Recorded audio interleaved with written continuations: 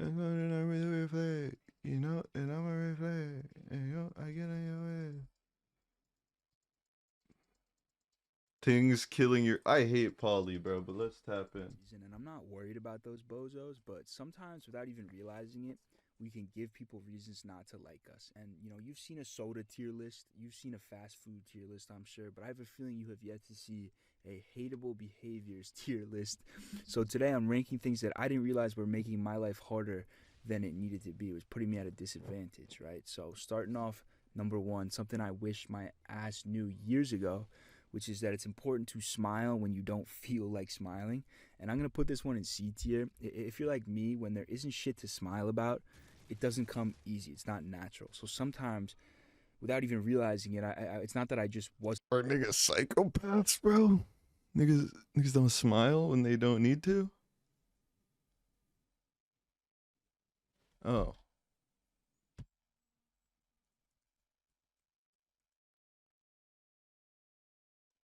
Smiling, but I'm like mean mugging people. And I don't know if it's because I grew up in New York, where if you go around smiling at everyone, it's only a matter of time before you get robbed. But growing up, I would have teachers, He's LARPing. That's not true. coaches be like, "Yo, are you good?" I'd be like, "Yeah, dude, I'm chilling." It just never came naturally to me. So, when I'm happy or laughing about something, I'm cheesing. But every other time, I'd have like this mean mug, and my thought process was like, it's inauthentic to fake a smile, and it is. But it's like too bad. You know what I mean? If you're having a bad day and you're showing that on your face, you're just gonna have an even worse day because people are gonna treat you like a grumpy dude. You know what I mean? And you might be like, wow, no shit, genius. But I don't know, man. I never knew this. Like, I didn't automatically know this. They tell you as a kid to be yourself. So next time you have an interaction with anyone, start it with a smile and you'll notice the difference. Like, you could be saying the craziest shit, but if you're smiling while you say it, it will come off so much better. And on the flip side, you might think you're being nice and mad respectful to everyone when you start a conversation, but you have the face of someone who just stepped in dog shit. It's gonna show in their reaction. And this applies to girls too. I really had to teach myself, like, if I'm trying to reciprocate eye contact with a girl in public, I need to remember to smile. You psycho. I don't know, man. It doesn't come naturally to me. What? We making eye contact with women without smiling? So it's He giving kidnapper fucking serial killer vibes. He's trying to hold back though. something you can easily start doing, and it works right away in all these assets of life too. And I'm not saying, walk That's around what with a Clav be creepy doing. ass smile all the time like that movie, but just get rid of that mean mug. Like It's that not opening movie. any doors for you. I You promise you know that. what the Life movie's is tough, called. and you're just making it tougher by looking so pissed Dude, off this all the dude's time. And I 25. learned this from a book, by the way, Great Gatsby, which if you haven't read or seen the movie, bro was like the original Rizzler. This guy was looks maxing in the early 1900s, which is just, goaded. But I don't remember the Windows exact quote, but it 10? was something that, like, once he found out that people liked him more when he smiled, he never stopped smiling. All right, this next one's a two-parter. So you are what you consume / you can't have good conversations because of it. So I'm going B tier with this one.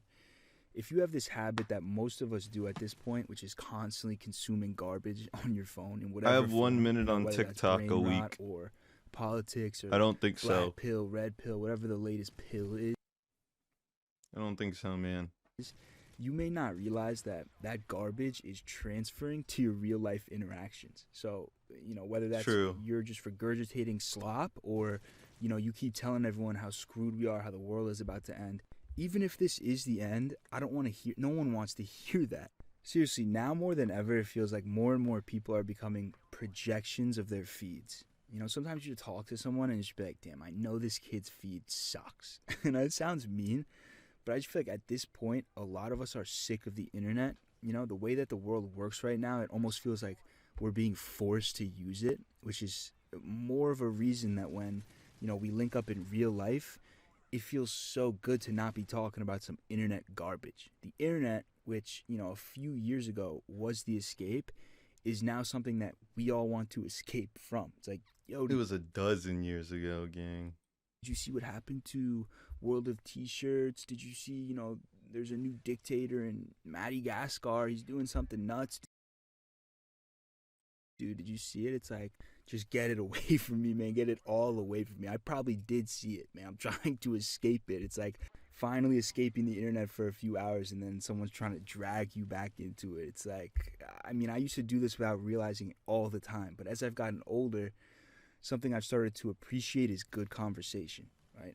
And something so important to having good conversations is being aware that you are a big reflection of what you fill your head with. So the quickest solution here is to just pick up a book. You know what I mean? Like, not just the ones that you see on your feed on No, the it's internet. Again, not. it's like you'll see 48 Laws of Power, and that's a good If you're an idiot, don't read any psychology.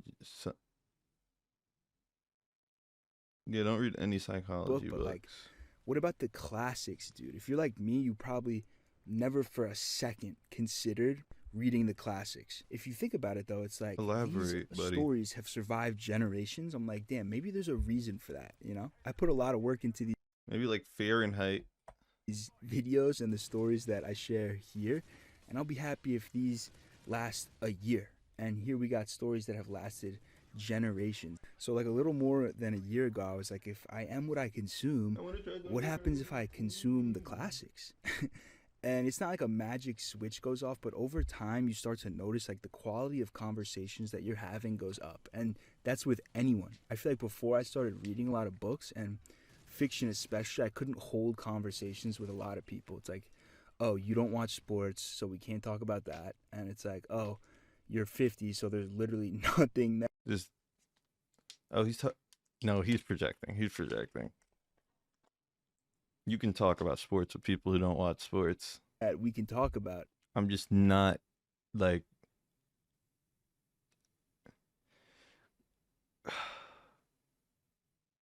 you could be doing so much stuff with your life if you just stop watching sports. And I'm not going to pretend to know exactly how this works, but I think when you read a bunch of books, and especially fiction, you start to gain perspective. And all of a sudden you can have conversations with all kinds of people about all kinds of shit. Like, what you mean you tuned into every NBA game this season? And it's not just about the books themselves. So honestly, just start reading. Like, this has become my answer to every problem that comes up these days.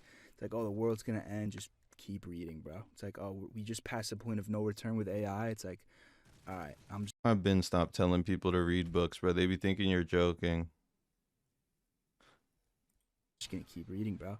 I feel like if I just continue I be trolling though. to read, life is bound I don't be reading them books, bro. If I put a nigga on a book, no. to get better before it gets worse. Ooh. I don't know. It's like perspective, It do be focus, Sunday. critical think maxing. All of this comes from reading, and it's all good. And This is hurting my brain.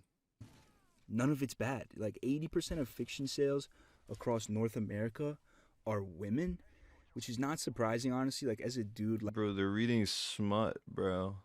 like I said, I had never touched fiction. I thought reading We used to read way more fiction than women, and then they started reading smut, bro. was a waste of time, and I thought, fiction was sus, to be honest with you. It's like I barely have enough time for my own story over here. Why am I about to read Girls used to hate fiction until they brought out smut. yours? But that mindset is why books like 48 Laws of Power do so well. It's like, oh, 48 this Laws of book isn't a Power? waste of time because it'll teach you how to become more powerful. It's like the truth is no book is a waste of time. Every book you read expands your palate. But there's something about fiction specifically that develops you socially. You understand people better. And again, I don't know exactly why this is, but if I had to bet, I'd say it's the perspective you gain. And once me and the bros become interesting and get perspective, it's clipped for everyone else, all intellectual and shit. But seriously, Once me and the bros get intellectual, it's clipped for everyone else. start reading books. If you have to get intellectual, you're a dumbass.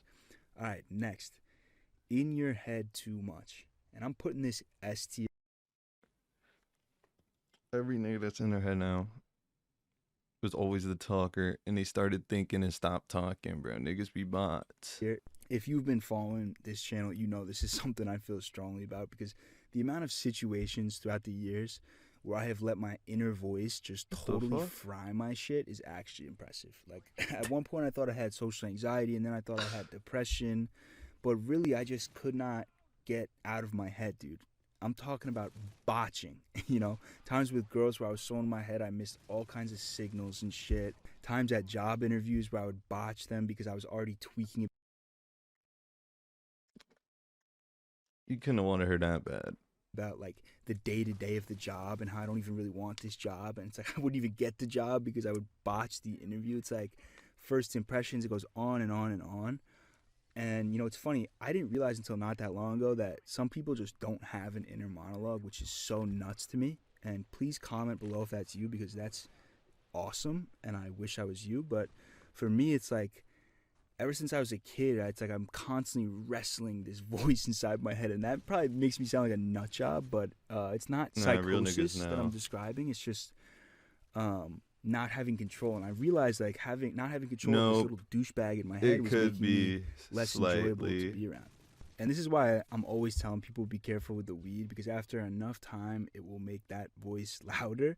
And it's the same reason you got to be careful with the booze, because it might turn that voice down for a little, but now you're drunk. I don't know about you guys, but I would rather keep Bro, I can't drink to like.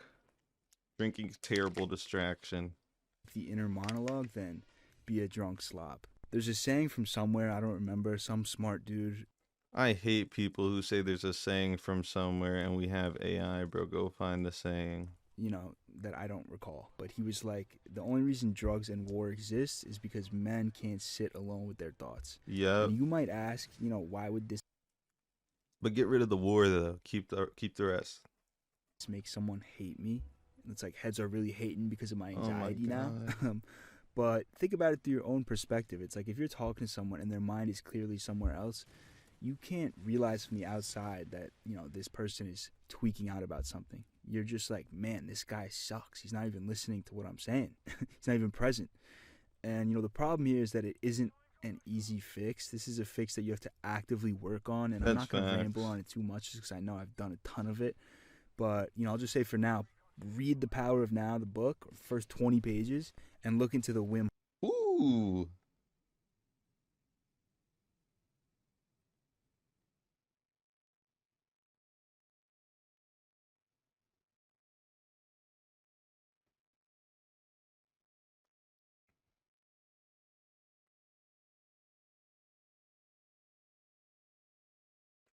I will be reading that. Hof method, game changer. All right, next, you are a bad listener. I do like Polly Walnut's videos because I could tell he's a retired degenerate, so I know where he's coming from. Gonna put this one C tier, and I know the guy who talks to himself on the internet for 20 minutes straight is telling you as the listener you need to listen more. But as humans, we love being listened to, and it's why people pay for therapy, if you really think about it, just to unload the clip on some poor bastard, right, who at least gets paid for it. There's nothing worse than that dude who just loves the own sound of his voice. Like, I knew this kid in college that would just go on and on and on and on, and you're looking at this About kid just what? like, is he almost done? And right when you think he's about to stop, he just goes on and on and on and on. It's like, I've never been much of a yapper, which might be a surprise to you guys, seeing that Eh.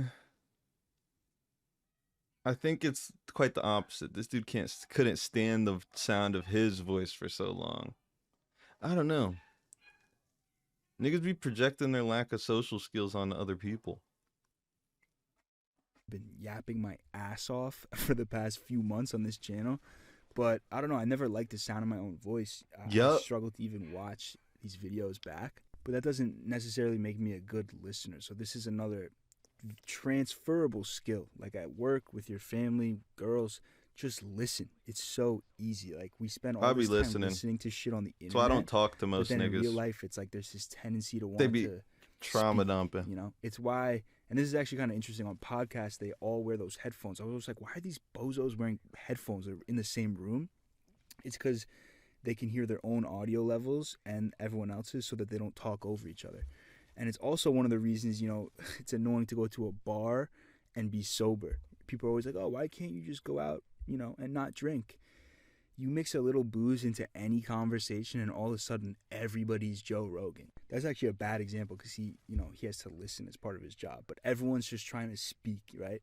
Next time you're at a bar, just sit back and watch a conversation. You'll notice like someone tells a story, then someone else jumps in with how they have their own story, and then someone else comes back with their own story. It's like, if you've never thought about this, you might be the guy who does this all the time, because it's natural. Like, we all just want to be heard at the end of the day, and if you can be that guy who just listens, everyone ends up liking you way more. Just True. But I don't know, niggas don't be adding substance. And then they don't know the difference between just like cutting someone off, adding a little bit of substance, and just like saying something.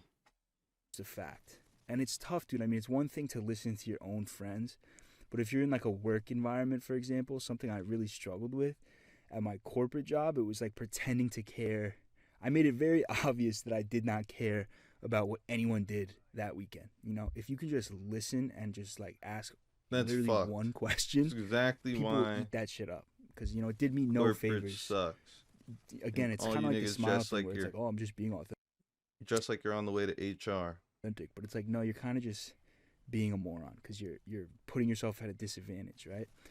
And, this is kind of unrelated, but something else I can't stand is when someone just, needs to get the last word in every single conversation. Facts. You can say the most simple, just truest statement, like, yo, I need to go to the bathroom. They'll be like, well, actually, you just need to take better care of your gut health. I don't know, it's a bad example, but it's like, whether it's with sports or investing or anything, it's like they need to have the contrarian take. Drives me nuts, dude. Maybe that's just me. But moving on to the next behavior. That's just people him. hate you I think this dude just has bland ass takes. because you're a hater, and this has to go S tier, because people can tell when you're a hater, and I don't think being a hater is like a character, like an archetype. That's not bad. You aren't just born a hater. As humans, we all have the ability to hate. It's like if you have the ability to be insecure, then you have the ability to hate, unless you're like a psychopath or something, right? But if The way he said that, bro, it's giving. you're telling me there's never been a time where someone did He's holding something that back. wasn't even directly at you, or something like totally innocent, and you weren't like, damn, I hate this kid. Like, no one wants to admit it, but we all do it. For example, I do not I say it out loud. You got to. You can't bring it up later. That's fucked. like Anthony Volpe, bro. I said it. The kid sucks at baseball, shouldn't be the Yankees Bro. shortstop. But that's not the I only gotta ask reason I someone don't about like this this. kid. In this particular case, the real reason is because this dude is the shortstop for the Yankees. Growing up, my room was covered in Derek Jeter jerseys, posters, bats. I played baseball with kids who played baseball with this kid. He grew up in the tri-state area, so I couldn't, usually this excuse like, oh, he grew up in like the South or something, because it's obviously it's harder to be good at baseball when you're from the city. So, I recognize the real reason I hate this kid is because he's living my childhood dream. And that sounds so depressing, but it's true. It's like, it's okay to be jealous and joke around. And I mean, this kid sucks. He's not doing himself any favor. I'd probably hate him less if he didn't strike out every time he came up to the plate. But letting hate go unchecked and just not identifying it is where you start showing it, right? You start becoming Facts. visibly unlikable without even realizing it. Like, especially when life is really kicking your ass, it's so easy to just hate everything, complain. I hate this, I hate you. This food sucks. This neighborhood is such a dump. I hate my sister. I hate things. I don't hate people. But I love saying I hate people. It's fun. She's pissing me off. You become a hater. There's no other better word to describe it. Your brain It's so fun. just becomes conditioned to hate. And why would you want to be around someone like that? Someone who makes you feel like everything sucks. You would probably not invite that dude to Facts. Can't come to the Section 8, buddy. the function. So, how do we fix this? Again, I don't want to pretend like I have all the answers, but for me, gratitude is a big one, right? Like, you can't force gratitude. Some days I'm not feeling very grateful. Some days I'm extremely grateful. But I think, I don't know, I'm a believer that if you remind yourself that people would kill for what you have, like there's always someone who has it worse, it shows like in your day-to-day interactions. You know what I mean? So stop moving around looking for things to hate on, because dude, I used to be such a hater.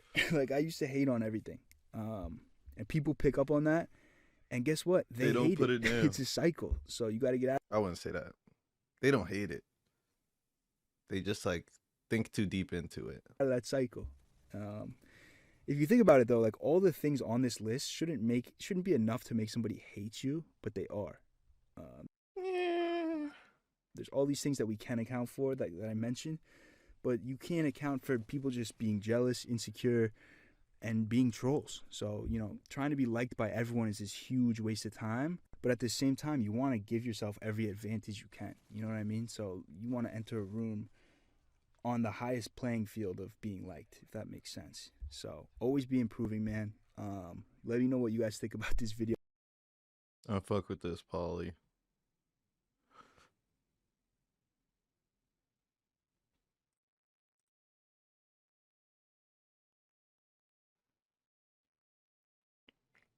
This tier list, I switched up the flow a little bit again. I want to just keep trying new shit. I don't want to. GIF has been going viral, and I think it's one of the best GIFs I've ever seen. Everyone loves to talk about why my generation is so bad at dating and why everyone's alone, especially those who aren't actually dating themselves, just rage bait it into content. But no one ever talks about what it feels like as someone who's in the trenches, currently dating. I haven't given up yet. Yo, I'm about to what research that actually feels like. been... And why is it that a jester actually represents that feeling? So there's two types of dating that you can be doing right now. You can either be online. Let's go move the landfill into my room and then just like do whatever he does. I look like the Renegade Raider.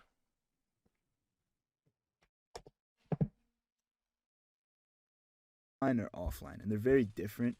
And we're trending more and more online as a society. But I think we should start with offline, the old school approaching in a bar or some shit. And to be honest, I do think this is the move. But I also think it's not as simple as some of these boomers think it is. Like, oh, just go up to the pretty girl in the coffee shop or at the gym. Something a lot.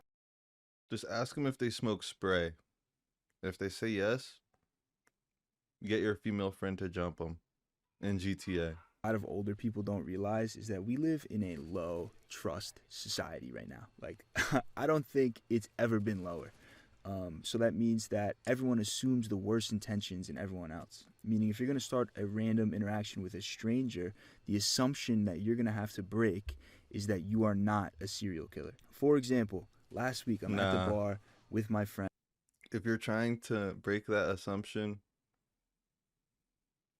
you're cooked. And we're talking to these two girls that are from... This dude sounds like a serial killer, but it's okay, Pauly. From Canada. Good conversation. It's going well. This nigga just said he's trying to convince girls he's not a serial killer when he pulls up on them.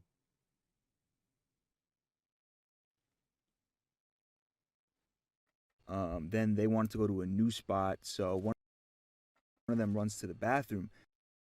Most of these niggas are serial killers.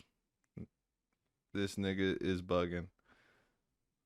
And you find that collab tweet, it's like, I feel like he's holding back.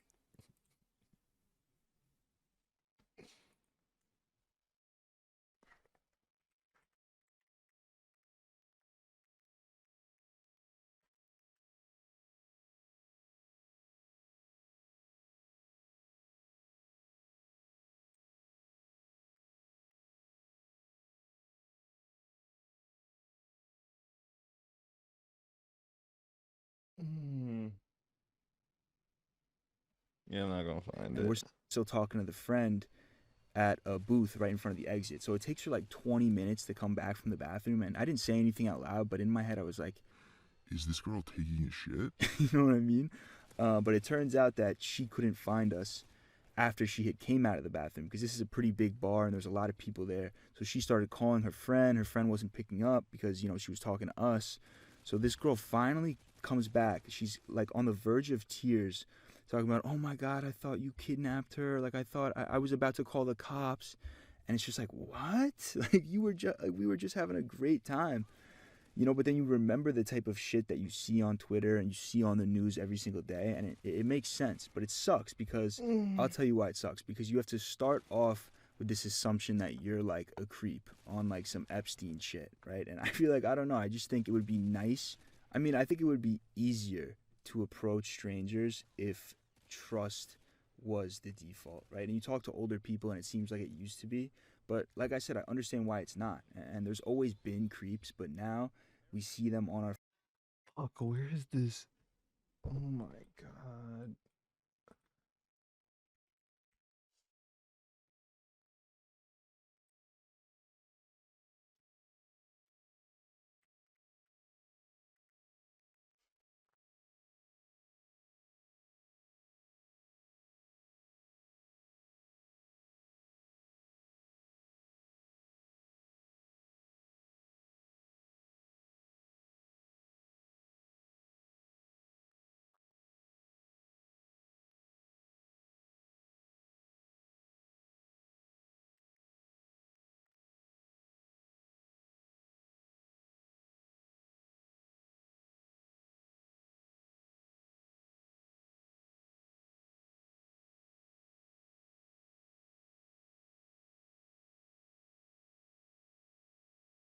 Mm,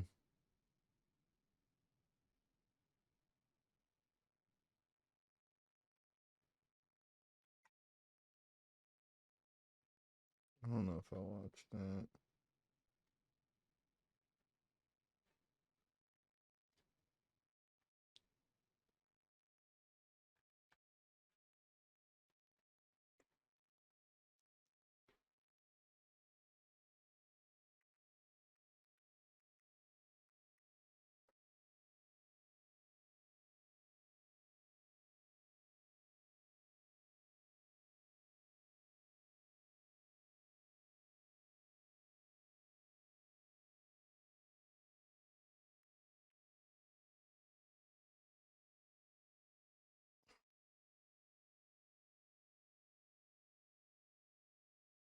Bro, I cannot find this girl's podcast, bro.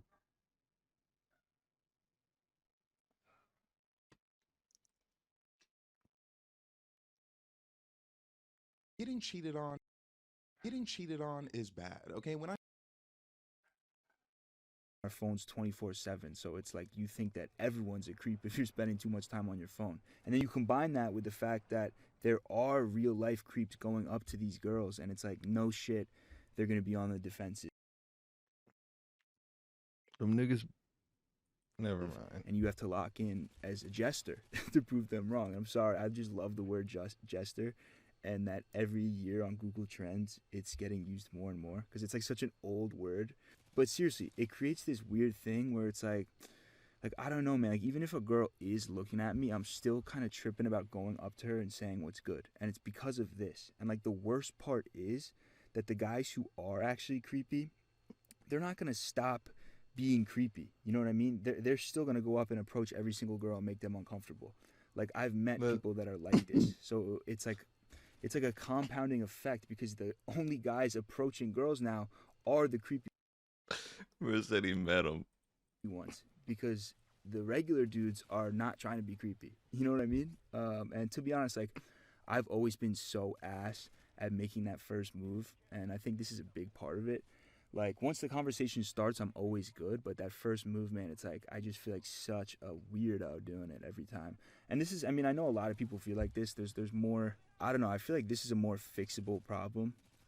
But what is really bad about this is that dating apps, they don't have any of this friction, right? So sliding into Instagram DMs does not require this. So I can fire off a bunch of terrible, goofy ass one-liners, no problem. And that's part of the problem, and actually brings me to my next point. It's like, how do we end up this lonely as a generation when we have access to all these layups of technology that is dating apps? And this is where this image really starts making sense, like once we get to the online part of things today.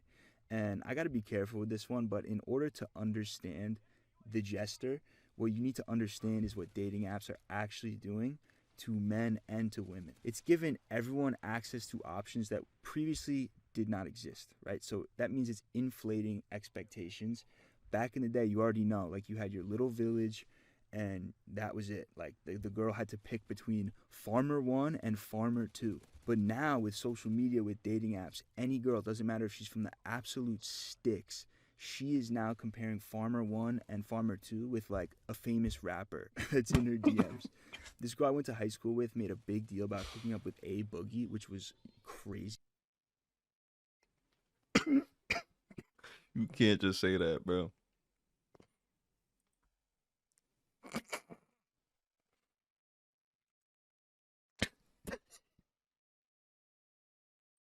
Farmer 2 with like a famous rapper that's in her DMs. This girl I went to high school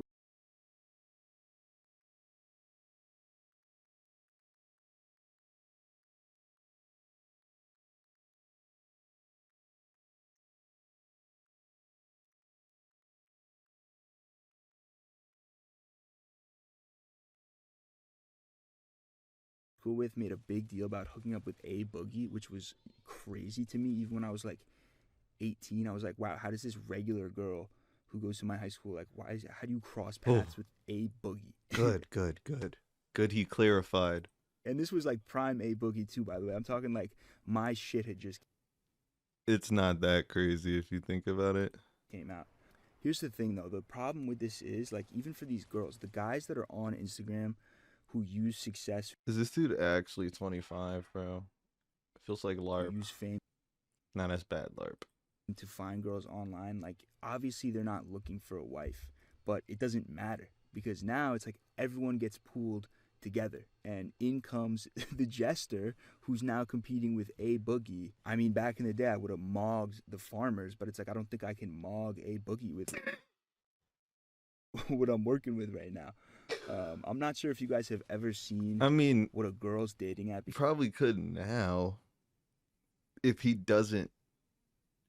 with his kids. experience is like. Let's just say it's a different one. Nah, you're fucked. Like within minutes of making a profile, a girl can have an actual army of men to command. Like even if she doesn't use dating apps, Instagram has basically become a dating app. So her DMs on there will be flooded.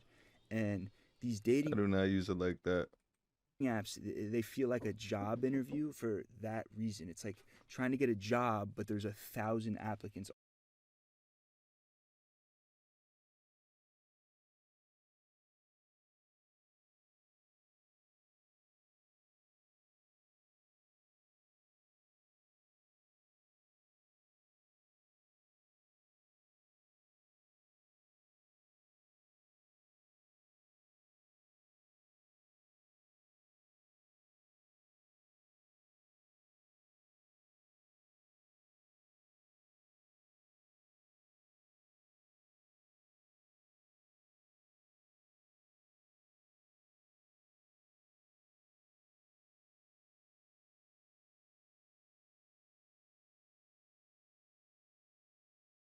Also applying. It's like just like LinkedIn, bro. Ladies and gentlemen, this stand-up comedian is being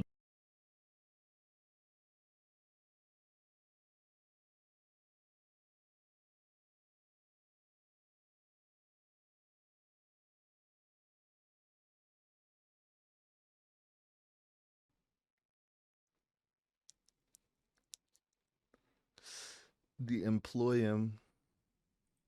Like when you apply for a job on LinkedIn, you're not gonna get it. You press apply, like I know my resume is not hitting enough for this, but you do it anyway. It's like this is a shit feeling, and in order to stick out in front of the 999 likes and messages, like your profile does a lot of the talking, right? So you need to really spend time on that, but it's like you also need to Go outside. be like a comedian, dude. You have to be like cracking jokes and shit. And like in the past, sometimes I would really It is not Jester. and it's not easy to do. It's like it's not easy to be funny on Hinge. You know what I mean?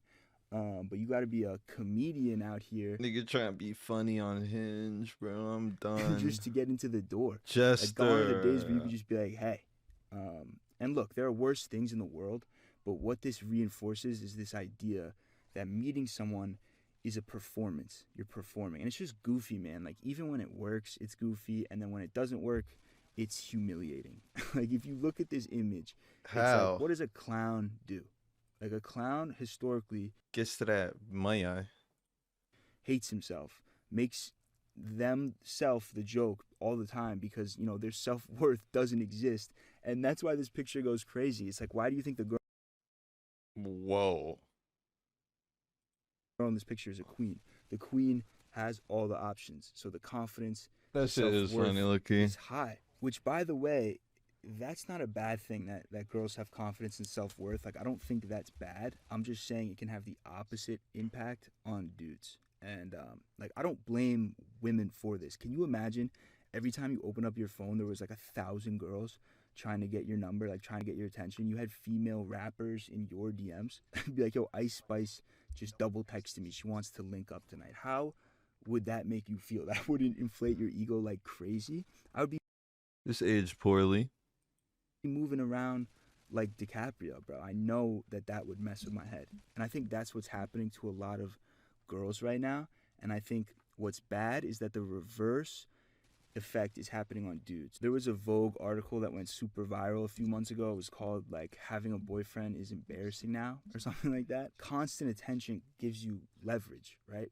This is just like facts. And it makes settling with one person seem embarrassing, which is nuts.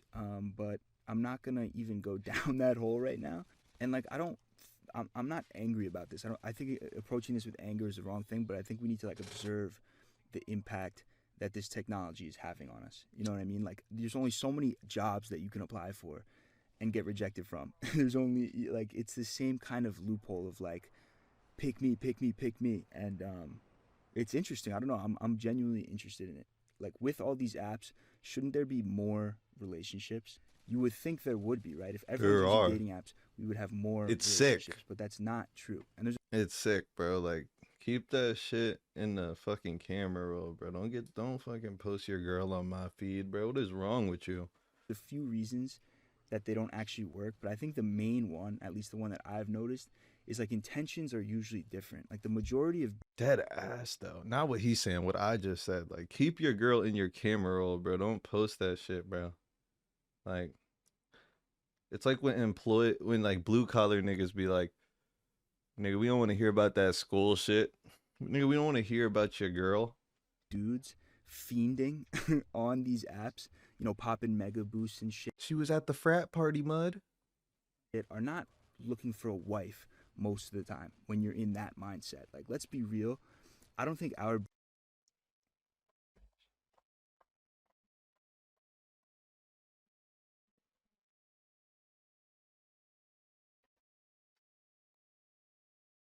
brains as dudes were built to handle this novelty. Like, if I wanted to, I could hit up more girls on these apps than my dad has ever in his entire CDL. life in like 10 minutes. Give me literally 5 minutes and a mega boost. But the problem is, CDL. like, the novelty is addicting in itself, and that's why I really try to avoid these apps. Like, it clearly lights up a part of my brain that isn't like long-term relationship vibes, if you get what I'm saying, right? Where she might actually be looking for a partner, for a husband.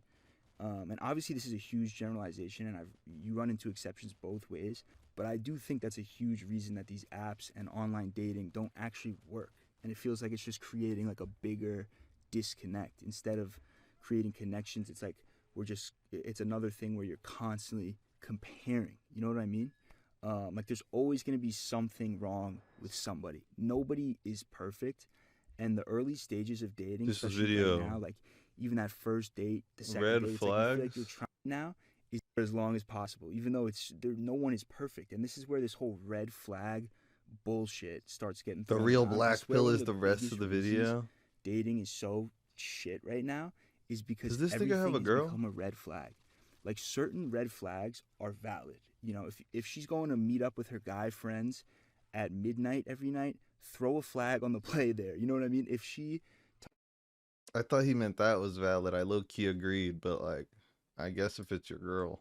talks like she's, you know, 6 years old as a grown woman and she has like a bunch of like little kid shit in her room, maybe throw a flag on the play there. And That is not the same, but he said maybe. this is from my experience. If her whole house is like that, no flag on the play. It's like I can see it from a girl's perspective No one's trying to see that. Wait, but then she's going out. too. It's like if bro punches a hole in the wall every single time that his parlay doesn't hit, you're probably good to throw a flag on the play there. You know what I mean? But everything is a red flag now, which is a huge. If bro's parlay doesn't hit, that's a red flag, bro. You should quit gambling if you're not winning, bro. Like, I'm sorry. Huge problem, because let's say a girl meets a guy, it's like, damn, he's nice, he's smart, he's funny. It's like, but he listens to, this music, or he still plays video games. And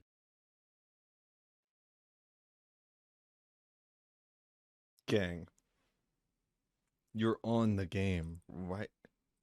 I'm honestly guilty of this too. Like, there's been times where a girl would say some shit, I'm like, oof, like, I kind of didn't like that.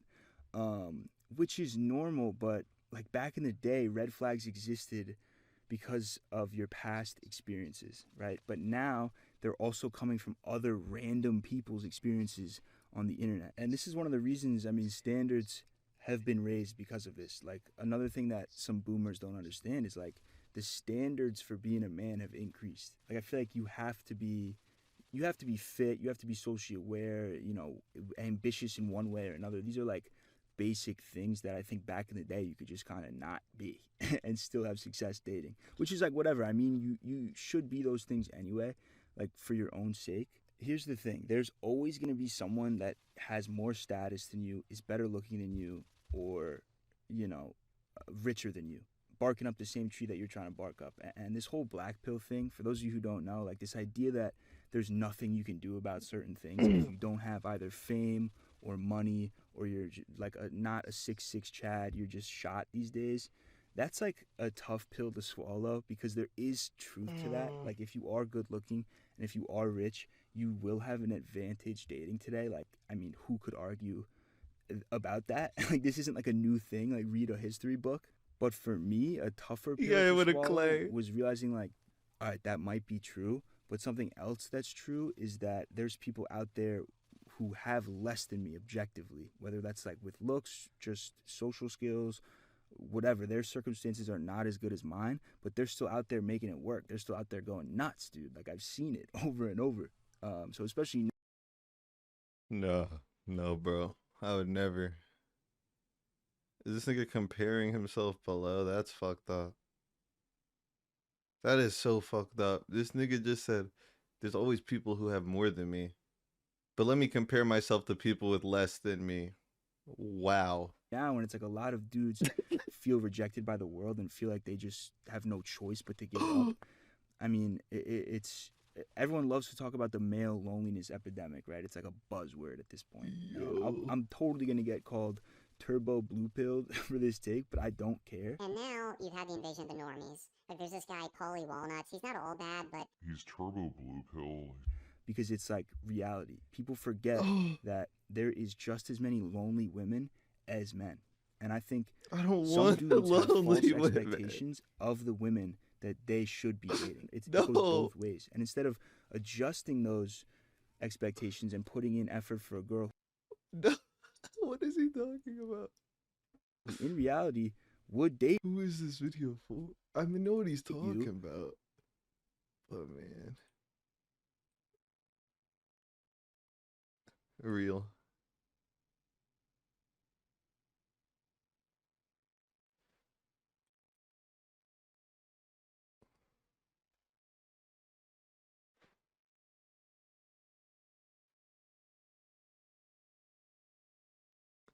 This it's is like an it's ad? easier to retreat to the comfortable goon cave. You know what I mean? Like, this is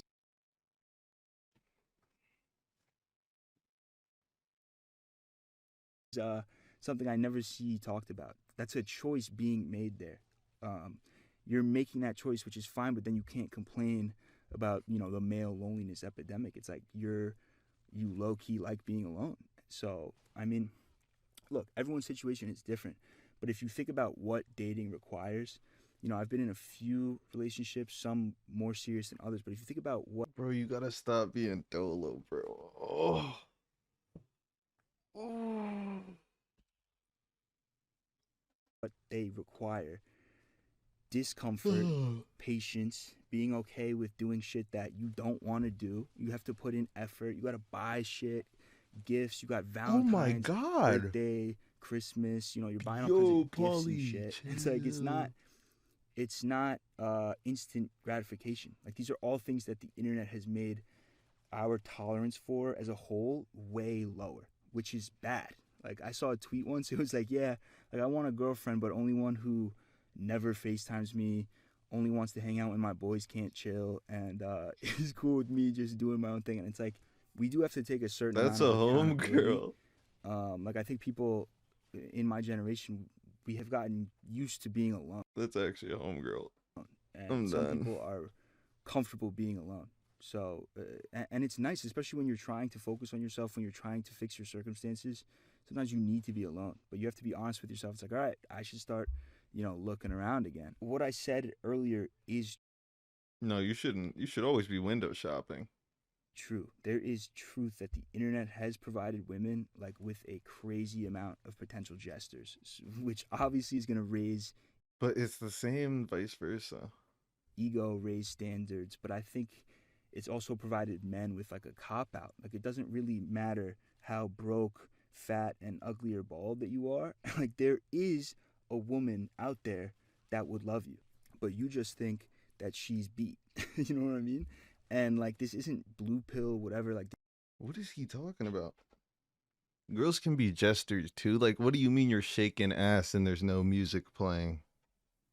this is reality. Like if you go outside, you will see girls walking around with bozos. The internet does a great job in convincing people that if you aren't in this top 1%, you shouldn't even try. And I just think that's garbage. Like I think a lot of dudes let that mindset wreck their confidence. And I think there's been times where I've actually believe that and let it wreck my own confidence. And that's the worst part is that's the actual thing that will make dating impossible for anyone is low confidence, right? There's heads out here that hate themselves and want a girlfriend. You know what I mean?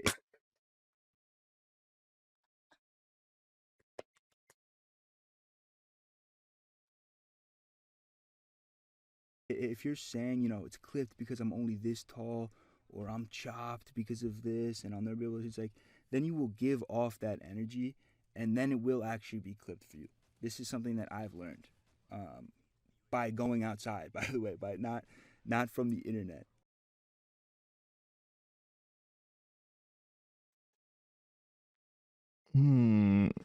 Yo, I crashed my OBS.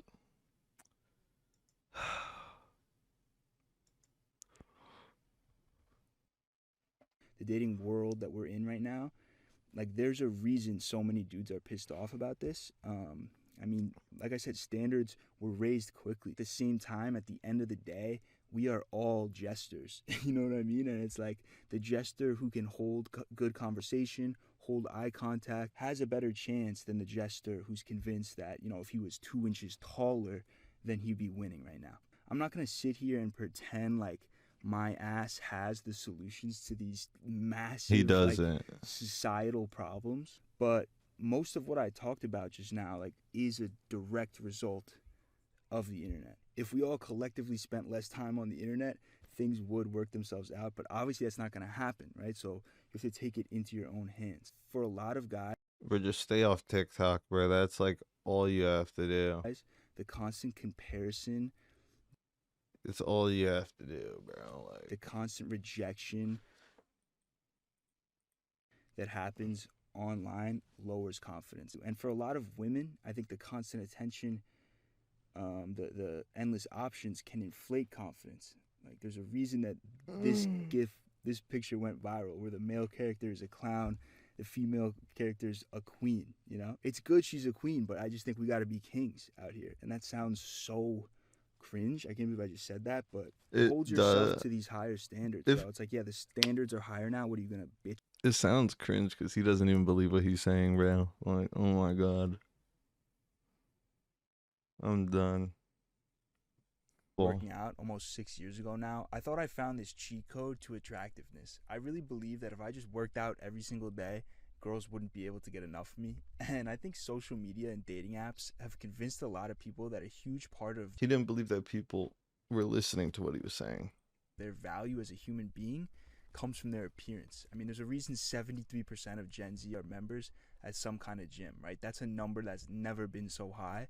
But what no one talks about is that working out can actually make you less attractive on the inside and the outside. And look, I would never sit here and tell someone not to work out because it saved my ass, to be honest. I'm not going to go into the benefits of working out. That'd be a boring ass video.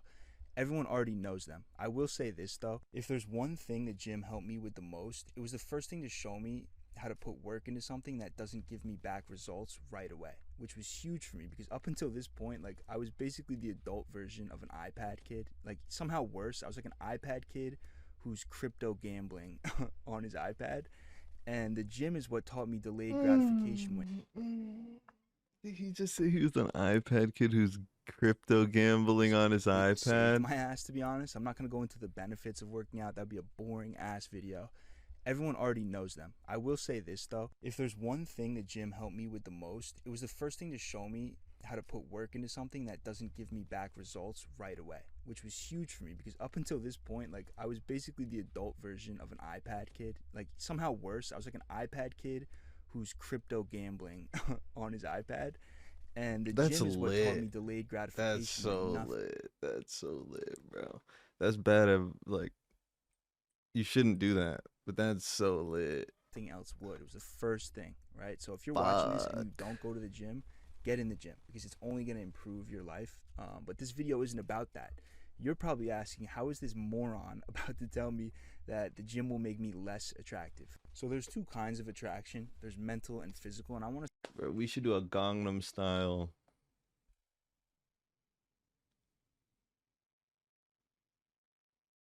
What's it called when people dance randomly?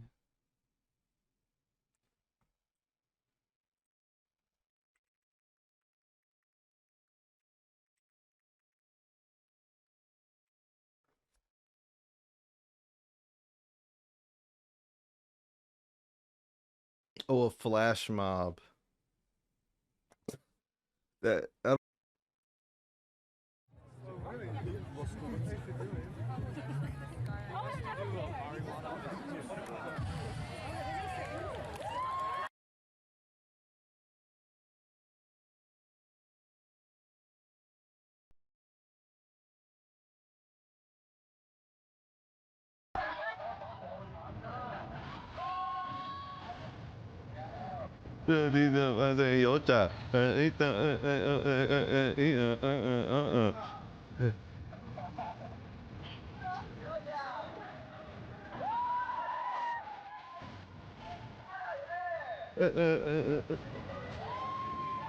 like Pennsylvania, United States?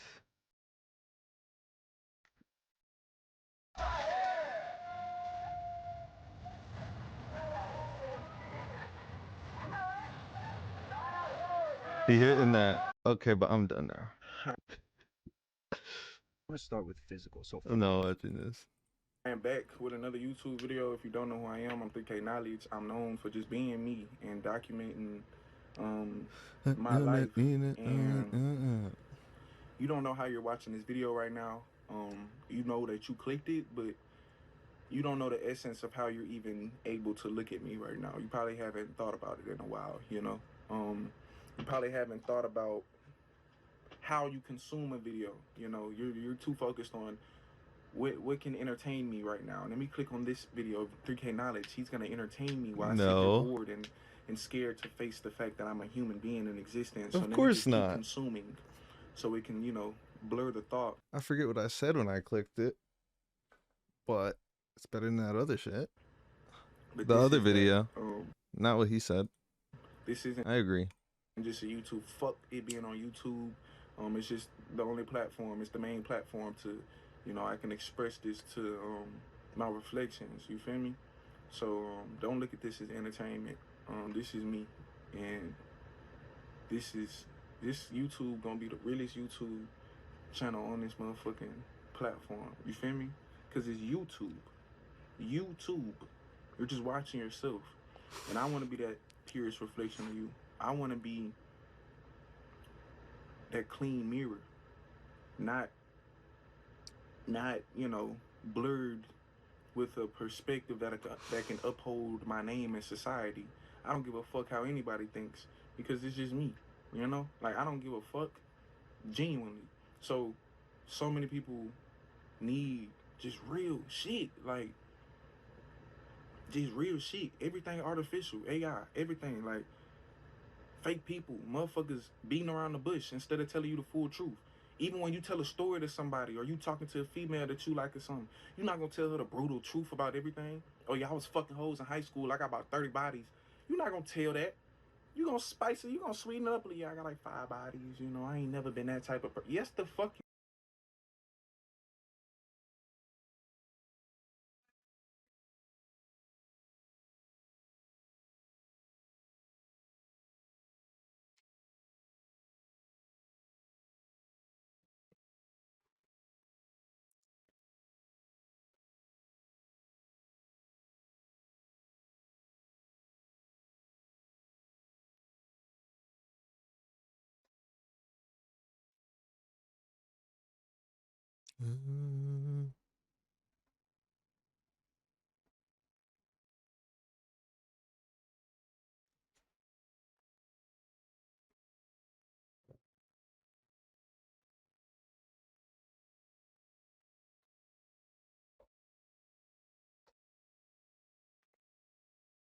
you have. But people are scared to be completely raw and real. They have to uphold this image. Was I taking? I was definitely. I think like 2012, I was taking Mandarin because 2013 is that when Gangnam Style came out?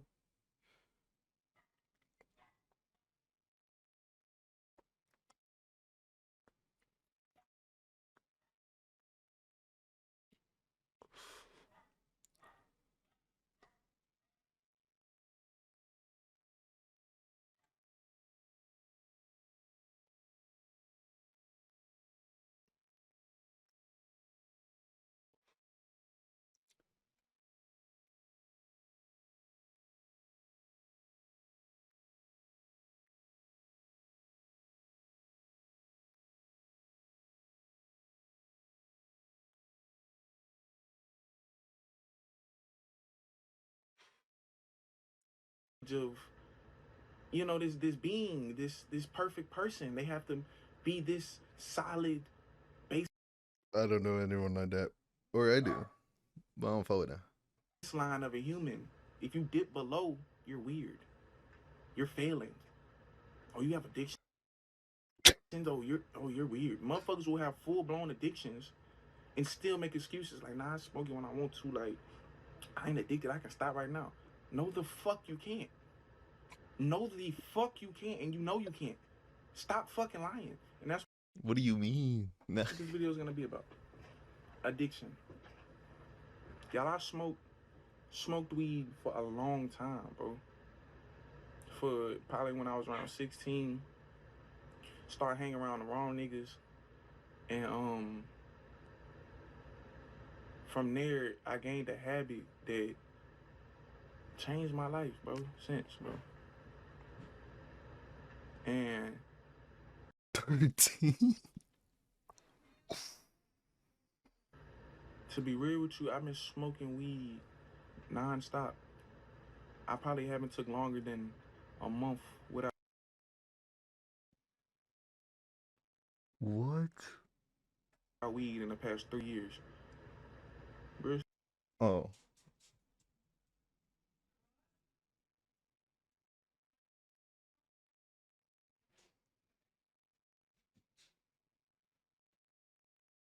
Um, I did. It was ass. my entire biology is accustomed to smoking. Bro. It was like 2 months. But I'll be on TikTok. Weed. So when I want to take tolerance,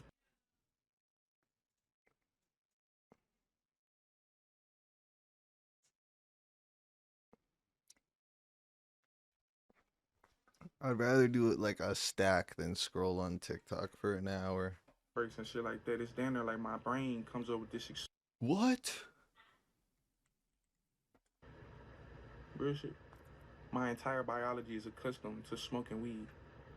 So when I want to take tolerance breaks and shit like that, it's down there like my brain comes up with this excuse and finesse me into feeling like this is validated. But it's always that voice back there that sees my potential and sees that I can be greater. I can be the greatest. And it's not any competition with my external projection. This entire reality, this universe, is a battle between you and you. And quite literally, if you're thinking about anything outside of yourself, you are wrong. You can't even watch this video without pointing it towards yourself. Yes, you're watching me make this video, but who are you relying this information to? Yes, I'm talking directly to you that thinks it's watching me through a screen right now. No, I'm talking to you in your reality. That's why you can see me right That's not why I could hear you though. here. You can see me right here, bitch. I'm in your reality. Yes, I'm in the context of a phone or a TV, you know, and you're watching YouTube, but no, that's just context on this big ass thing that you can't explain called reality, because you are reality, not in reality. You're not supposed to understand it. That would defeat the purpose. But if you have any common sense and you see the patterns in reality, you can see that, wow, this game is me versus me. And everything, I mean, quite literally everything outside of me is just something for me to interact with, because it's the sole purpose of every experience is you. Because would it be an experience if you wasn't the one experiencing it? Experiences have no value if there's no experiencer. What would be the point of reality if you were never born? How do you know reality would even exist? So who are you?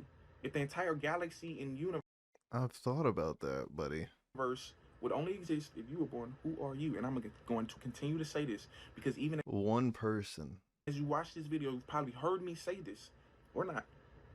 But if you have, you've heard me say this, and you continue to scroll this fucking platform and worry about other people and continue to entertain yourself and do things that have nothing to do with you. Quite frankly, there's nothing to look for, because the answer is right in front of your face this entire time. The answer is right in front of your face. This dude's cool. You cannot enter any room without yourself. You cannot enter any situation without you. You cannot experience anything without you. You are the fucking goal. Who are you? Who can you be? What can you do? What will you do? It's you. And I smoked for so long, and don't get it wrong, I've been a monster, bro. Work out, wake up 5 o'clock in the morning, run miles and miles, and like, I'm very fit, very active. Train MMA, jiu-jitsu, Muay Thai, kickboxing. Like, I'm very fucking active, super. But there's one thing that's so hard for me to conquer, and it's an addiction called weed. And not the addiction itself, not the weed. It's the habit. It's not the fucking substance. Yes. It's the Facts. habit. The system that you've repeated every single day. You're used to it. Just like you're used But 13, gang? Come on, let's talk about it. Like, genuinely, though, not like that. Soaking since 13 is crazy habits to break. to your partner, even though they might be fucking mentally abusing you. You still can't leave them because you're used to this individual in your life. That's all it is. It's not the person. You know you don't want to be with them no more. You know you want happiness and peace. But you just can't let them go. Because the darkness, what you don't know, the unknown, is the scariest part of reality. And what's crazy is, in the unknown is a you that you've never met before, because it's unknown. So you're so used to and clinging to what's already here, there's a whole surprise of a person, of experience. That's why you gotta go do shit. You know? Why am I in... Yo, 7. experienced life. in the unknown that you're scared to walk People just be doing what they've been doing forever. in because it's scary. It's like looking at a creepy house from the outside and somebody telling you, go walk in there. Fuck no, I don't want to walk in there because I don't know what the fuck is in there. All type of paranormal shit. It's the same thing mentally. Fuck no, I don't want to let go of this shit because who would I be if I can't smoke? Who would I be if I can't talk to this person? What are they going to do with their life? I mean, fuck the people, bro. Like, that is habits.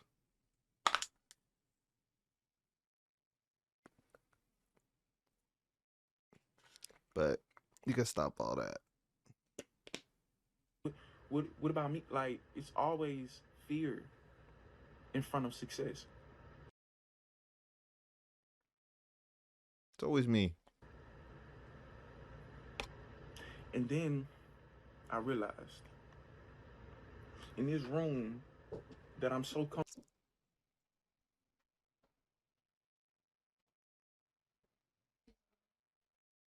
You have an Apple Watch charger. It's okay if you don't. Oh, look.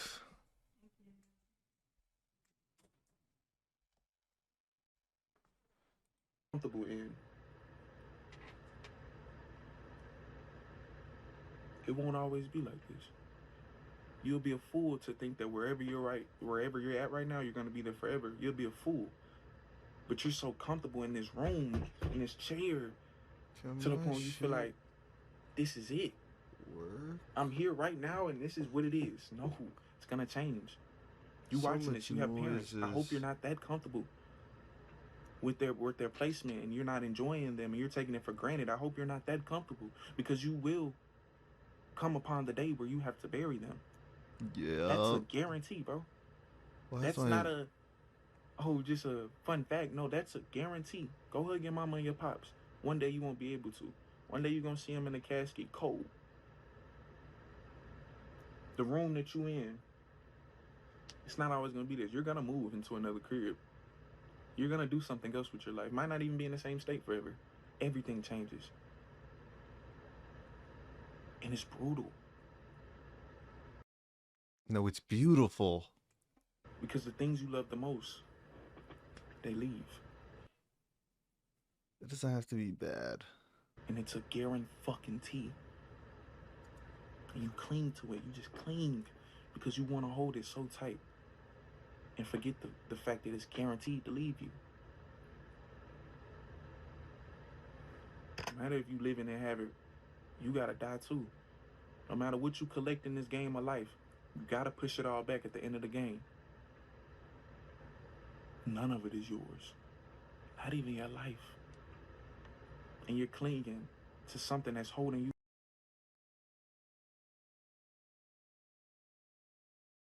I mean, it's not lost. back. So in this temporary life, there's so much potential. And you're not walking in that potential because you're clinging to something that's gonna leave you regardless. You're scared to let go of something that's gonna leave you regardless. No matter how hard it is, you're gonna have to let it go regardless. But by the time you give up and let it go, it's too late. You don't got no more life to live. It's over. You could have been a millionaire in your 20s. You could have had a yacht. How old is this dude? Could have bought your family all houses and bought land and made your own compound and could have traveled the world and never had to clock into a job again.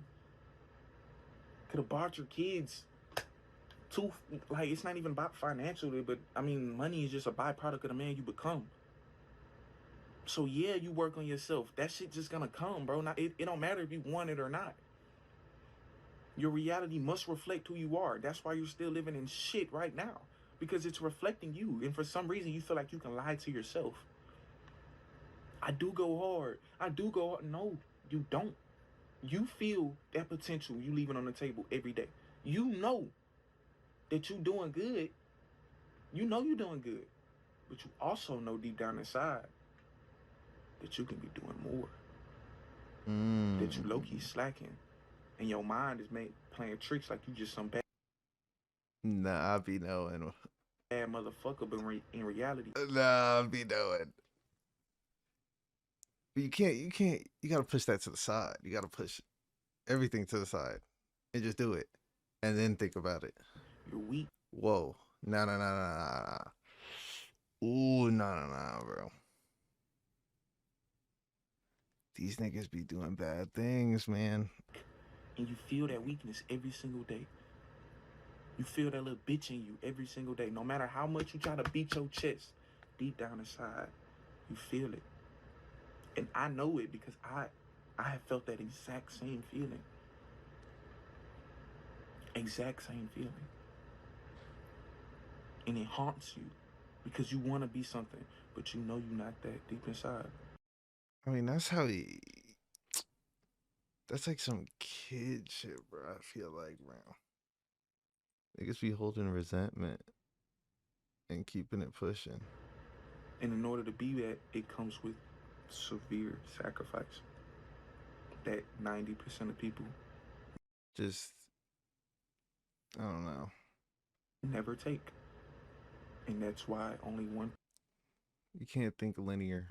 of people are millionaires. And the majority of them are regular. Go in traffic right now. Go on the highway right now. You're not going to see a whole bunch of Lambos and Ferraris crowded in traffic. You're going to see Toyotas, Nissans, and Hondas. And not to say anything's wrong with that, but I'm just saying that's settling. That's the normal. That's baseline. Of course, at a certain age, I mean, shit, you're supposed to have that. But then it's that 1% that just overachievers and just get to experience the craziest, like, majestic shit in different countries and different resorts and different. And you say, oh, I don't need money. Money isn't the.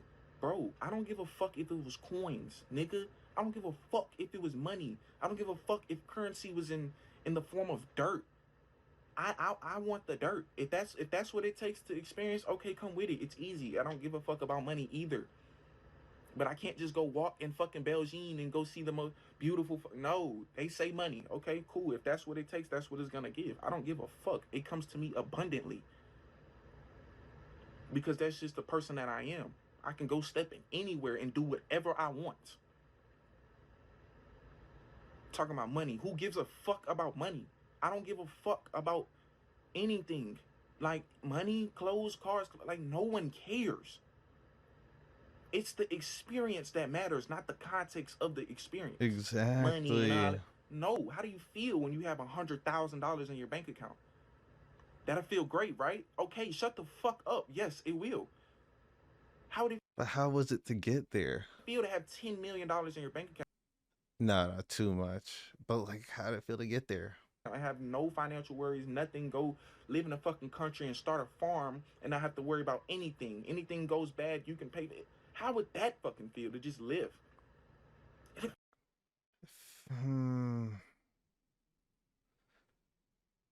It'd be hard, but it'd be great. Feel fucking great, right? To just focus on you and your family and your children and bettering yourself and all that comes. But before any of that comes, it comes with this gruesome battle within yourself. No matter what your label of success is, no matter what you want to be, it don't matter if you don't even want the money, you just want to be the greatest swimmer of all time. That's great. The money will come regardless if you don't want it or not. You become Michael fucking Phelps, you're gonna get branded. Like, you're gonna be rich. Even if that's not your goal, if you just want to be the champion. Okay, cool. No matter what your fucking goal is, you're gonna suffer. No matter what it is. Suffering is guaranteed in life. But guess what? Just like everything else, it's fucking temporary. And that temporary suffering leads to a long ass time of bliss, bro. A long ass time of bliss. And it builds your mindset into something that can carry the weight of these upcoming setbacks. Because it's gonna happen. That's life. It's a part of the fucking game. Just like money is just a part of the fucking game. Who cares? Who is the individual behind the experiences? Somebody's looking at this cup and saying it's half full. Somebody's looking at the same cup and saying it's half empty. The same cup, two different perspectives. You don't just get a perspective from just looking. It comes from experience. Exactly. You're not just gonna say, oh, I don't do fucking drugs anymore. I don't have any bad habits. I'm gonna run 12 miles. No. Go try to run 12 miles with no experience. Bro, how the fuck do niggas smoke weed in middle school, bro? Like, You're gonna burn out. I guess. No, I don't guess, bro. In the first half a mile, you're gonna burn out. When I was in high school, bro, I was not smoking up middle schoolers, bro. Like, what the fuck? You need experience. You need to put your ass through pain. Continue. Like, I'm thinking about my friends smoking in middle school. I don't know. That's crazy. Continuously. Over and over and over again. Then 12 miles is the fucking warm up at that point. Through pain and suffering. Then you get better. No one goes to the gym and work out hard as fuck and be skinny. No, you're going to get big. Guaranteed. Go through all that pain and suffering. You're going to get big. Guaranteed. So what the fuck do you think your mind is going to do when you go through pain and suffering? Nothing can stop it now. I done put this arm through so much pain. A 30-pound fucking dumbbell is fucking easy. I can throw that bitch. But if I wasn't going to the gym, that bitch heavy. That's heavy weight. My car breakdown, shit, I done been through so much. I done put myself through so much. Been through the mental gym and torture myself with doing shit that I don't want to do. Now that little life problems, that shit ain't nothing. Big problems, that shit still, you feel me? I don't understand the car breaking down. Get out the car and do something about it. Going to get Not him, but in the context of what he said. big. Guaranteed. So what the fuck do you think your mind is going to do when you go through pain and suffering? Nothing can stop it now. I done put this arm through so much pain. A 30-pound fucking dumbbell is fucking easy. I can throw that bitch.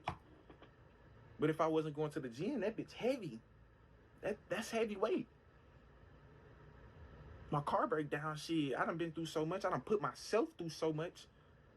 Been through the mental gym and torture myself with doing shit that I don't want to do. Now that little life problems, that shit ain't nothing. Big problems, that shit still, you feel me? Building me up, making me stronger. Yeah, I want them. Come with it. I don't run from pain. I chase it. Very true. Cause it's gonna make me better. And it's so easy. It sounds so easy, but man, it's the journey that matters because it will be tough. But the motherfucker that you gonna be once you conquer yourself is somebody that you've never even experienced this life through. That's another chapter, bro. That's another scene. This one gets boring after a while. After doing the same shit over and over and over again. What the fuck else do you expect? You must jump. And it's going to be the funnest jump you've ever taken. Because you're going to be scared as fuck when you're falling. And you might hit a few limbs. You might hit a few trees. You might stumble, hit a rock, and keep falling. You know what I'm saying? It's going to hurt bad. And then you hit the bottom. Boom. You jumped off. You hit the bottom. Boom. And you still hurting for a second. But just like everything else, that pain becomes temporary. It's temporary in the first place. Then after 30 minutes, damn, that impact hurt, but shit, you good now. You caught your breath. Adrenaline went down. Still a little sore. But now you walking. And you don't even know you done fell into fucking paradise. You look up and look around, you in fucking paradise. Everything you ever fucking wanted. And it seemed normal to you. Because it's in the same fucking body that was in this suffering shit. The mind make you feel like you gotta jump out of this Don't take that for granted, though. body to go be your dream self. No, it's the same motherfucker watching this video. The greatest you that you can be, and the one watching this video is the same motherfucker. With two different perspectives. One of them half empty, One of them half full, same fucking cup. You gonna be half fucking empty, or you gonna be half fucking full? Reach the top. You have so much room left, so much space in that cup to keep pouring into yourself. You gonna be half full, or you gonna be half fucking empty? Because you can't lie to yourself. I don't give a fuck what your goals is or what you want to do. You can't lie to yourself. You know when you half-assing. You know when you didn't go hard enough. You know when you stayed in the bed when you were supposed to. You know. You know. So you either gonna kill them, you gonna kill this motherfucker, this bitch that's watching the video right now. You either gonna slit his throat. I was following. Watching Paulie And Walnuts, bro. men used to go to war, and now they talk about their feelings. Beautiful and here I am video. doing that. We love Call of Duty World at War. No, this looks like Call of Duty. Yes, that's the same on the internet. game. But I keep seeing this joke, men used to go to war, and I also see a lot of guys getting rage baited by it because it's implying that something is different about us as men, which is true. But what I haven't seen is anyone actually say what it is that makes us so different from our grandfathers, for example. So I have been bugging the last few weeks trying to figure this out. Let me is it the lower this economy? dude, Is it bro. the internet? Am I just softer? Or is there Yes. something deeper here? And I think I finally got it. And first off, let's put the pills down. I don't want to hear any red pill, blue pill, black pill shit, right? I'm not pushing any narratives here. I just want to have a conversation. I want to observe and reflect on what makes me and the bros so different from our grandfathers who went to war. I'll never forget a few years ago, it was mad late. I was playing Warzone with one of my buddies, and his dad comes into the room, a couple beers deep for sure, and he's yelling at him over the mic. And he's like, "Are you going to buy a house soon? Like, start a family? The fuck You're does just gonna that keep playing video mean? games. You're 22." And Oh yeah, we that's just started geeking out. I mean, What it was does that insanely embarrassing. It's mean? like our parents at this point in their lives had basically already started their families and had houses. And here we are, Thank you. cracking domes Let's just throw a little nigga in the world at 22. on Rebirth Island Yeah, let's just do it. Let's just like in Warzone. we should all just like have kids at 22. Just throw a bunch of kids in the world at 22. Yeah. So that was a few years ago, and we aren't playing Warzone anymore. But I mean, it's fine.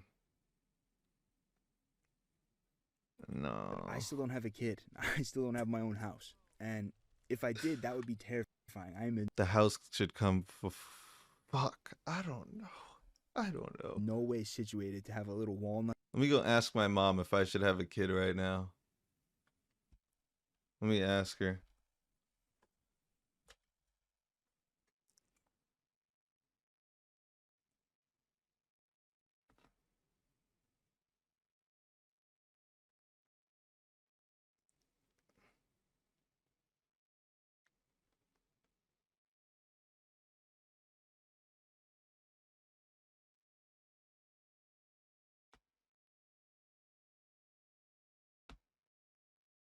that's running around right now. But yeah, like I do feel a little guilty when I hear that the age of which the generations before me, started their families, started to buy houses. But then you look at charts like this one, and it's like, all right, well, at least there's something clearly going on here that they did not have to deal with. I'm not saying they didn't grind, but I think the circumstances have changed a bit, right? When people say men used to go to war, I also don't think that they're referring to, our parents, like the generation before us. I mean, my dad didn't go to war, right?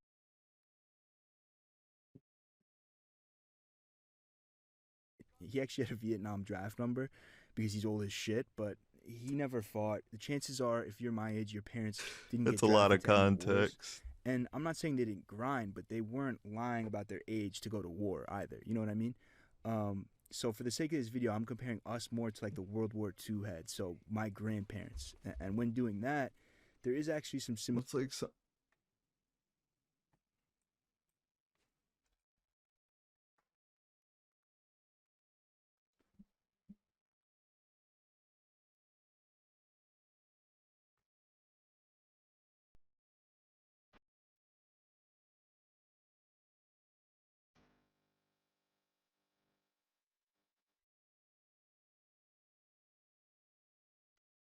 that just makes me think my of like grandparents. And when some just like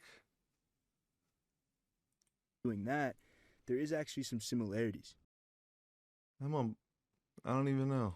So the U.S. Census Bureau reports in 2022, 57% of men ages 18 to 24 were living at their parents' home. And that's 2022. So that number has definitely increased since then. And it turns out the percentages of dudes living at the crib in the 1940s around then was actually at similar levels, which is, concerning because that was the end of the Great Depression. But at least back in those days, you could walk into some factory and start cranking levers or some shit, and all of a sudden you have a cute little family that you're supporting, right? And look, I don't like to complain, and I'm gonna really try hard not to complain, but let's just be honest. The path forward isn't as well lit, we'll say, for men as it used to be. The days of men being the It went from war to cranking levers. Niggas are still cranking levers, bro. They're just in like an AI database. traditional providers That's what are no mas. I mean, in my city, Yo, no. in New York, for example, if you look at the subway in the morning, it's like 90% women commuting to work these days. And obviously that's a weird sample size, but women are increasingly outpacing men in the workforce. Data shows 47% of the US labor workforce in 2024 That's why I'm unemployed, bro. Gotta do it, bro. was women. Now, I'm not Do it for the women, bro. saying that's a problem. So I'm not even joking. Or like, I'm not even trying to be like that. But bro, I don't want to work. I'm about to just start cranking levers. put your pitchforks down. I'm just saying the script has changed, right? I'm observing. But is that enough of an argument for me being less manly overall than my grandfather? I don't think so, right? This video isn't even about women, it's about men. So yes, economic circumstances definitely play a part, but you can be dirt poor and still be a man, right? And on vice versa, you can be dumb rich and be like such a not a man, we'll say. I had to cut that out. But I don't think that economic circumstances are enough of a difference between me and my grandfather, right? It'd be nice if I just be like, yeah, it's because the economy sucks, right? But I don't think that is a valid enough excuse, so let's keep digging. What's next? The next clear difference between men now and men then, emotional intelligence. Now, I wasn't there, right? But from what I've heard, back in the day, controlling your emotions was not something guys really needed to do. Very different from today. If you take, your grandfather, for example, any grandfather, chances are he fought in some type of war. He was probably tough as nails, never complained about a thing. Hard But chances are he also had, some type of suppressed emotional problem, whether that was rage or fear or trauma from a war. Being aware of your emotions was not a necessity to survive in that world, right? And I'm no Buddha myself. All the time I'm still losing my shit, like especially in the whip. I need to get better in traffic at just not losing it. And something I'm working on, but I think for the most part,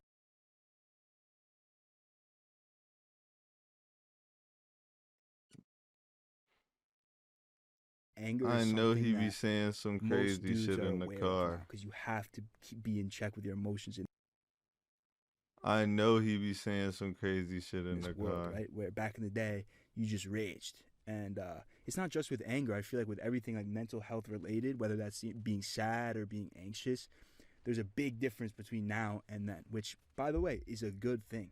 And I'm proud that I have the ability to identify when I'm in my bag, right? As opposed to back in the day where they would just hit the bottle, or hit their family. That's not funny. I'm not laughing at that. But this is objectively true. a positive change. You gotta say it. And this joke is always used in a negative connotation. It's implying that the change is negative. So we got to keep going, right? It can't be that. So something that's very clear when I look back at history is that things weren't cozy back then, right? There's a lot of factory jobs. There's a lot of eating like goulash and shit. You look at pictures, everything just looks mad cold. It just clearly shit wasn't sweet back then, whereas now, and this is Thank God. I'm about to just, bro. where that saying that's always used, like easy times create weak men or whatever. But this is where it's kind of true. It's like you can be such a cozy boy today. Like even if your life sucks, there's so many distractions at your disposal that you can almost ignore how sad your reality is and survive. You know, just chill at the crib, get smacked, turn You saying there's way worse. There's way worse out there, man. some type of video game on, It's scroll, scary. and just loser max all day. This behavior Scrolling on the game though, but actually fits into our society, which is insane. Now it doesn't fit well, right? Because you do this and you're outcasted as a gooner. But the fact that it's even possible is a huge difference between now and then. Because think about it. Back in the 19th and the 20th century, if you as a man stayed in your room all day, they would literally arrest your ass. You would get arrested. It was called vagrancy. Like, imagine they were still locking people up for that. what?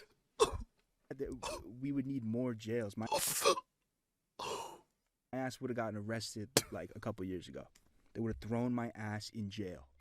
But now you can live this sad, fully sedentary life easily.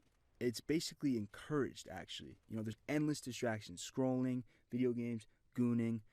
These are temptations that didn't even exist back then. And that doesn't make it an excuse, right? Being a man is not falling for short-term traps. That dates back to like the Roman Empire. But I'm just saying that these traps would have done numbers back then. If they had GTA in the 1940s, you know, my ass might not have even been born. Think about that.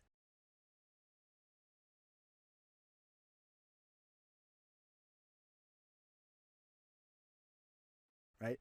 I imagine telling my great-grandfather who snuck onto some like dookie little boat to get into America with his brother. They were like 10, you know, from the absolute mud. I imagine telling him, be like, yeah, this is my PS5. You know, you can sit down and shoot guys on here and then level up camos. Like, it's actually pretty sweet. Like, the idea of wasting time on something that doesn't give you anything in return didn't even exist back then. And look, I'm not saying video games are bad. I still play video games, but I'm just saying time wasting as a concept is now front and center, and it wasn't back then. So now I feel like I'm starting to get somewhere, right? And while we're on this point, you know, about being comfortable, too cozy, another huge separator from us and our big bros who were in the trenches 100 years ago is complaining. The internet has given us a million complaining's reasons to complain. fun, This bro. is something I have to constantly remind myself. I mean, we That shit lit. got people making full careers out of complaining. Think about that. Exactly. Right? You gotta Do you keep think that doing they were it. complaining, you know, when they were dropping like flies on the Oregon Trail? They definitely were.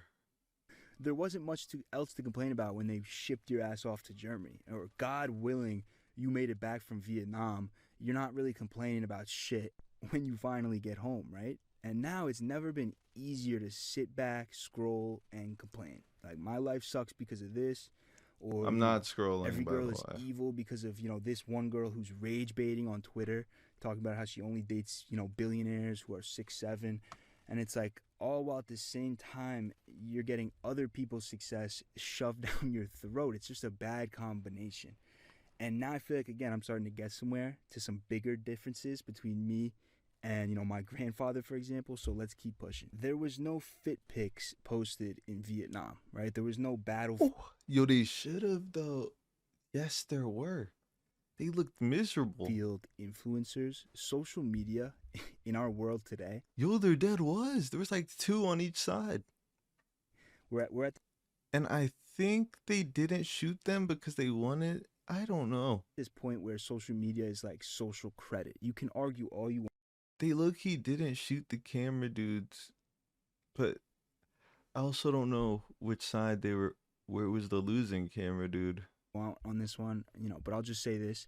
If you have a semi-up-to-date Instagram with good pictures of There was no losing camera dude.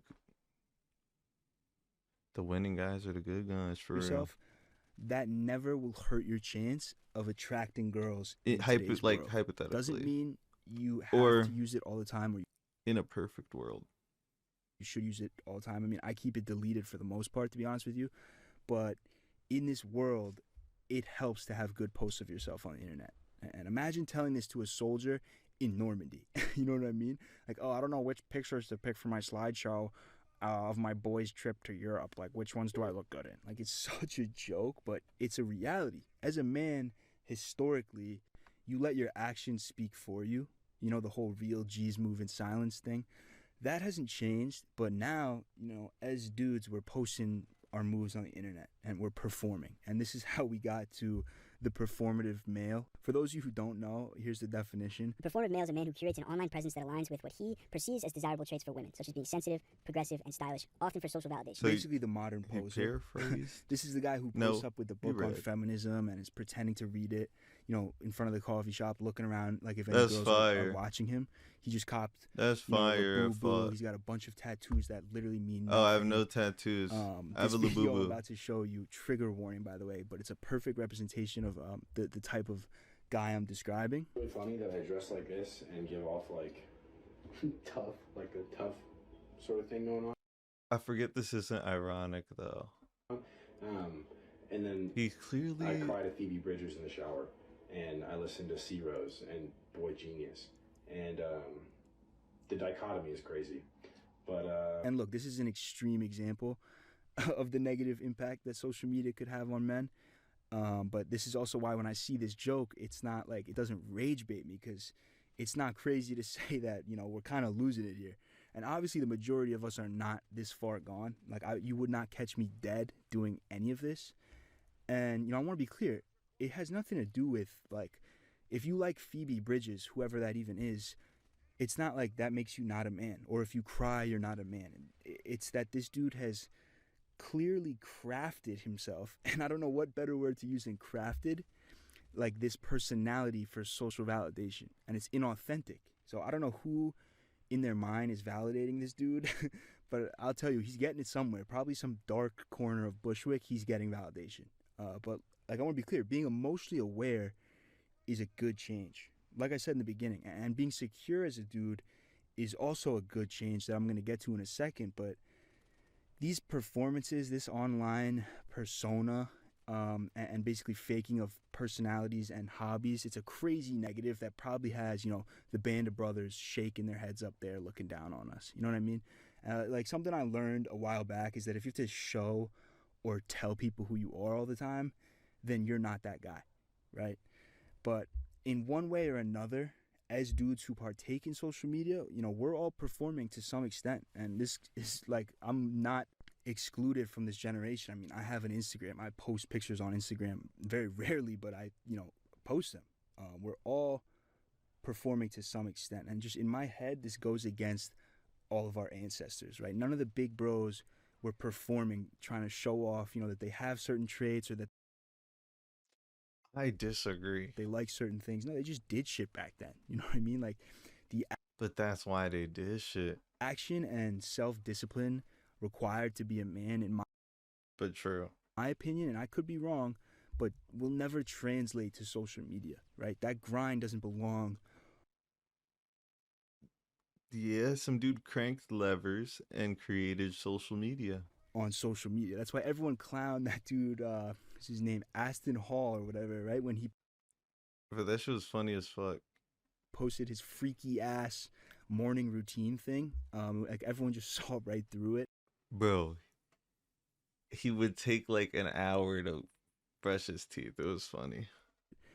And, you know, honestly, this is where I think It'd be this like joke is kinda 7 based. a.m.. Like, why are you as a grown man 8 showing a.m.. us how you're cooking your dinner? You know what I mean? So look, I don't want to get too negative, but I feel like this joke, I know it pisses a lot of people off, but if there wasn't truth to it, it wouldn't piss people off, right? So I'm kind of trying to see both sides.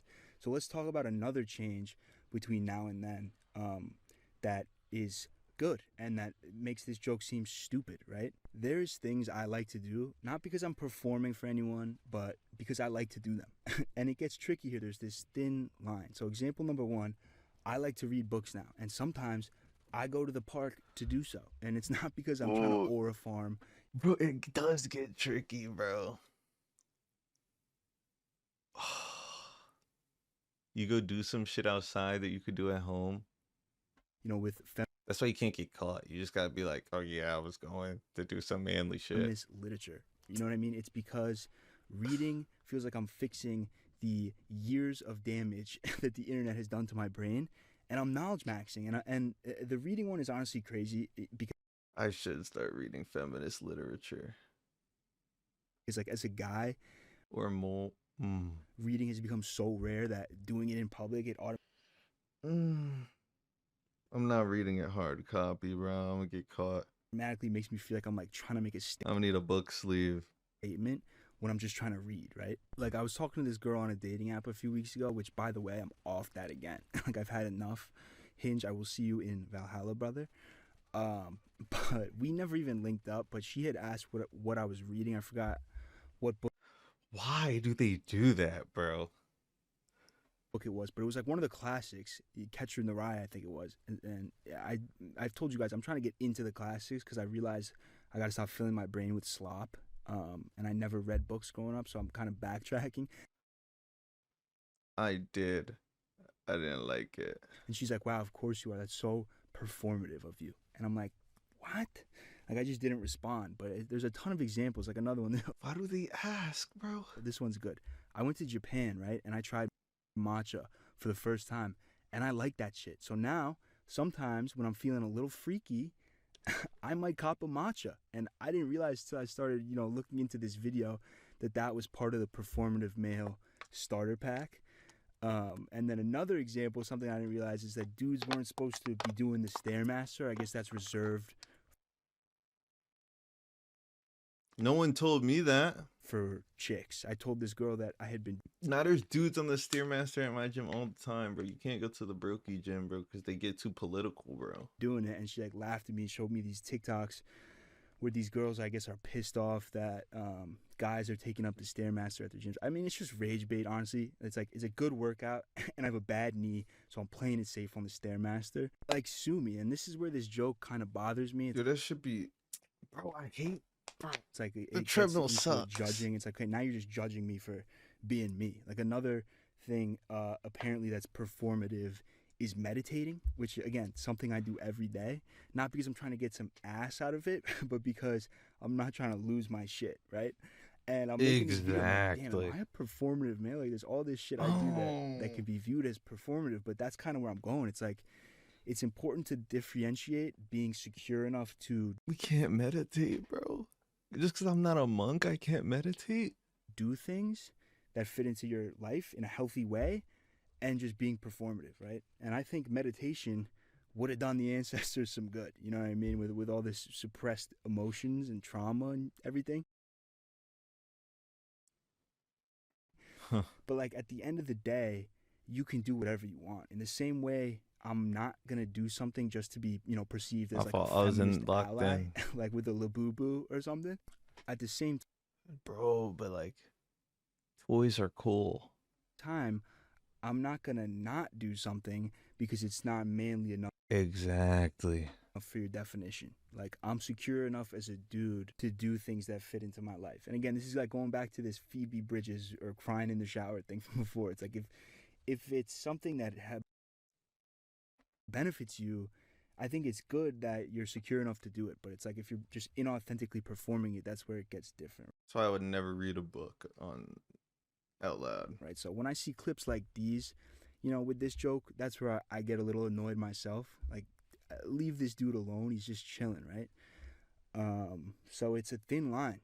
And something else I've learned is like masculinity and security or insecurity Actually, not popcorn reading, chill though. surrounding that isn't like Don't be illiterate. set in stone. Like when I was in Japan, for example, we were in Kyoto and these locals told us to go to I forgot the name. They have a name for it, but it's like steam rooms, saunas, cold plunges, all in one. And they love that shit out there. And me and the bros love that shit over here. So we went the next day. We pulled up, and right away we step into the room, out of the locker room. This old dude is like yelling at me in Japanese, tweaking at me, pointing at my bathing suit that I had on. Like I was like, yo, am I gonna have to knock this dude out? Like, what was, you want to see my nuts or something? And thankfully someone who spoke English was right there, and they told us like, you're not allowed to wear bathing suits in any of these spots anywhere in Japan, right? And we start looking around like, holy shit, like everyone is butt ass naked in here. In the States, we cover up. So, me and the bros, long story short, we had to develop a system where we basically took turns bouncing around from this place. We didn't have to go meat for meat, which meat for meat is insane, and bouncing around this place. This is insane. I gotta take that back. We took shifts walking around this place so we could enjoy everything, right? But this experience on its own was a lesson. It was like, wow, I'm sitting here thinking that these guys are sus, walking around with their dongs out, but they're probably thinking I'm sus walking around trying to cover my shit up with a bathing suit. So it's like different customs, you know? And honestly, no Diddy, it felt great to just walk around freely, but that's another topic for another video. But for this video, like, look, this joke clearly has some truth behind it, and I'm trying to kind of see both sides here. But let's be honest, it's also mad stupid. Like, war is something that we do not need. It is hell on earth and should be avoided at all costs. And if you ever picked up a book, you know that already. And, you know, the other thing is, war will not be like what it was 100 years ago. We got drones. It'll just be an absolute slaughter of humanity. So that kind of bothers me about this joke. And the other thing that bothers me, it's like men still go to war all the time. You just don't see them talking about it, posting on Instagram, TikTok, right? So shout out to my boys. I got a couple, but they don't post the bad part. Serving right now. And a I'm bunch of glad. guys in the comments that watch the videos, you guys serve or have served too. Shout out to you guys. Like, men still go to war. You know what I mean? Thank you.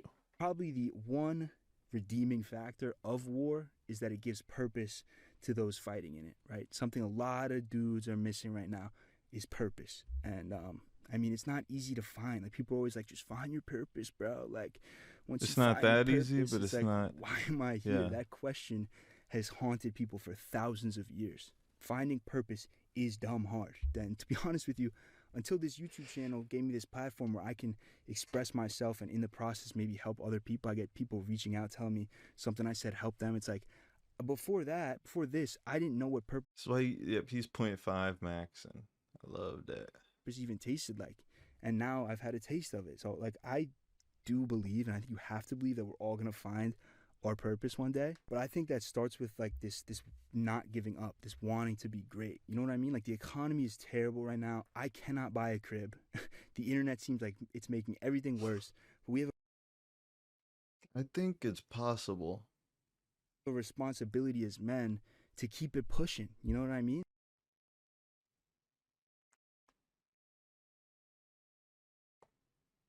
Like, to not give up. That's one thing I'll say with confidence. I have Actually, in common with my great-grandfather who snuck into this country basically on a boat is that he wanted to be great. I want to be great, bro. Like, yeah, I like to chill sometimes. Sometimes I like to fire up an old COD. I'm sure if they had that back then, he would be ripping that shit too. Like, he would have to at least try it. You know what I mean? But I'm not about to give up. After all this time I've spent thinking about this topic and what makes us men, I think I figured out what it is. And it's like, that's just that we have to keep pushing. Like, once we give up, that's when we aren't men anymore. It's not when we're doing things that we enjoy or because of the internet or because of the economy. All these things play a part, right? But the basis is wanting to be great and not giving up. And I'm honestly firing myself up over it. I don't know where this is coming from. This is, but like, seriously, I saw this article and it said that the end of the YouTube video that you make, I'm trying to learn how to be better at this shit. And it's like, at the end of the video, it doesn't really matter what you say because at that point, most of the people will have clicked off. And first off, I hate that. So if you're still here, thank you. But second, if there's one thing I want anyone to get from this video, it's like, do not give up, bro. Keep wanting to be great. Like, once you give up on that, then we are not men, right? You don't need a war. You don't need a labubu. You just need to want to keep pushing to be great. All right, so let me know what you guys think. If I missed anything, life I had to put a fight. ton of thought into this. I hope that translates. But thank you so much. If you enjoyed, please like, subscribe. Honestly means the world to me. So talk to you guys soon. Peace. Hey guys, it's me, Innocent White Man here. We're watching the newest episode of The Boys. Do you think that Homelander is going to do something crazy? Comment down below with your awesome theories and we'll read them all. I have a theory that Homelander is gonna have like a evil speech at the end of the episode. That's my theory, and if it's right, you need to subscribe. Homelander? Fuck.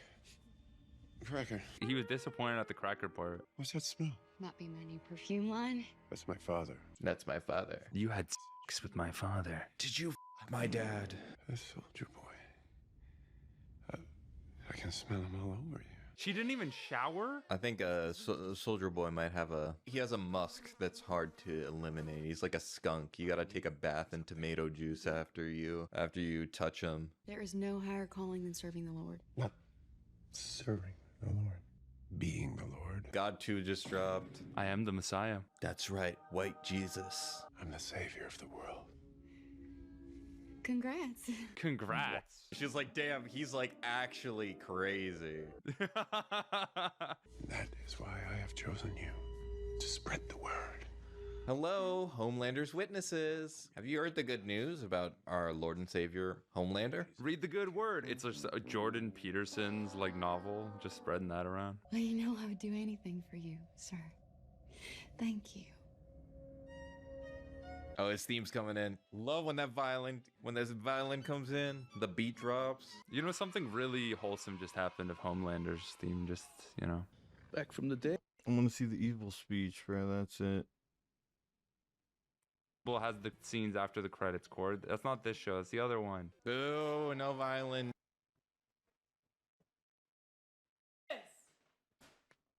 Your boy! I ducked my friend from prison, so he's. It's about to be my loudest one yet. Watch this.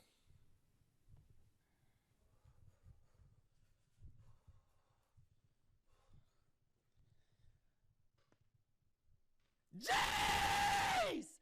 Back with another story time!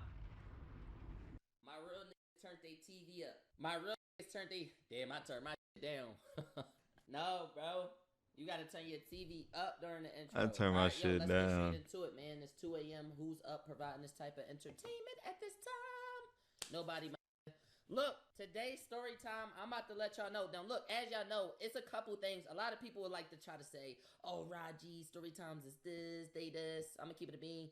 We're top 3 story time tellers, period. Now, with that being said, they like to say, Raji, story times is this, that, and the third. It's a couple things that have never happened. One, I've never been to prison, okay? There's a couple things that just never happened. But you know who have? My childhood best friend.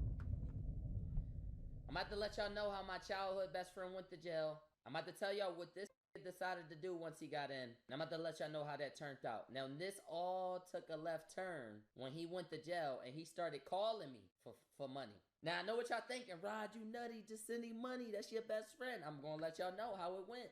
I'm going to let y'all know how it went. Now, this is my boy. This is my boy, my man. I already told y'all a story about, bro. Who remember my man, Dre? He went to Kensington with me. This is my guy. This is my guy. He went to Kensington with me.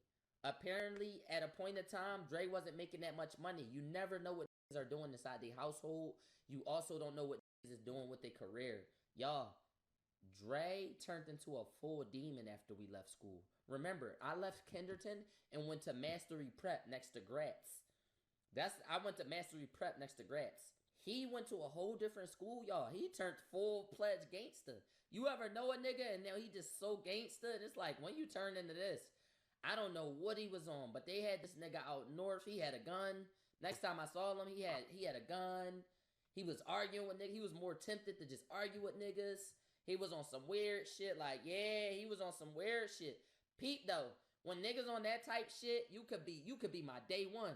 Once I see you on that shit, I'ma keep it a bean. I'm not coming near you too much. They said, fuck you. Don't be moving like. FS the Bender. He was moving like that though. He was moving like that. Yeah, them niggas better stop playing with me. I really shoot at them niggas. I'm like, he ain't gonna shoot at them niggas. Skirt! Boom, boom, boom. I'm like, yo, who was shooting on that block? Yeah, that was Dre. What? Why you just tell me that? Yo, if you really love me, don't tell me who just was shooting. Niggas told me, yeah, that was Dre that was shooting. Nah, don't tell me who was shooting, bro. When they come ask me who did it, I want to say I don't know, and I want to tell the truth. I want to tell the truth when they say that. Don't tell me who was shooting on that block. They let me know, oh yeah, that shooting that time, that was Dre. Made me a believer. I said, oh, Dre is a different nigga. That's, bro, I used to, look, this the type nigga I am. You can ask anybody around me. I feel like if me and you are cool, this is general, any relationship. And I'm speaking for myself. If me and you are cool, right? Then I got enough power in our relationship to ask you to do something or to not to do something. You feel me? Hopefully that makes sense. Like, I be feeling like if I know you, like, I'm the nigga that be like, what? All right, I got it. You feel me? I feel like if we friends, if we call each other friends, I got enough power to be like, yo, bro, nah. You feel me? Like, I could go against the grain and we can have a conversation about certain type shit. You feel me?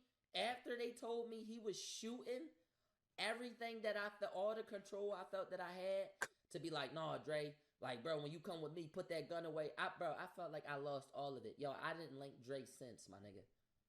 I didn't link Dre since, bro. After I found out, oh, that was Dre that shot them people, I said, wait, Dre shot who? Yeah, on the news, you ain't see him? Dre just killed 2 people. I said, what? Yeah, bro, that was him. Niggas start telling me little shit like, yeah, bro, he had to throw his gun. I say, oh, don't tell me nothing. Like, so they said Rod being scary. I'm gonna keep it a bean. If you sitting there shooting niggas, that's cool. I'm from there, right? But it's a difference from watching a nigga get shot in front of you, which I have seen, and shooting niggas. That's different. I'm not trying to spin and take niggas' lives. That's never been my bip. My bip is always retaliation. I'm on defense. I'm on defense. Yeah, if you spinning willingly though, willingly spinning, willingly trying to take niggas' lives, you're different. I can't have you around me, my nigga. You're willing to kill someone. And that's just simply though. Simply now if a nigga trying to fight us and we end up beating the shit out of him to the point he can't move, I'm with that. That's different. That's different. If we going into a store, we gonna steal something. Yeah, fuck these white niggas. Like, yeah, we gonna steal from their corporation. If niggas is we got our gun licenses or not, and niggas is shooting at us, we gonna shoot back. But you spinning first? That's so real. They told you he outside, you got in your car and went and killed them? For real? Nah. You can't come bit with me, bro. I'm not trying to bit with you. Nah. They told you them boys was outside, you really got in your car and really killed them? What the fuck did he do to make you that mad? What did them niggas do to make you that mad?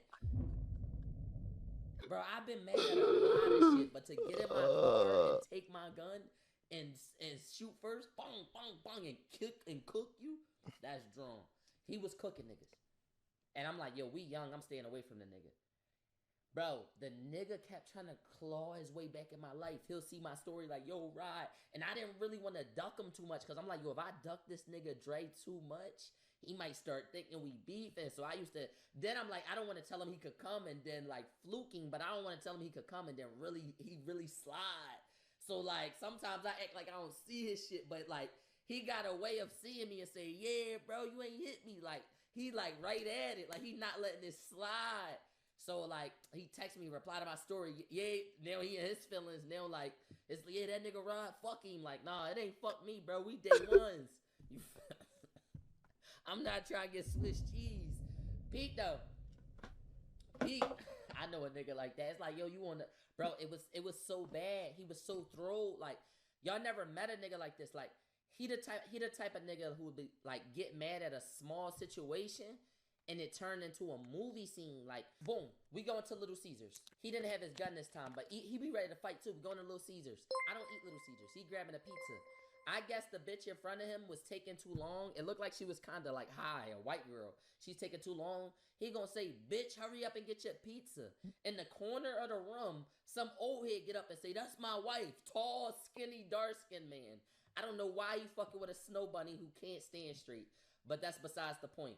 Bro, why he beat this nigga the fuck up? He didn't ask him no more questions.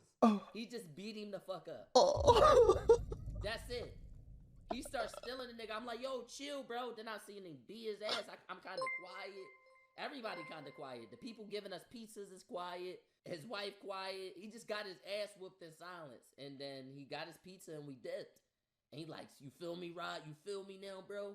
You gotta be savage about this shit. And it was cool. I wanted to feel like, yeah, bro, we was just real savage. But I'm bitching because I'm like, yo, like, I can't defeat you right now. You feel me? I'm cool with being the top nigga in the room. I know I'm not gonna abuse it. I'm a nigga that stay to myself. But when a nigga could just dominate you in the room, though, and you don't trust him, because you gotta really think about it like this, chat. This the lens you gotta put on, right? Rod, you pussy. Niggas moving like they got big chop. Yeah, I'm never pussy. I will fight anybody at any time, and I got the license. I'm flying around with it. I'm ready to bust that shit. If I don't got security, I'm ready. What? I'm pussy. What? I'm ready to box too. Niggas be like, you pussy because you gonna put on the gloves. No, y'all pussy. Y'all killing niggas before y'all can even throw your hands up. Y'all niggas can't fight. That's the real thing. Then the nigga be like, bro, He 300 pounds. You bitching, bro. You don't want to fight him because he 300? No, we're shooting him. We not fighting a nigga that's 300 pounds. You know who 300 pounds? The linemen on the Eagles for my favorite team that I watch that do professional football. That's who also 300 pounds for comparison. No, we not fighting no niggas who 300 pounds. That's when you start shooting niggas. But if I get on here and say, nah, bro, you too big, we shooting niggas, then it's like a Joan where it's like, oh, he on some weird shit. Then he think he this boy. I'm not even going to say it, but just know I'm not trying to fight a nigga that's 300. I'm not. Exactly. It's not my fault. You 130, bro. Eat more. Niggas be wanting you to be to whatever standard. You should just be bigger, bro. Your voice should be deeper. You should have more money, bro. You should Someone just said I overly take your Get on Discord and turn your face cam on and let us see your run. Niggas' priorities be fucked up. Like, yeah, like, come on. But that's besides the point. The main point is if you throw these lens on, right? If you hanging around with a nigga that's double, almost triple your weight, that kill people. I don't think y'all hearing me. You might go home and play Fortnite. You might go home and play He Warzone. go home and plot murders. You might cake up with a bitch. You might go make a bag. He's killing people. Like, that's what he does. He plays ranked. Like, he's trying to go diamond. Yeah, that's the difference. Niggas like you bitching. I'm like, bro, he kills people. I don't think niggas understand that. Like, as much as I talk, I'm never ready to kill a nigga. It's nothing a nigga could verbally say to me to make me want to kill him. Exactly. Like, what can a nigga possibly say verbally? Not spit on you, not hurt your family. What can a nigga verbally? It's nothing a nigga verbally could say to me that make me want to kill him. And you never getting close. Oh my days, bro. So I'm like, bro, I don't want to be near this nigga. Pete, this where it get nutty though. He replying to my story. Yo, bro. He like, right, I see you on that right shit, bro. He like, I want to get on the right path. I'm like, I don't really know. I just keep it a bean with him. I'm honesty is the best policy when you bitching. I say, I'm gonna keep it a bean, bro. You be on some killing nigga shit. I got this shit I'm trying to build. That's not really the best thing for what I'm doing. You feel me? He hit me with the, bro, that's what I'm saying. I'm trying to be on what you on. I said, bro, you got guns. I got books. I just went to Amazon and ordered the 48 Laws of Power. You went and got more bullets for your Ghost Glock. We two different niggas. I don't think niggas get that. So I'm like, I just keep it a bean with him. Like, yeah, bro, you on some weird shit. I'm trying to read. You're trying to shoot niggas. But Pete though, he like, nah, bro, trust me. I'm trying to get on your time. I said, all right. Boom. We meet up. We link up. He tell me, yo, bro, you know how you got your business? You gonna do the content shit? He said, I got my business. Y'all, guess what this nigga doing? He's selling clothes. I say, oh, shit. You got a merch line? No, not a merch line, bro. We got Louis, Gucci, everything, bro. Look, watch this. He pops his trunk. Bro, the shirt didn't say Louis. It said Louis. I said, bro, you selling fake drip? I said, damn, bro, you selling fake drip. It said Louis. I'm like, I said, that's Louis? It said Louis, but it was a pattern shirt. It said Louis all over it. Like Louis Vuitton, all over it. So I'm looking, Louis with an E. Yeah, Ley. Yeah, done it. So I'm looking, I'm like, yo, you selling fake drip? No, it's not fake drip, bro. This is one of their actual drops. So I'm looking, mind you, I'm a nigga who dream. I always been a dreamer. So I'm the niggas who looking through the cart. I see who got what drip on. Like, I'm window shopping. I'm window shop man. And I said, bro, nah, that says Louis. Louis is overly. He tell me, he said, this shit selling though, bro. He go in his pocket, pull out like 200 and something. Goddamn. Okay, bro. Goddamn. So I said, no, you want some shit, bro? Bet. So we hang out for the rest of the day. And from then on, I'm like, yo, I got my man's Dre back. Little do I know, I don't know why niggas do this with me. He come around me, act like a good Samaritan. We eat solids. Yeah, bro, we try to better our health, bro. Yo, bro, maybe we should jog, bro. Yo, bro, we businessmen. Yo, we looking at shit. And then he get with other niggas, and he's still killing niggas. Like, still shooting at niggas, still drawn. I don't know this, though, because I don't know his other friends. But the nigga get with me and then he get with them niggas, it's the same shit. So I get a call from somebody. Mind you, we got close as shit because we already was close. This was my best friend. You feel me? So the fact that we went to different like high school paths and we met back up and he was a killer. Once we rekindled and we got on the same page, well, I let him know like, yo, bro, you're a loose cannon. And he let me know like, nah, I'm not that loose, right? I need you. Like, I was like, all right, cool. Gang. When I fucking got the call, the nigga said, yo, Dre just got locked up. I say, wait, what? Yeah, he was selling Louis belts on the Ave, and then a nigga got hype with him. The nigga tried to really run to his car. Then he shot the nigga before he got to the car. I said, wait, what? I'm hearing all this shit. He like, yeah, but he on the other line. I said, huh? He, yo, ride. Bro, the nigga is locked up. I said, wait, what? I'm like, yo, hello? He, yeah, bro, I had got locked up. He like, but it's cool. I'ma spank that joint, bro. My man tossed the ratchet and slid that joint under the gutters, bro. They not gonna get that joint, bro. They don't be on all that. I said, bro, we are on the phone. They record these. He, bro, they don't really check these joints. I said, bro, you're not coming home. I said, damn, bro. I'm just like, yo, I don't even know what to say, bro. He like, bro, I need a huge favor, bro. I need a huge favor. I said, what you need from me, bro? He said, I need you to put $50 on my books. You know, at this time, I wasn't streaming, but I was doing YouTube. I was pretty big on YouTube, my nigga. I was making $2,000-3,000 a month at the time. And I lived with Dukes. So it was on the type time like, bro, I'm not paying rent, my nigga. I said, I got you. $50 on the books. Boom. Yo, tell me why this shit, bro, tell me why he start dragging it. Bro, he start dragging it. He start dragging it. Now, Pete, though, I helped my man. I sent him the 50. Then he called me again. He said, yo, bro, I need 50. Now, I already knew what this was, bro. I'm not a dumb nigga. I say, okay, you going to call me every week. You going to ask for 50. That's cool. All right, say no more. I got you. I'm like, bro, I got my mans. Because he like, yo, I go to court in the 2 months. Da-da-da. I'm like, all right, bet. Hey, chat. Why the nigga call me one day? He said, yo, bro. I said, yo.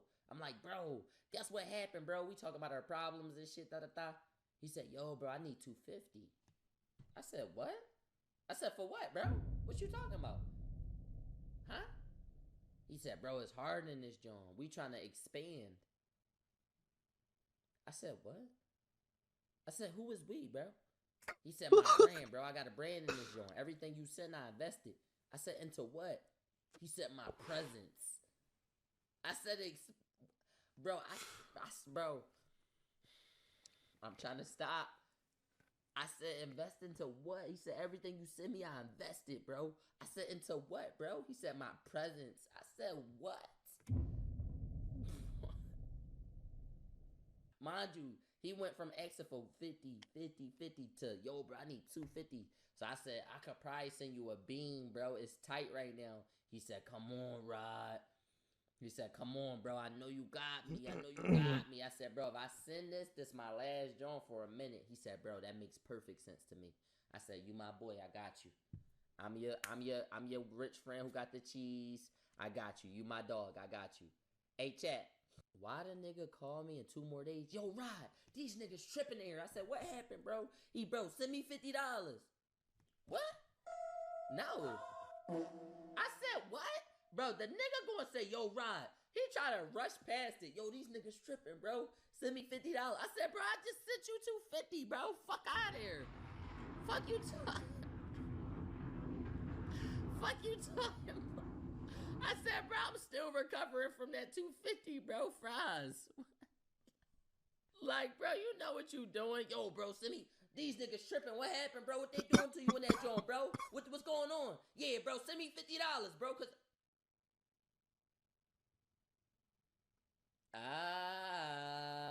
Okay. Nah, that don't work on me, bro. Nah, fries. Yeah, that's the 48. Like, come on, bro. We all know that, John. You feel me? He think he's slick. Yeah, like you shot ride.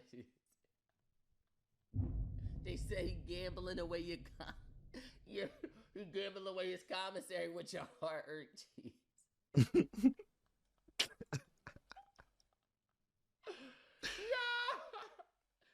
So Pete though, I finally get to the point where he called me the next day after I declined him for the 50. I answer, I'm like, yo, bro. He like, yo, Rob, please, I know you just da-da-da. Like, bro, please, I just need 50. I said, bro, no, I ain't got it. He said, bro, please, he begged. I said, all right, I got you with the 50. After that, I said, that's my last 50 because it's been 2 weeks. I recovered from the 250. I just got paid, so I'm not going to be stingy. Like, and that's me being a con nigga, bro, honestly, because I didn't even have God in my life to get me there. Now, look. I labeled his after I hung up, I labeled his contact as flag. I'm like, whenever flag got pop up, I'm not answering. Hey, chat, for the next month, they comboing me up with different numbers. I'm not answering the joint that say flag. The numbers start switching every single time. Sometimes I pick up, hello? This is a call from... yo, what's up, bro? Yeah, right. What's up? I've been trying to get in contact with you. Then I spin him. Yo, hold on. I gotta go, bro. Before he can ask me. Whoop. Flag. Now I do too. Call me from another number. Nope. You ain't got me this time. Then it's a 267 number. Hello? Yeah, bro. Dre trying to get on the phone with you. Hold up. Don't hang up. I know this you. Puts me on the phone with him. Yo, Rod. What's up, brody? I said, yo. I bang on him. Beep. You tripping. Flag. Bro, for a month straight, chat. I still got these joints saved under flag, all of them. All of these joints. Bro, for a month straight, I just stopped answering calls. Bro, that's why I hung up on the TikTok. Bro, this how many times he got me. Every flag is a time this nigga got on the phone with me when I did not want to be on the phone. Like, it's flags that I missed. It's flags that I missed, my nigga. It's flag, and the number different every time. 484 number. Hold up. 2 484 numbers. 302. 484. 215. 484. What's 484? That must be the main John. 267. They all different numbers. All of them. All those are different numbers. All of them. I put flag. When I see flag, I bang. Bang! I straight bang. He probably heated. He was hitting you with the 3 ways, no push. 484 say East Philly. Bro, East Philly? Yo, KJ, appreciate you. You banged. Yeah, bro, I banged on him. I said, bro, beep. Yeah, so they was calling me from multiple numbers. Pete, though. Pete, why the nigga calling you not sending him cheese? You feel me? The fuck? But Pete, though. Pete. I stopped picking up his calls. A nigga text me off his profile. Just when I knew the nigga was moving like a mafia boss. The nigga get somebody to text me from the profile like, yo, we can't get in contact with you. Dre, it's time to get on the phone with you. He needs you. Text me. So, Pete, I'm posting. I delete my post. I'm like, yo, I'm off the gram. We on the YouTube with it. I'm off the gram for the week. The niggas text me and say, yo, why you take all your posts down? We see you. So I'm like, yo.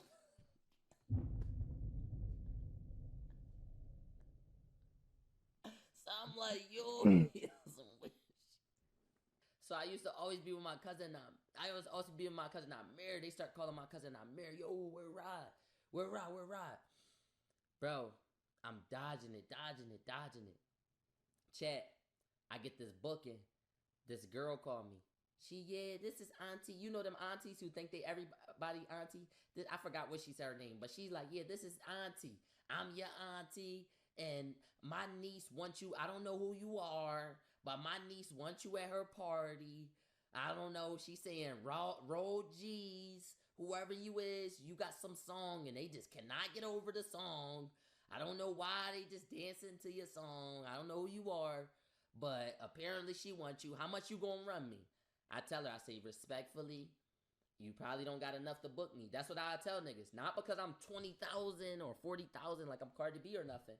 But the average nigga, if I tell you, at that time, if I tell you, yo, that shit 2 bands, do you got 2 bands for me?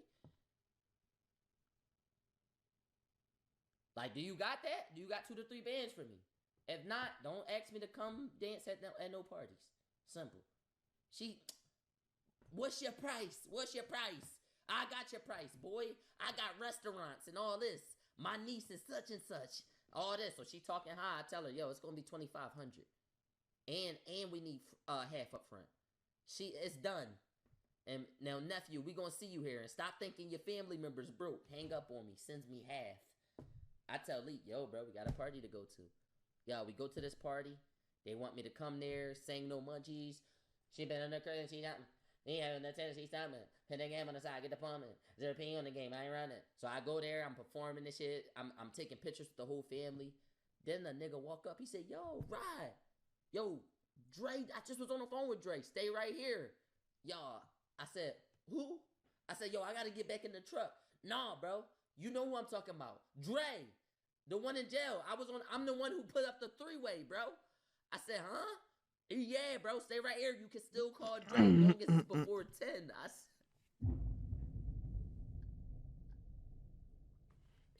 Now, look, Auntie didn't set me up. He just genuinely was a part of that family, bro.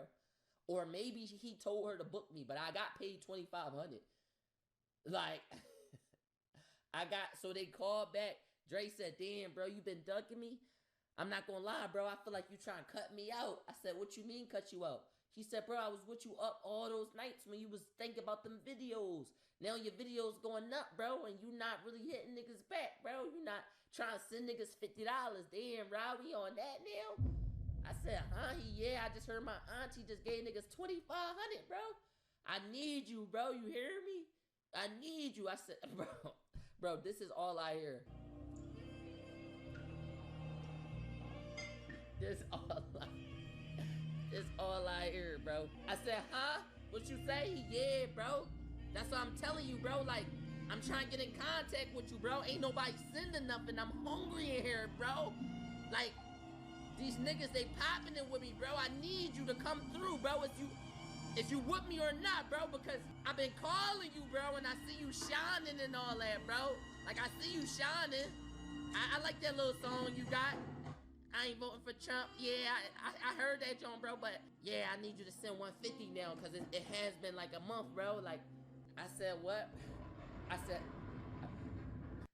damn. I said, yeah, bro. I had cracked my phone. They gave me a new phone. You know, with that Apple iCloud shit. I said, you know what? I said, I cracked my phone, grabbed the picture on. You know, with that Apple iCloud shit, you lose all your contacts. And some nigga just leaked my number on the YouTube shit, so niggas is just calling me. I said, yo, niggas is just calling me, bro. So, like, I'm not really trying to just answer no numbers, but if you give me the concrete number of what it is, now I'm going to pick it up, but I need you to tell me what number it is, because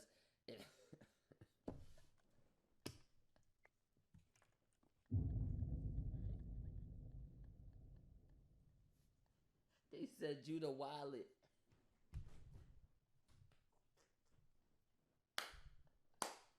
They got me. Yo, they give me a number and say, yo, Dre gonna call you tomorrow. Yo, I'm sitting there like, yo, is this my life? They said you the balance. You the ATM. You the method. Just lying about money. You my dad. Yo, they say he probably listening to this shit. Nah, he's still not out. That's the crazy thing. Yeah, he been in jail for a little minute. Yeah, I ain't gonna lie. He been in jail for a minute. They said, you the lawyer. Just lying. Trying to beat the case. They said, they give me a number. They're like, yo, he gonna call you tomorrow. Hey, chat. I said, yo, I'ma just be more cautious with these bookings. Block the number. Keep going on about my day. Hey, y'all, 2 months later, my uncle hit me up. My uncle at Level Up, he hit me up. He like, yo, nephew, I want you to come down. You ain't come through during a minute. If y'all know what Level Up is in Philly, that's where I grew up. Where in West, where you go there after school, you dance. I was one of the first 10 niggas at Level Up. You my man. He said, yo, I want nephew. I want you to come back to Level Up, bro. You never come to Level Up. I come to Level Up. I'm chilling. Oh, show my face. Niggas like, right, let's take a picture. Bro, I'm taking pictures with niggas. One nigga said, yo, bro, you gonna stop blocking me, bro? No bullshit. I said, who is you? He called me. It's not going through. I said, I don't got your number, bro. Like, I'm flagging him. I'm like, I don't know who you is. And he, nah, bro, you know exactly who I am. He type his number in, flag pop up. I said, yeah, I got you locked in. You flag, right? No, I'm not Flag. I'm not Frag. He said, I'm not Flag. My name's Cedric. I'm like, wait, who's Flag then? I'm like, yo, I gotta go. So I kinda just like skate on him a little bit. Like I'm walking and talking. I'm like, you Flag. I'm like, you Flag, nigga. I got you locked. Flag. No, I'm not Flag. Mind you. He like, my name's Cedric. Beat though. I go to the car. When I go to the car, he hold up, Rod, hold up. Let me take this picture. So I'm like, all right, let's get this picture. Let me send this to Dre, bro. Let me tell him I saw you. So I'm like, yo, how is Dre? I want to talk to him. He know you don't, bro. We know you blocking us. That's cool. We gonna see you though, bro. And he laughed. So I'm like, what? So I get in my car. I'm like, yo, bro, we out. We out. Bro, we driving. We get the west. We getting close to our crib. You my man. Why I see Cedric in the rear view. I say, Leak, that's Cedric? He what? Because Leak was standing right there. I said, yo, that's Cedric. We on my block. But I keep going because I'm like, yo, I hope I hope he ain't see me slow down and be like, yo, this is block. I keep going. Cedric keep going. So I'm like, yo, take this nigga up to Overbrook. We get to Overbrook and we start cutting up. You know where them dumbass bumps at? Bro, who from the Biddy? You know in Overbrook, when you go past the high school over the bumpy-ass bridge and you bust a right and there's all these speed bumps, we going slow over the speed bumps. Bro, when we get through that last speed bump, we speed. We speed right off, bro. The nigga got 2 more speed bumps to go. We know that's you, Cedric. Save that shit, bro. Show us on Google Earth. Bet. All right, yeah, let me take you out of Philly. All right, look. I take him right down this block. This Overbrook right here. This Overbrook. This the bridge. This bridge bumpy as shit. Look at this shit. This shit suck. Look at this bumpy ass bridge. I popped like 2 tires right here. This is the bridge in Overbrook. Bumpy ass bridge. Look at this shit. Look at the ground. Still plates. And they tell us pay your taxes so we can fix the road. This shit been like this since I lived there. So we go over this bumpy ass road. And right after this bumpy ass road, yeah, this shit suck, bro. I popped 2 tires on this jump. After you get off the bumpy road, you bust a right. This is the road right here. They're not showing it. Oh, yeah, yes, they is. They got these speed bumps. Not to me. Every, like, 10 little da. Look, they go speed bump.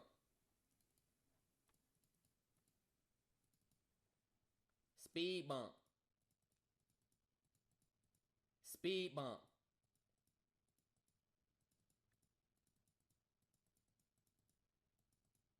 This not updated. It's more right here. Speed bump. It's 10 of them Jones on that block. That whole block is speed bumps, nigga. So, Pete, I go across the bumpy bridge. I bang a right. I'm going over the speed bumps. I skate off. He 2 speed bumps behind. So, I'm like, yo, if he starts speeding up and he hit the speed bump, you're going to fuck your car up. You're going to fuck your car up bad. I skate right off on him. After I get off that last speed bump, I skate right off on him. Once I skate off on that nigga, I'm like, yo, we lost him. I go back in my crib. A nigga text my phone. Yo, Rod, that shit you not doing to Dre, the shit you doing to Dre, not cool, bro. We gonna catch you, bro. You not solid for real. You not solid. You make it seem like you solid. You not solid. I text the nigga back. I said, bro, you just followed me to my crib. What was the end goal? Death? What was the end goal for me, bro? Death? What you mean I'm not solid, bro? Fuck you mean? What you mean I'm not solid? I sent this man a total of 1,200. This nigga got 1,200. What you from me, bro? What you mean I'm not solid? What? Cause you killing niggas? Now I'm not solid? You feel me? Talking about you not solid. Bro, I don't know you, Flag. I'm gonna call you Flag now. I just met you today. Talking about I'm not solid. So like, why he ain't said nothing? Mind you, that's what I say. So mind you, we texted. I'm like, yo, is nobody else sending him nothing? I send him I send a screenshot, bro. I send this nigga 1,200, bro. Like I send this nigga like 1,200. I said, bro, is nobody sending him nothing? Yo, bro, not everybody got it like you. So in order for that demon, nigga, don't go to jail. That inner demon, niggas gotta say dumb shit or get me in a mood where it's just like, what, bro? So I asked him. I say, bro, you think because I make cheese, I'm supposed to be the only one that send him cheese? Bro, you make the most cheese. That makes the most sense out of all the bros. I said, you not my bro. I don't know you. Then he texted, he said, who you talking to? Question mark. I straight call him. I call him. I said, bro, who you talking to? No bullshit. I'm in my crib. It's just me now at this point. I said, who are you talking to? You feel me? He talking about the bros. I said, who are you talking to, bro? He said, I'm gonna keep it a bean. I don't really do too much rapping, bro. Dre probably kept it cool with you, but I don't need to keep it cool with nothing. I said, bro, I pay this phone bill. Eat a dick, nigga. Bong. Hang up on him. He call him back, block him. I said, yeah, this nigga tripping. Hey, chat. I'm like, oh my God. Nobody up late at night. I'm the only nigga who hear it in the basement. I'm like, yo, if I stay still, nothing gonna happen. I said, I'm going to sleep. Hey, chat, I'm like, yo, if I don't get up, I'm pussy. Then I hear, yo. I get up, I grab a hammer out the toolkit. I hold it behind my back. I open the door. Yo, a nigga like, yo, my tire just went flat. Who car is this? I'm like, that's my car. He like, can you park it better? I said, oh, shit, I got you, bro. I grab my keys. I go to park my car better. As I go to park my car better, Cedric pulls up beside me. Yeah, I knew this was your block. I had a hunch. Hops out the car. I said, what? Bro, mind you, the nigga that I parked the car for pulls off. Thank you, bro. Apparently, a nigga was double parked. So it was hard to get past because I didn't park right. So since he was double parked, this nigga couldn't get through because he had a truck. I parked my car a little better so he could squeeze by. And Cedric pulls up besides me and say, oh, yeah. Mind you, the nigga like, yeah, I didn't want to take your mirror off, bro. I see your mirror sticking out. I'm like, it's cool, bro, whatever. I'm like, yo, Cedric, yo. Now, mind you, I'm going to keep it a bean. At this point, I got the hammer here, and I got the pole sticking down. So the nigga like, yeah, like, I'm going to keep it a bean. Let's just talk. I said, I'm going to keep it a bean. I don't want to talk to you, bro. I'm not sending nothing to nobody. And it's my mom's house, so I need y'all to respect niggas. No bullshit. I need you to pull off for me, just on the most respectful tip. He said, I'm going to keep it bean with you, bro. I don't even need a gun for what I'm going to do for you. I pull out the hammer and say, hey, Cedric, I'm going to be in there with Dre, and I'm going to have to worry about Dre. But you not nothing to go past. Please, Dre. Please, Cedric. Yeah, I put it. You mean, as a hammer, you mean gun? Nigga, I mean a literal metal hammer from Home Depot. I was ready to smash this nigga head in. Like I was playing a zombie game. Not no gun. I had a fucking hammer out the toolkit. Genuinely. I genuinely had a hammer in my hand. Like, bro, I'm gonna break your fucking skull, nigga. Y'all talking about, yo, you meant a gun? No, a hammer. I'm like, bro, I'm gonna fuck you up with this hammer. And the thing always been, a nigga is never gonna just be slamming me and punching on me. I'm not a weak nigga. I'm not. But I'd rather get into the bub that's more likely for me to win at the end of the day. So my joint was like, bro, you gonna get hit with this hammer, bro. Like, I'm gonna hit your skull. And my thing was, I'm not even gonna swing it wild and miss and none of that. Because I don't want to go out like a dickhead. I'm gonna hold it close to me. And I'm gonna let us get close. And the side of the hammer, that snag at the skin, is gonna do some real damage, bro.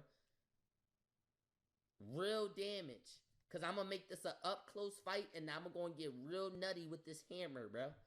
That's why you just don't do that. You just don't fight. Try to hit you. Nah, bro. Niggas want to win. I'm going to fuck you up. This is a metal hammer. Heavy duty, $25 joint. Shit built like an axe. Trust me. I said, I need you to leave, Cedric. That's what you want? I said, bro, I'm dead ass. He moved forward. I swing it. Boom. Hit this nigga in his leg. The nigga say, you dead ass? I said, I'm dead ass. He run up. Hey, Rod, stop playing with me. Swing. Bong. Hit his knee. He dropped down to one knee. I said, Cedric, go home. Go home, Cedric. Go home. The nigga stand up and say, bro, I'm going to kill you. I say, bro, I will not let you get in this car. What you say to me? He said, Okay. He get in his car, he pull off. Yo, I go back in the crib. Grab Yo, the I other did tool. not go out the crib for a minute. Yo, I streamed in the basement for 30 days straight. I did a subathon without asking. Without saying nothing, I did a subathon every day. Yo, chat! Let's get it! Woo! I remember Niggas that. was calling my phone left, right, left. The only thing I could think about was if my sisters was cool leaving out that door. I said, do Cedric got the balls to shoot sis? I didn't know how to tell niggas in the crib. He never shot my sisters. But that's how that night ended. It didn't get too bad. I didn't kill Cedric. Dre is still in jail. Dre actually got life. He actually didn't shoot a nigga. He beat a nigga face in with a gun. The nigga came back and said the belt was fake. He said no refunds. The nigga tried to punch on him and he beat his face in with a gun. He got convicted. He's in there for 16 years.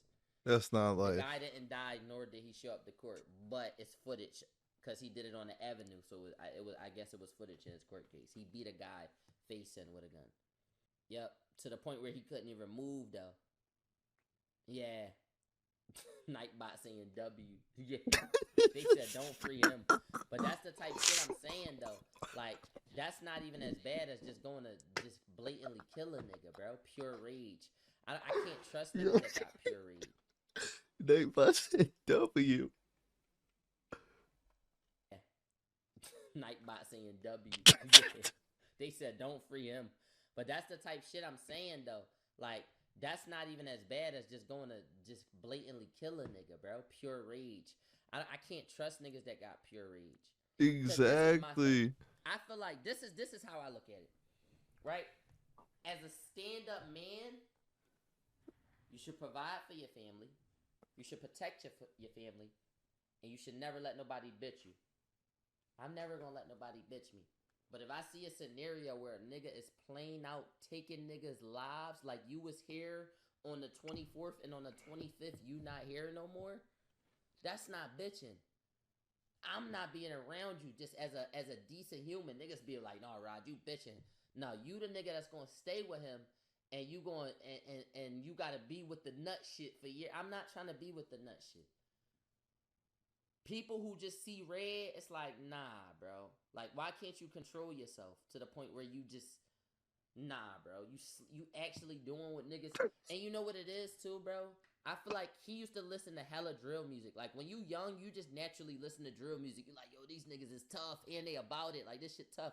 Once you get a little older, you start realizing this other music. You'll still listen to your favorite drill rappers, but you'll probably listen to the mainstream one / only your favorites. You're not really bumping all drill all day no more. When you get older and you still bump all drill all day, and I'm not even talking about mainstream drill where they don't let them say certain shit. I'm talking about from your city. Like, you just, like, any new nigga that's just, yeah, bro, and I slid on him with the Draco. So what I say so. Put the fucking barrel in his mouth and blew his brains out. We on the same route. Took him on the chase. This a Johnny. Like, yeah, bro, you listen to the same shit. Like, nah, bro. Like, y'all all got the same flows. Y'all all killing each other. We know, bro. But once you bumping that and you like, it's like you 18, you 19. Like, it's like you grown. Like, I don't know. It's like you. How I say this? You a dickhead, but it's on a type time like you believe what they said in their raps. You believed what they said in their raps, and you started doing it. Like, they influence you to do it, but they probably not even doing it as often. These niggas are rappers now. They did it 1 or 2 times, and they rapping about it. You out here really doing it though. Like, you think they really slide on every nigga? No, bro. He got a hit song. This nigga got money now. He just signed the deal, bro. He's not sliding. They got guns, but they're not sliding anymore, bro. He probably killed 1 nigga. You killed 3 niggas so far. Like, yeah, like, that's the difference, though. It's like, nah, you on some weird shit, bro. Like, yeah, it's some real demons in the bitty, bro. I ain't gonna lie, bro. And that nigga Dre was one of them, too. It's crazy. I saw a picture of him, too. I think I still follow his cousin. She posted him. That nigga husky as shit now. If he get out, I'm gonna keep it a beam. My badges is up, my boy. Nothing you do in jail can stop me. I will get you before you get me. I got a certain power now that I didn't have. He cute? Bro, what? They talking about is he cute? I got a certain power I didn't have before. I will get you before you get me. Yeah. If you somewhere and I can call somebody that's in that state, I'm gonna get you before you get me, Dre. So, I mean, I don't know, bro. I don't know. Shorty love jailbirds. They try to make Dre prison bait. No. That nigga Dre crazy.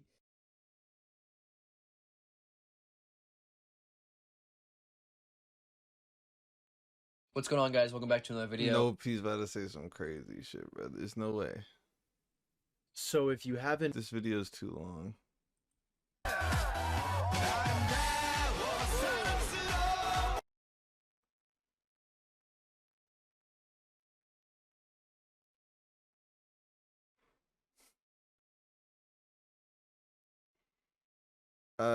Akash Singh is mostly known as being the sidekick to Andrew Schultz on the Flagrant podcast. His wife Jasleen recently started creating content that many feel is shocking or distasteful coming from a married woman. Sometimes I get so painfully nostalgic for college. So for context, I went to college from 2011 to 2016. I was popping my and living my best life in these white boy frat houses, and I had a roster of guys that I would rotate. This is not a two-way street. This is a one-way street. His money is our money, and my money. You better start watching And her if you podcast, think those clips are bro. bad, trust me, it gets so That's a fire pod, mud. much worse. Like when she expressed how badly she wanted to sleep with her co-host's husband. Would y'all ever have an orgy together with your husband? Bria, I'm actively trying to have an orgy because this couple is good looking. And you haven't seen Nav yet, but wait till you fucking see him. Maybe. I just know that Nav's is like at least 10 inches. You would only be down for an orgy if it's thick. It's thick. Jasleen regularly romanticizes sleeping with other men, films her arguments with Akash to post on TikTok, brags about being a gold digger, and actively refuses to kiss her husband in public, not even during his proposal. This is the type of relationship that 99% of you watching pray you will never find yourself in. But anyone who criticizes Nah, bro, what do you mean? Jasleen and the potential harmful influence she may have on couples, she calls them incel red pillars. Then again, it's somewhat understandable considering sometimes the right message can come from the wrong messenger, because Akash was actually warned by the Fresh and Fit podcast that he was going to find himself in this exact type of situation. In the early 2020s, there was a digital uprising of self-proclaimed alpha males who claimed their traditional views of masculinity were directly conflicting with mainstream liberal ideologies. Guys like Myron Gaines and Walter Weeks of the Fresh and Fit podcast got viral attention talking about traditional gender roles, relationship dynamics, and what being a real man is. And even though Akash and Andrew host a comedy podcast, they often dabble in more serious, broader social commentary, which led to them inviting on the Fresh and Fit guys to discuss some of their views on masculinity Who is and that one relationships, thumbnail? many of which Akash disagreed with. He was particularly bothered by this phrase or relationship philosophy that Fresh and Fit used that said, pimp or be pimped. One person in the relationship, whoever cares less has the leverage, and we want the guy to always care less. That's We want the man to wild. always That's have the leverage. childish as f- And you bro. guys might not like That hearing is that. childish. But we truly feel. I'm not. that These you aren't have to- new beliefs, bro. You're not telling me some none of us have ever heard. We all heard this from fraternity guys in college. I'm saying there's room in your, and I don't have a problem with a lot of the stuff you say. I just think there is room for growth, and you guys' refusal to acknowledge it almost kind of proves it to me, confirms it to me that you guys are not willing to grow right now, and that's fine. That's some ego. Throughout the pod, Andrew seemed to have no problem having a serious, calm conversation about someone else's worldview What was he despite not yelling? fully agreeing with it. But Akash was clearly much more upset with what they were saying. Most of the podcast, it didn't feel like he was listening, but rather just waiting for his turn to speak and assert his own personal philosophy on dating. However, Fresh and Fit were mostly known to say outlandish and straight up disrespectful things about women on a regular basis. So most people naturally sided with Akash's view of equity equity and equality in relationships, as well as understood his general frustration towards these guys. What we would later discover is that the reality of Akash's own personal relationship reflected the exact situation that Fresh and Fit were trying to warn him about. Despite the episode ending relatively cordially, members of the Flagrant and Fresh and Fit podcast would trade shots at each other over the next few years, but tensions reached a boiling point when Myron of the Fresh and Fit podcast called out Akash and his wife Jasleen. He tweeted, "Akash Singh tried to lecture me about women years ago. Here's his wife making a mockery of him and herself on a podcast." And linked below was a full episode of the Main Character podcast hosted by Jasleen Singh and her friend Nahal Mawani. The women described their podcast as unfiltered girl talk and sells itself as being for the ones who live life like the plot revolves around them, because it does. This description on the surface is relatively harmless, but once you take a closer look at the podcast itself, you see that this description is extremely accurate. Two women who think they're the main characters of the world talking about themselves with absolutely no filter. One comment that stood out in this episode was where Jasleen discusses her and her husband's finances. Man that doesn't want to have a joint bank account or isn't being transparent with his accounts or has separate accounts, that's a red flag. And I will say it again because I know there's going to be already like incel troll mother.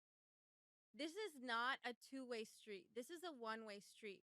His money is our money and my money is my money. And look, have I only made $600 from content creating? Wow, it went up $100 from last week. But that's my money. Okay? So just so we're clear, no, that's actually a red flag because I know so many girls in my life personally that have been with guys that weren't transparent about money and they ended up being terrible in other aspects and like people ended up breaking up in divorces, et cetera, et cetera. So that is actually my number one. They must be generous with their finances from day one. For context, Jasleen is not a celebrity by any means. She does not have a job of her own and has only been able to build her internet following thanks to her husband supplementing her lifestyle. And this is not a dig at her at all. She talks about this a lot in her content, and some even think she brags about it. Okay, hi, my name is Jasleen, and these are things that I do as a stay-at-home wife. Or sorry, I don't do. I don't cook, I don't clean, and I don't do my husband's laundry. I feel that I don't have to do things to justify or prove my worth that I'm allowed to do this. Now, some may interpret this as just jokes, but she also frequently posts day-in-my-life videos where she romanticizes her routine of doing essentially nothing all day long. I actually do this. I just do this. Like, I sit here. This. Now, if this is the agreement this couple has in their relationship, then that's fine. It is what it is. Being a stay-at-home wife or mother is absolutely nothing to be ashamed of, but it's the aggressive tone and entitlement she gives off that has earned her the label of a gold digger, something that she subtly implies to be. Now, like, people are like, oh, that's gold digging or that's something. No, it's not. Okay, then I'm digging. Yeah. If that wasn't bad enough, Jasleen frequently discusses other men that she would like to cheat on her husband with. I never watched that show, but like, he's on my hall pass list. Oh, yeah. Chase Crawford, Jacob Elordi, Austin Butler. Now, some people see the whole celebrity crush thing as unserious because the celebrity feels so distant, so unreachable, that it's basically the same thing as fantasizing about a fictional character. Like, it's not really cheating because in their minds the situation is so unrealistic that it becomes harmless. Others see this as straight up openly admitting they'd hook up with someone else that wasn't their husband because celebrities are just people too, after all. Him in that movie, like, did kind of, like, rewire my sexual... But is that your type, Ranbir Kapoor? Not anymore, but, like, he was so hot and tall, and he's like Mera Naam Bunny, like Bugs Bunny, and I was like, okay. But Jasleen didn't just openly fantasize about sleeping with other famous men, she quite literally admitted to wanting to sleep with her co-host husband, Nav. Would y'all ever have an together with your husband? Rhea, She tried. I'm actively trying to have an because this couple is so good looking. This and is you crazy haven't seen work. Nav yet, but wait till you see him. His body goes crazy. His face card always slays, never declines. And it's kind of weird because I'm talking about your husband. No, I kind of love it, but I'm like, us for it? Okay, maybe. I just know that Nav's dick is like at least 10 inches. You would only be down for an orgy if Or it's thick. It's thick. The original question was a joke about all 4 of them sleeping together. However, Jasleen only talks about Nav and never mentions her own husband, even excluding him from the hypothetical and talking about a 3-person situation. Nahal clearly attempts to steer the conversation back to the dynamic being 4 people to respect Akash, while Jasleen continues to fantasize about Nav. Once again, you could argue that Jasleen is just joking. But when you joke about something over and over again, especially in a short period of time, you start to wonder if there's a little bit of truth to that. Even while talking about her husband in a positive light, Jasleen can't help but imply that Nav is a better husband than her own. To make matters worse, only minutes later in the podcast, they bring their husbands on, where Akash is forced to sit next to the man his wife was just fantasizing about having sex with, and she once again brings up having a threesome with Nahal and Nav while Akash is sitting right there. I'm a hustler who scams a little bit. I'm not a scammer who I'm not hustles. gonna lie, that was sexy, and that's why I'm actively trying to have an orgy. Even at the end of the episode, Jasleen once again, completely unprovoked, states that she wants to sleep with Nav. On the main character pod, we love you, we hate you, I we guess respect we you. love you, but I actually love you in one of all of them. You would be hard-pressed to make a compelling argument that Jasleen is only joking when she brought up this topic multiple times. And when we get to hear from Akash directly about his perspective of their relationship, you almost get this sense of relief from him that he finally can express how he really feels about Jasleen's behavior. When she's running 2 hours late to a dinner reservation that I work really hard to get, and then I'm like, baby, we're running late, and she's like, are you kidding me? Do you know? I don't give a if we're late to this dinner. They're lucky to have us. And I'm like, oh, that's what we're doing. #1 restaurant in the New York Times. You know how hard a reservation is? Call them right now. Call them right now. This is not a fun session. I'm not even joking. This is how main character I am. I was like, Sema will be lucky that I would grace them with my presence tonight. Jasleen seems to think that being the main character means being as entitled and rude as possible, with no regard for anyone else's personal feelings. Stories like these demonstrate that Jasleen's selfish demeanor isn't just played up for laughs on a podcast, but exists within her real life as well. Akash comes off visibly frustrated when talking about his wife's toxic behavior, turning it into a therapy session for him where he can finally let out his pent-up rage. When I say I'm tired, she can't just let me be tired. I travel, I work, and I'm very blessed to do what I do. He also has really bad insomnia. I have It's really like a bad known insomnia. thing. I work 335 days a year. I'm so blessed to do what I do. This is not a complaint. But when I tell my wife I'm tired, I want her to say, I'm sorry, baby. I understand. That must be exhausting, buying me all these things. Instead, she goes, so am I. And if I dare open my mouth to go, what the did you do that made you tired? Now it's a problem. Now it's a fight. So I gotta sit there. I went to Pilates. Oh, that's what I'm saying. My nay-hole. Now, there definitely is a humorous delivery to the story that Akash is telling, but it does seem to be rooted in genuine problems he has with his relationship. Jasleen displays an extremely selfish and entitled mindset, both on the podcast and in their real life. Are we really meant to believe that all of this is just funny, just jokes? Well, ironically, that's basically how Akash justifies putting up with this behavior. It's adorable when she does these things. Like, I just look at it and here's the rule in our marriage. It's been unspoken, but now we're just saying it now that we're both making content. If it's funny, we're good. Like, if it's funny, and if it's not funny and it hurt the other person's feelings, you apologize, you move on. Any logical person understands this is an extremely slippery slope, because literally anything can be passed off as a joke or an attempt to make a joke. Like this video she posted to TikTok, where you can hear them both chuckling from time to time, but it's clear they are both frustrated and quite literally just documenting themselves having an argument. Do you know what my husband just tried to do to me? Yeah. We're leaving. Shut up. We're leaving in Paris in 5 hours, so tensions are a little high. We also just redid our closet, This is all her closet now. She took the whole closet.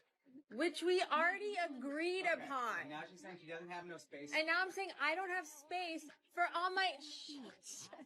I don't have space for. Can you guys show? Yeah. Am I hearing? I don't have space for all my Indian suits because I like my dresses spaced out. Do you know what Akash just did? Here you go. Watch this. Oh my God. I'm not doing Look how that. much space exists. I'm not doing that. So what do you want to do?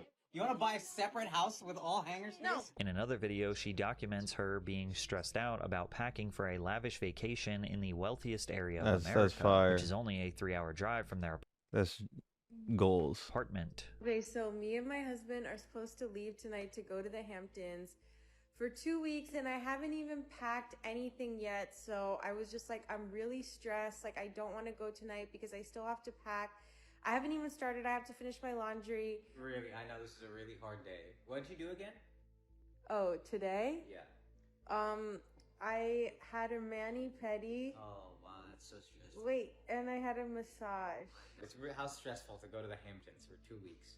The Hamptons, Hawaii. Akash puts up with Jaslene's selfish behavior and entitlement because he thinks they are just cute jokes. But it clearly isn't just jokes. Jasleen even says that Akash's birthday is her least favorite day of the year because it's the only day she can't be mean to him. Okay, May the 4th is Akash's birthday. And May the 4th be with you. Yes. thank Yeah, and every year I dread it because I have to be nice the whole day, and I have to get him something, and I have to also be nice and do like acts said of that twice. kindness. She said, really she said that not twice. okay with You know it. she said that twice. She's really not okay with it. Okay, go ahead. Well, it's really hard For her, it's really hard. for me. She needs to just, Listen, I'm just used to being treated like a princess all day, every day. So that one day that I don't, Oh, what torture. yeah. Akash is the Indian Will Smith. Bro, Akash married the girl Fresh and Fit warned you not to marry. She's the embodiment of what Fresh and Fit said to avoid. Akash's rejection of Fresh and Fit's ideology now looked more like a defensive response born out of insecurity, considering her previous comments about her cheating on her husband, the unapologetically consumerist lifestyle that he funds, and the clear unsettling tension she has with Akash made many question what her true motives were in the relationship. I've never liked PDA, physical. During their marriage proposal, compilations have been created showing just how often Jasleen avoids kissing her own husband. To make matters worse, not only did she dodge a kiss from Akash during their marriage proposal, but she also dodged his kiss a second time when he proposed to have their vows renewed. But Jasleen says it's nothing more than her being uncomfortable with public displays of affection. I'll also respond to the people saying I don't like my husband because I turned away from a kiss. I've never liked PDA, physical touch. I find it really overstimulating.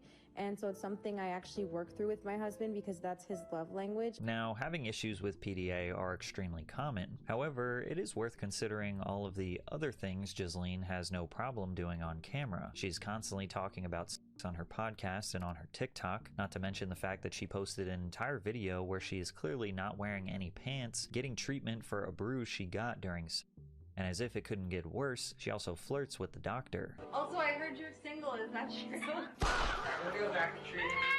So she has no problem posting herself having very graphic conversations, half-naked videos of That's herself and flirting with other men, but she draws the line at giving her own husband a kiss. Just doesn't really make sense. Not only did Jasleen look extremely shady, it now seemed like she was perfectly comfortable with lying about her relationship to make herself look better. And it turns out she wasn't just lying to her small audience, she was also lying to her own husband as well. Now, Jasleen constantly claiming that she has main character energy is particularly interesting. This is supposed to mean that you are liberated from others' judgment and confident in yourself. But for some, saying you have main character energy is just an acceptable way to admit that you are a narcissist, and narcissists tend to lie about everything, which is why many refused to believe Jasleen when she said that she was a virgin before meeting Akash. Akash has previously stated that he and Jasleen were both virgins before they met. My wife also hadn't had any partner, so that helped us connect a lot more. Let me ask you this: And do you believe her? If you've seen her, then it's hard to believe. Yeah. I remember I was just like, what? Jasleen, in a separate podcast, made the same statement. I was at the point where I was ready because I don't know if you told her because I Oh was. no, I didn't know you were a virgin too. So I was a virgin too when I met him. However, posts made by Jasleen herself tell a completely different story, like the one where she reminisces on the days she spent in college, passing herself around to other men. Sometimes I get so painfully nostalgic for college. So for context, I went to college from 2011 to 2016. I was popping my and living my best life in these white boy frat houses, and I had a roster of guys that I would rotate. Now, technically, she doesn't say that she was sleeping with them, but it is heavily implied. And you ever feel lonely because of how many idiots there appear to be? I don't really have a lot of friends. I don't feel bad for it either. I've said it before, but a friend is just one letter away from fiend. And we all know what letter that is. It's an R, which stands for retarded. And when your friends stop retard maxing, when they start being too serious and develop this ego, how are you gonna be friends anymore?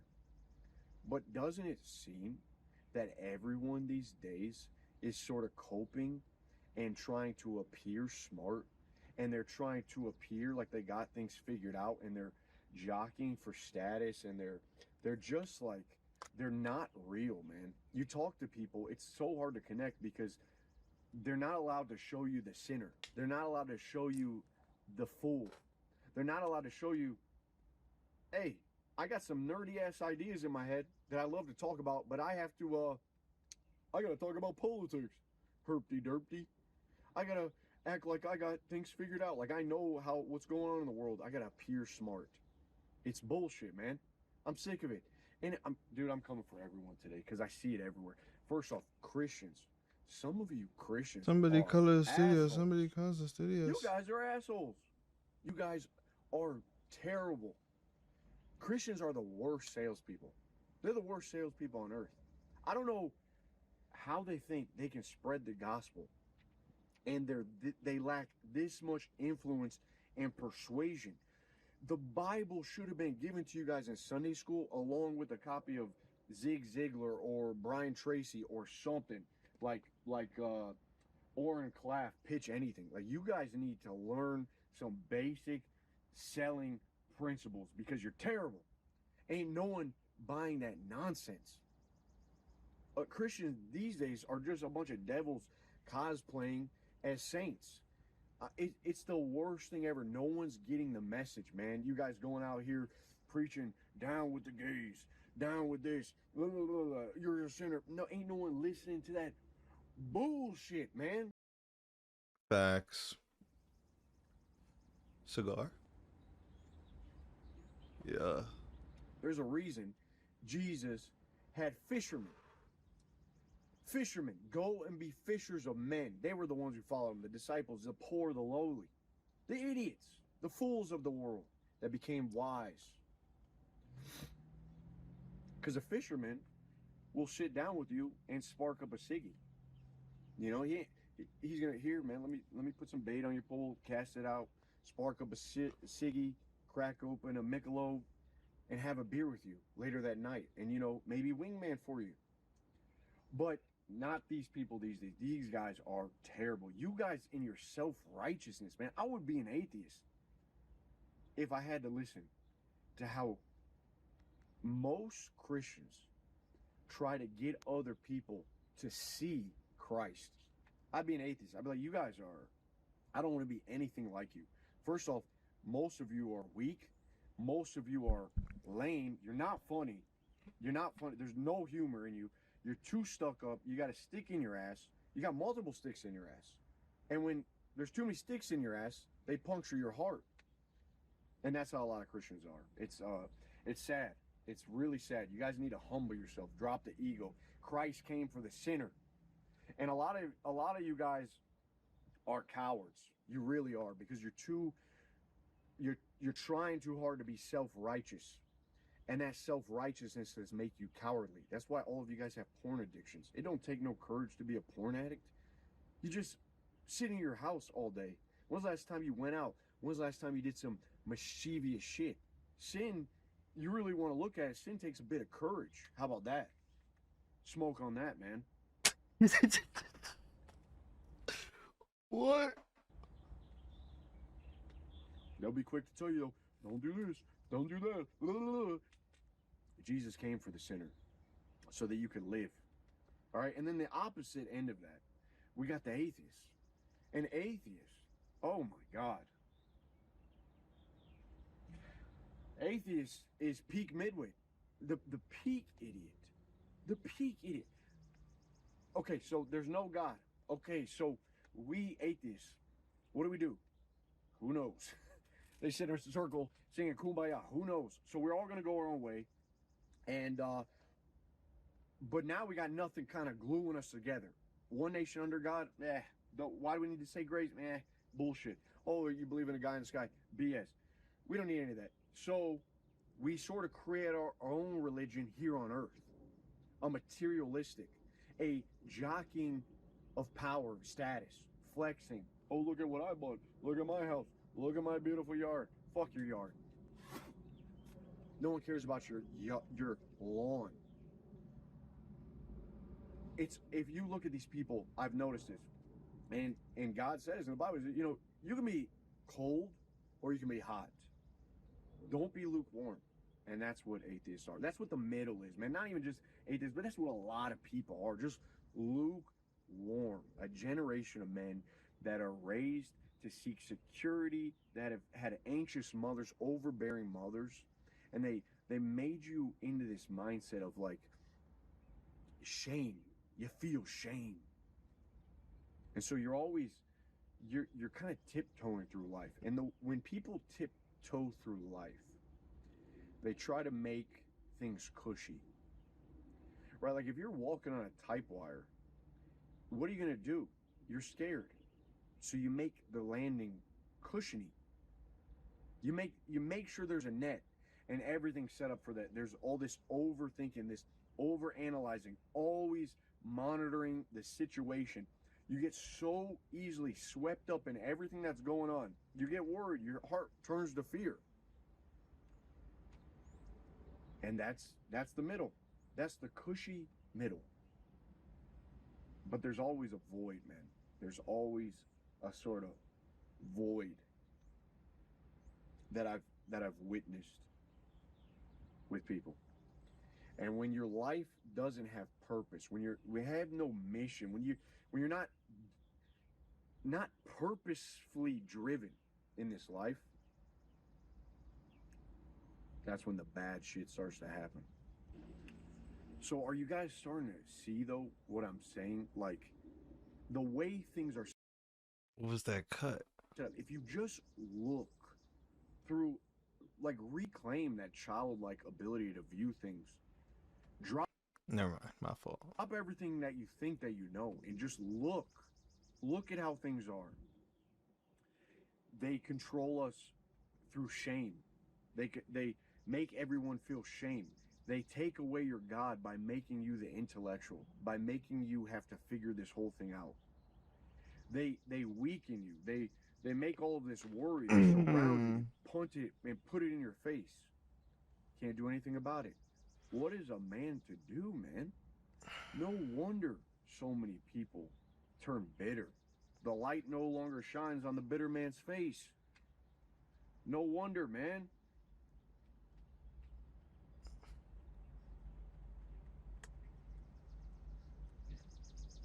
So depression is a symptom of cowardice. Again, it takes a bit of courage to sin. Okay?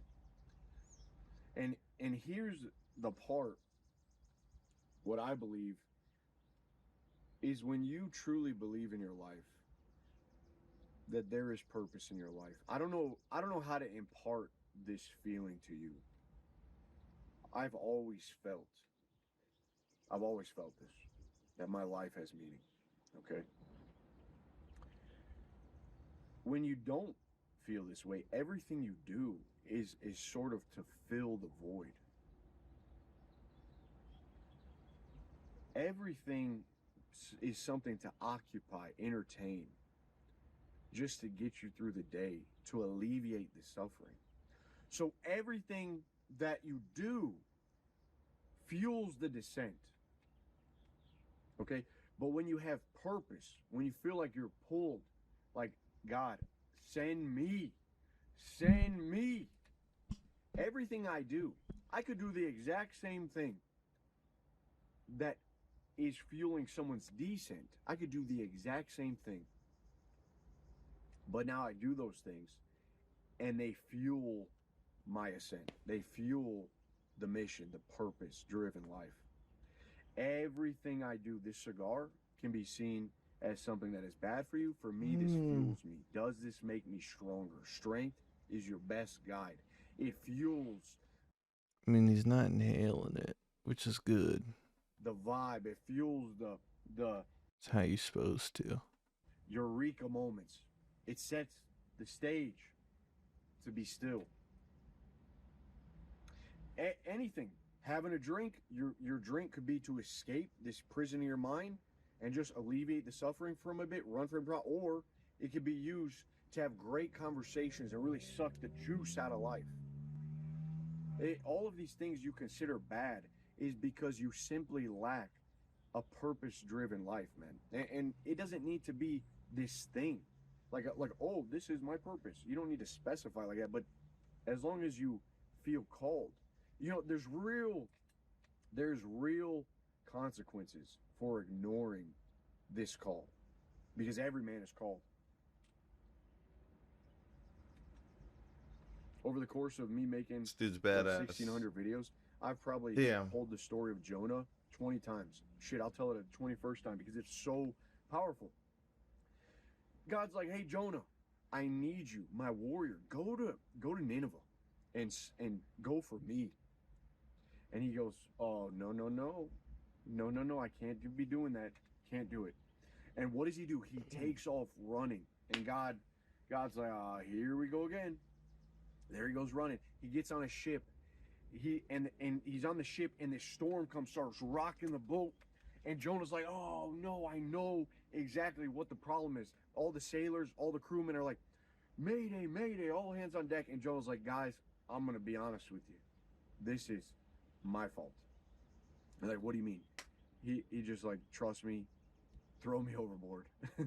They throw his ass overboard.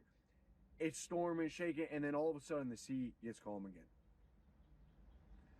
A big old whale comes and swallows Jonah up, and he sits in there for 3 days. Darkness. Imagine the bitterness. Jonah was pissed. The cowardice to turn away, to not live with purpose, especially when God's telling you, man, you got to kind of take heed. 3 days in the belly of a whale.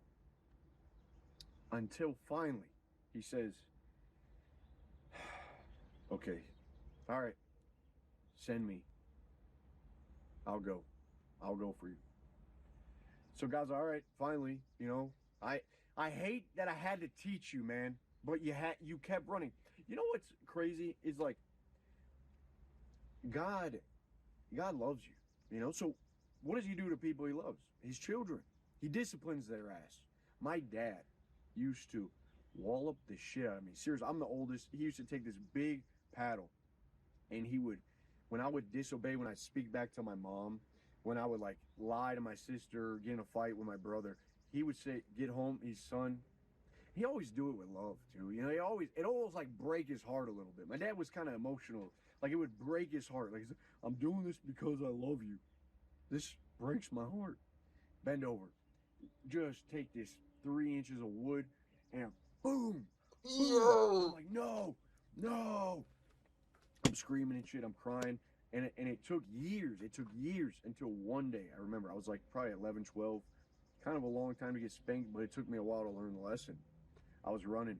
I wasn't learning. All right? The lesson wasn't be perfect. It wasn't be this little prince, this little goody two shoes. One time my dad comes home, bend over. This breaks my heart. I love you, but I'm doing this for your own good. And he starts whipping me. For some reason, I turn into the Joker. I just started laughing. I like go full crazy mode. When I started laughing, that's when my dad stopped beating me. He stopped hitting me because he realized, all right, you got the message. Time to move on from this. This pain no longer affects him. He realizes that he can't be an absolute idiot. To drop the bullshit, grow up, and now he can laugh. Now he's more of an equal to me. He's not just this little boy. I think that's when I became a man. I really laughed, and I really said, okay, Dad, like, that's enough. I think God does that to you. He's going to beat your ass. He's going to discipline you. He's going to make your life, it may seem like a living hell until you're willing to drop the facade. Drop the act. Stop acting like you're God. You're not the parent. Stop acting like you're me. Stop acting like you got everything figured out. Walk by faith. Live like let go. Have some humility, man. That's and go for me. Then he spits you out. Spits out Jonah on the beach, goes to Nineveh. You know, it's a beautiful story.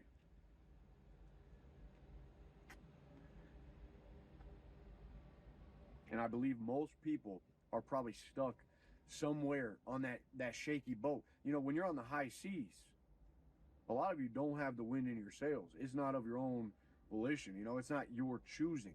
You're on the rocky seas. You're worried about World War III gas prices. Shit, the waves are storming. Your whole family, the crew's like, what is this? How are we going to make it out? We're all going to die. You know exactly what the problem is. This dude's saying, right? Because I'm following. Man, you know exactly I just what the like problem gotta is. None of this is a false keep start. grounded. You're just bringing this upon yourself. Humble yourselves. All right. It says, seek and you shall find. Knock, the door will be open. Dude, ask for the Spirit.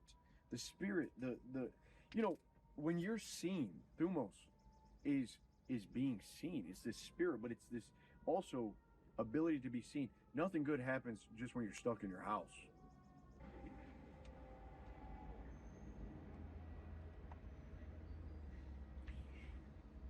Nothing good happens when you're just stuck in your house, unless you're stuck there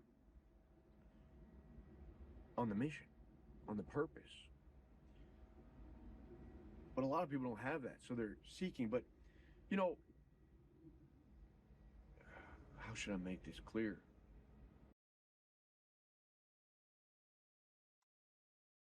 We've grown accustomed. The mindset is like quickness. Okay, where am I? Quickness. We have the freaking weight loss pills, man. It's getting crazy. It's this mindset. Take the pill. Take the Ozempic. The what is it? Gratitude, Greta Thunberg. What is it called, man? Retriatude, Ozempic, GLP, whatever one. People taking these peptides, drugs. What is this? It's the quick. Get the W. Get looks max. Get the look so you can get everything you want. You know, get the money fast. Like, alleviate the suffering. Fill the void of not having, being called, from ignoring the call. What does this do to the psyche when you've acquired quick wins in life, but there has not been a sort of suffering and a going downward into hell to realize that I can do this? Like, there's never the suffering, the period of I am confused. God, what should I do? I'm confused. What do you want me to do here? And then you act with bravery and courage, and you go forward. You figure it out. You can always figure it out. There's always a way out. A little lawnmower going, you know what? Nah. We must continue. We must go on. Anyway, I don't think people are even there yet. I think most people don't even have. They just feel lost. They feel confused. But the intellect has got them not to act. They overthink everything. They don't follow their intuition. They don't just say, you know what, I'm going to just try. They're not living courageously. So that's what must change. First, you must seek and you will find. But that takes you mucking around like a little piggy, like a little sinner that you are. And there's nothing wrong with who you are. Is it really? Is it wrong that I got a boner on my preschool teacher's lap? Is that a cause for shame? Or is that me discovering the will to power? Is it really shameful that I grabbed my babysitter's ass? I don't even know if that was like when she was watching me one night while my parents were gone, and just saw that. Oh man, it was a good ass. I remember it. I was a kid, and you know, it begged. Something in me reached out. What was in me reached out and just wanted to grab, and I did. And she told on my ass, but I learned. Is it really shameful? This is a little shameful. I was talking to this one girl years ago. She left the house, and her roommate was there, and we were talking. We were having some coffee, and it was going good. We were talking for hours. Then I tried to get in the shower with her. I thought she was kind of inviting me, but she didn't. So then I just totally ruined that relationship. Just horny, real horny, real horny. But that's in me, that was in me. Whatever. Do I have to feel shame? No, man, I didn't.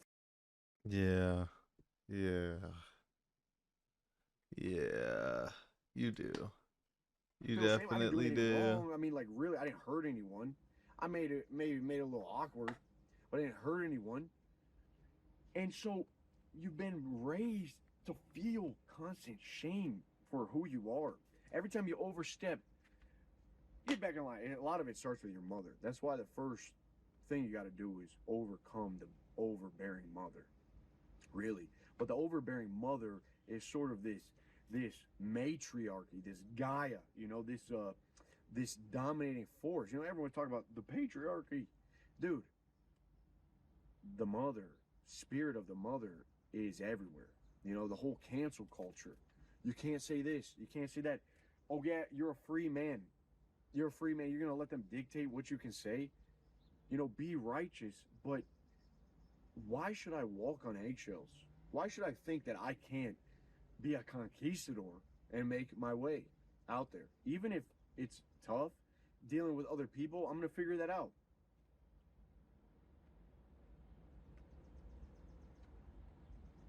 So there's this beast in you, man, that really, again, the greatest tool of control is shame.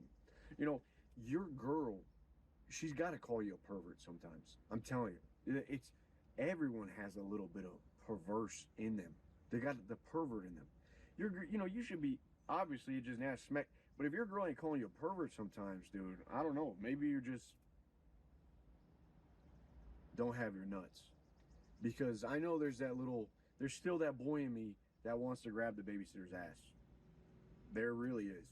And, society will shape you up.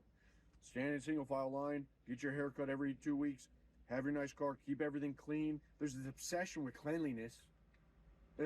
Men just always freaking cleaning their room. There's an obsession with everything in order, everything on time, like homework due by this date. Blah, blah, blah. Come on, man. Do you not see that kind of made everyone good drones? Good workers? Okay, so come on. Test the waters a little bit. Poke life. See what you can get away with. Oh man.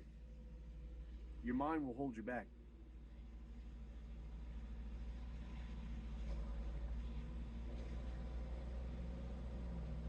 You gotta call you pervert sometimes. So,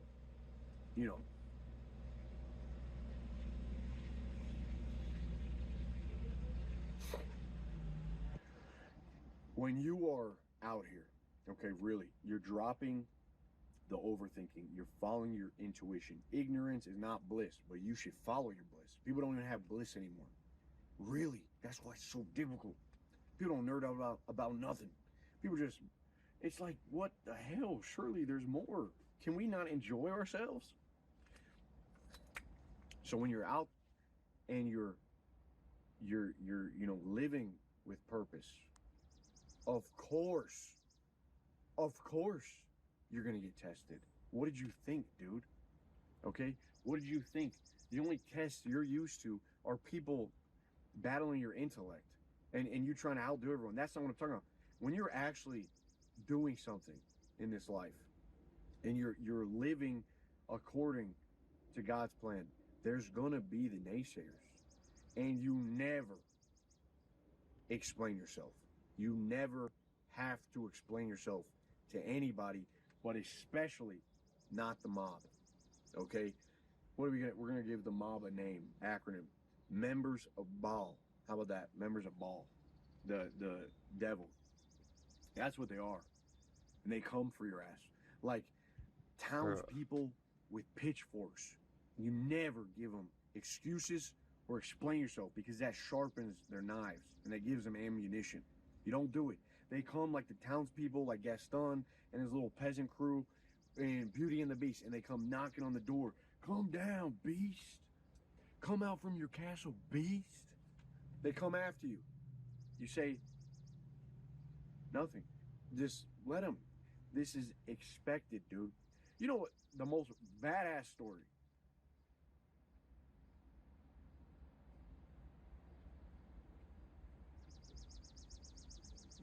Listen, look at to Christ. Jesus, this is how Jesus handled the mob. Look at this shit. He goes into the temple, right? The Philistines are there or whatever, the Pharisees, the Jews. And he's like, what? First of all, he goes in, he's like, what in the hell is going on in here? What's going These on? niggas They're yapping. selling pigeons, they're selling rugs, they're selling, I fuck with you it know, though. knickknacks, probably shooting dice. I don't know what they're doing, smoking hookah. Brother, how the hell are Don't you? mind We the gotta fucking title. talk. Happy New Year, by the way. I haven't seen you guys for a bit. Hope you're doing amazing. Look, man, I mean, I'm just gonna call it right now. Okay, I know a lot of people, a lot of men. Men are the most difficult guys to deal with. Dude, I get along better with a lot of lesbians. I get along better with women than a lot of men. Every normal mother effer on the planet, every normal guy riding the short bus, the peasant thinks that he's based because he is aware of the JQ. The Jews. Every normal dude wants to think he's got a base take because of the Jews. I thought he took a crazy Because he knows stance. that My bad. Israel's got his hands in everything. He listens to Nick Fuentes. Dude, you still live next to a Walmart.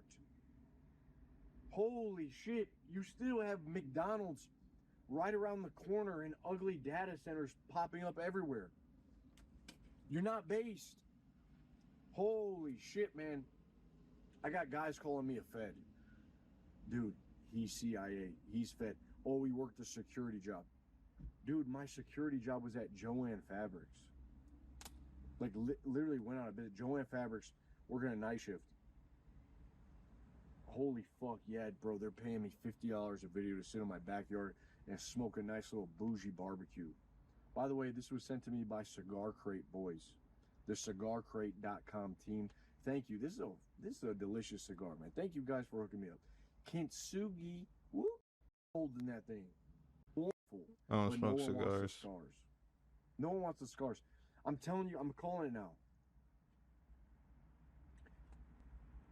Starting, it's already happening, but in a few years, in several years, anything that has to do with a bit of, how should I say this word, fantasy, anything that has to do with a little bit of motivation, bravado, anything that is a little bit philosophical will be seen as try hard. It will be seen as unrealistic, because what will be the new reality for the 99% is what is on the surface. Your looks, the reality of things, the cold hard reality. Reality definitely matters. Or context.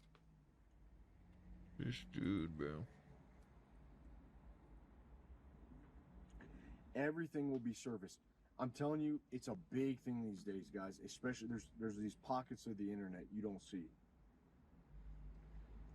There's 1,000 voices that are making everyone schizo. It's really a sickness, because these guys think that if you are, they rate everybody on a Ironic. scale. What I just. If you're yeah. not above a 5, you're never getting your mushroom tip wet. If you're not this and that, you're never getting a girlfriend. The moment that you mention women, there will be a sort of cringe that they feel, because they've already written off. Life is too bleak. Life is too hard. Any form of like, go out there and fucking do it, make it happen, is instantly met with, oh, that's just his world. He can't see beyond his own world. He's a fraud. He's a fake. I'm telling you, it'll all be, you'll feel like a dumbass just for feeling a bit of thumos in your body. because there's too many crabs. I'm telling you, dude. It's it's gonna be I'm crazy. done. It's gonna.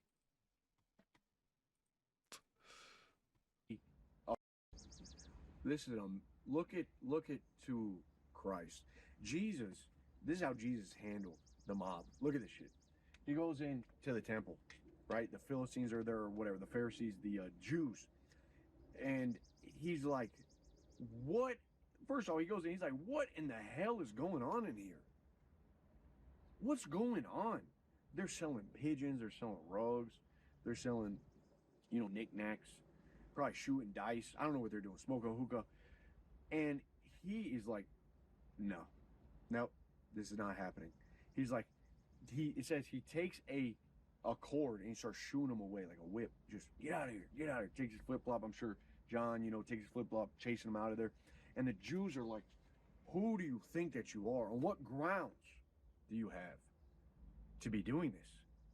True. Jesus says, do not make this temple a house of trade. You will not make my Father's house a house of trade. He just tells them. Oh, when he came back. They say, what grounds do you have to Did do I this? And this watch blew my this? mind when I finally understood what he said. He says, destroy this temple, and in 3 days, I will raise it up again. And they turned to each other, Jews said, 3 days? It took us 46 years to build this temple. What do you mean? Jesus says, destroy this temple, and in 3 days, I will raise it up again. He wasn't talking about the temple. He was talking about himself. He was crucified. He died. And in 3 days, he was raised up. He said, you want grounds? You want a reason why I'm doing this? Kill me. Here's your proof. Kill me, and I will rise again.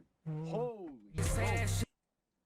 And so what does he do? He says no more. He doesn't explain himself to these people, this mob. What does he do? He does a 360 and he moves.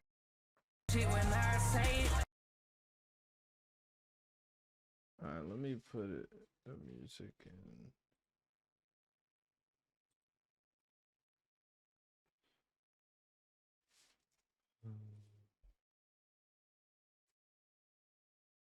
I touch when this me rock.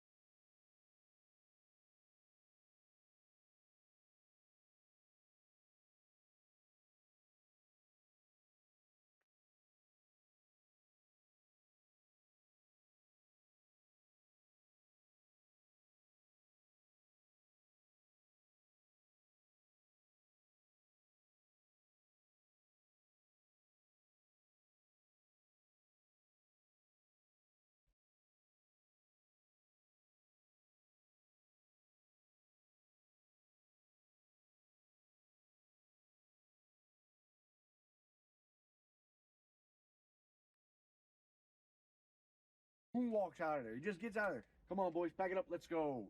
The disciples, the original Fight Club. Boom, bada bing, bada boom. They're out there. That's how you handle 360 moonwalk away from these devils, the mob, the members of Baal, trying to test you, trying to pick you apart, tear you down. No, man, keep your eyes on what is God. He knew, destroy this temple. He signed his death. That's when they started to, who is this guy? Who does he think he is? Let's take him down. That's one of those badass things, the badass story that I've ever heard. Signed his death. Knew that this would ultimately end in him being crucified, but went forward anyway because it was the will of the Father. Man.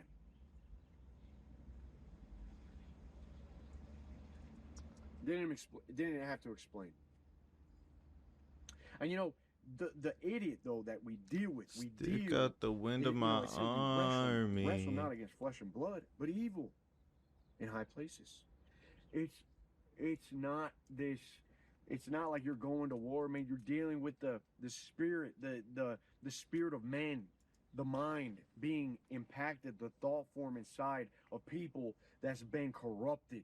That's why you Even with can't. his I pants have a down. very strong disdain for intense thinking and mental frameworks that ultimately can become mental prisons. And this inability to drop the ego. That's I should just get tense. Nah. what it is. This performative ego that dominates society. That's what it is. That's what I see, and that's what I believe you destroy with retard maxing. Is that you get to what is more human. You get to what is more human, but it's very difficult. Imagine how tricky. Look how tricky it is to get to the human. If you're dealing with everyone that thinks they're so intelligent, that they know it all, and they're always monitoring the situation. Nick. Of course they write off that which is simple. There's a story of Nicodemus. And Jesus goes to this party with his disciples, and Nicodemus says, how are we supposed to be born again? And Jesus says, you got to be born again to enter the kingdom of heaven. And he's like, Nicodemus says this. This is so good. He says, what are you talking about? How can we be born again? What am I supposed to go back into my mom's vagina? And you just know that John was just about to throw in a little zin. He's like, shit, here we go again. And Jesus, I'm sure Jesus was like, surely you jest. Like, surely you're joking. He says, you must be born of water and the Spirit. And this guy's over here, how do we be born again? And then Jesus says this to him. He says, how can I, Nicodemus, listen, how can I speak of heavenly things with you when you don't even understand earthly things? Like, I'm over here telling you the simplest of things, and you and all your intellect and your smarts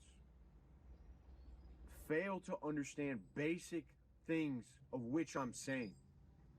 How in God's green earth can I tell you any more if you're going to confuse this, what I'm telling you now? You don't even understand earthly things. How can I speak of heavenly things? Very true. Wait. Retard Max. It's all here. It's all beautiful. Live. Live, man. Live.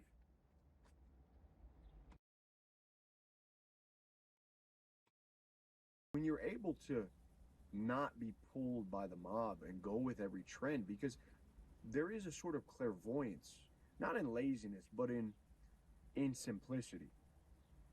There's a clairvoyance in simplicity, because the person that is okay with himself in the direction that he's going needs not to jump on the trend.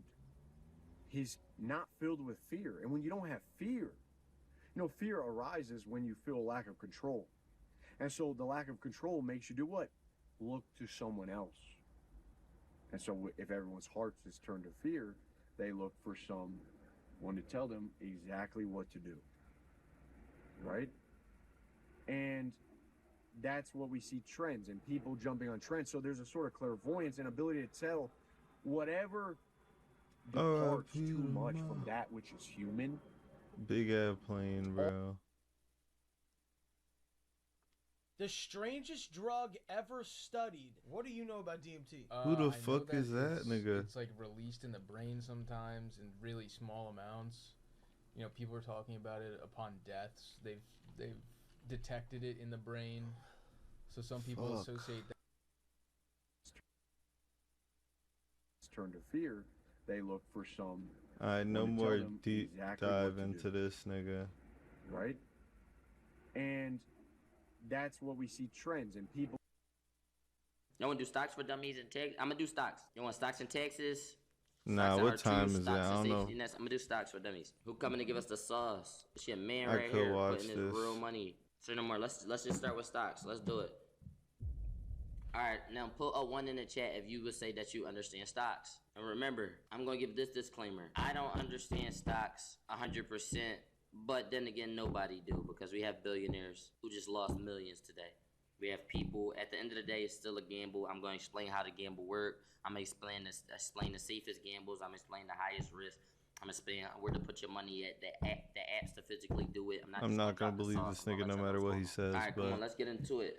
Now I'll you got listen. three things. Let's open up some notes.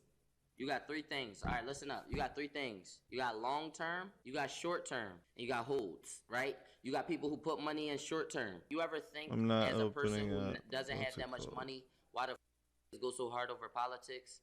Politics control the market in a sense. Politics control the market in a sense. All the political shit that control the market in a sense.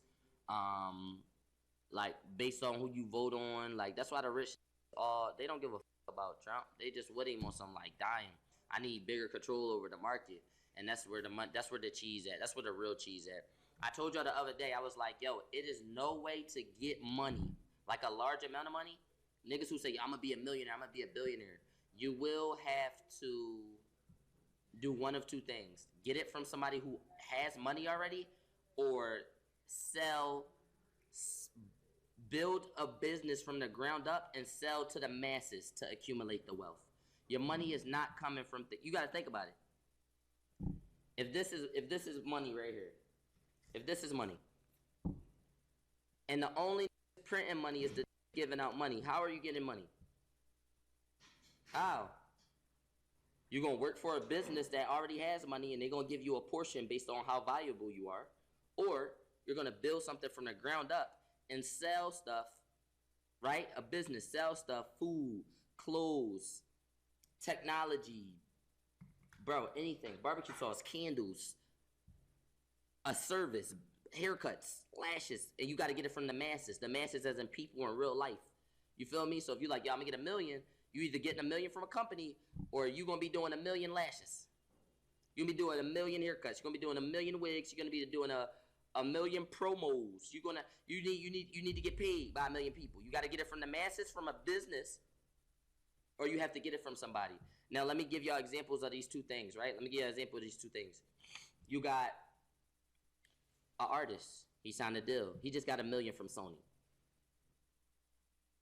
You got a creative director who come on a team for a luxury designer brand, and he's going to design their for their next season, and they give him $1 million. He just got that from a company, right? And then you got a mom and pop shop who been open for 3 years, and they accumulated $500,000. That's them getting it from the masses. People came in and paid. Or you got somebody who sell candles, and now their candle business is bigger than life. You feel me? You got somebody who started a cup called Stanley, and now every girl wanted it, and they sold so many that they got $1 million. That's the only way to get money. Those are the only 2 ways to get money. So you need to start a business, or you need to figure out where you're going to get in to fit in, okay? That's how you're going to accumulate your wealth. Those are the only 2 ways. Right now, where's your money coming from? My money is coming from Twitch and Google. Businesses. I'm on this side. I haven't started a product. I haven't started a business. I'm a business within somebody else's shit, though. So I'm getting my money. So figure out what field you want to get in to get your money. If you're going to do it this way. Or you need to start a business. That's the only 2 ways you get You money, talking period. to broke niggas Other or than that, kids? it's over. Once you get that cheese, right? Remember, this is about stocks. Once you get that cheese, Who's his chat? you need to put it into stocks. What I say, you got long term, you got short term. Let's talk long term, right? Long term is safe. So over the past, the stock market has been open for how long? Let's see how long the stock market been open. How long has the stock market been open? Let's check that. Wow. The stock market has been open for 200 years. So over the 200 years, the stock market goes up and down, right? But only one thing is certain: patterns. So it's like gambling in a sense. We're not gonna get into what it really is until y'all understand it, because we doing stocks for dummies. But I'm gonna help y'all understand. When a say, yeah, I do stocks, I want y'all to understand exactly what he's talking about. You feel what I'm saying? When a say, yeah, I got money in it, I want y'all to be able to call. You know what I mean? Talking about, yeah. Walk up to me like, yeah, right, I'm doing stocks, so I got money And it's like, bro, I know about stocks now. No, you don't. Like, I want y'all to be able to tell I want y'all to be able to tell what's going on with the stocks. I'm going to explain it to the point where you can understand it for anybody. Now, I told y'all the You ways could to call accumulate cap money. no matter Those are what. the only two ways to accumulate money. And then you got a rare case of you just born into the family, but I'm talking to in real life who's not being born into this money, right? That's the only time you're not working for it. When your mom get bombed, you come out 9 months later, but they already rich because they did one of the two. But that's a rare case of three. Okay. Boom. Let's get into it. Let's go long term. Then I'll get into short term. Then I'm gonna tell y'all what holds are. It's two different things, two different ways to get into stocks. Right? You got stocks, you got ETFs, you got mutual funds. We're not talking about mutual funds or ETFs right now, okay? But I'll explain them briefly once you start to understand everything. I'm gonna add the cherry on top. That's when I'm gonna start saying, yeah, and this, and this, and this, and this. And you're gonna be like, damn, y'all gonna hit the knowledge just gonna hit you. That's not what I was doing So look, right there. Stocks. Let's talk stocks. Stocks are businesses. Right? Now, you ever hear, right? Did y'all ever hear this? Let me know. We're not talking about Ethereum. Did y'all ever hear and that's a crypto. Have y'all ever heard a business is opening up to be traded publicly? Have y'all ever heard that before? Let me know if y'all heard that before. I'm looking at his background. Have you ever heard that?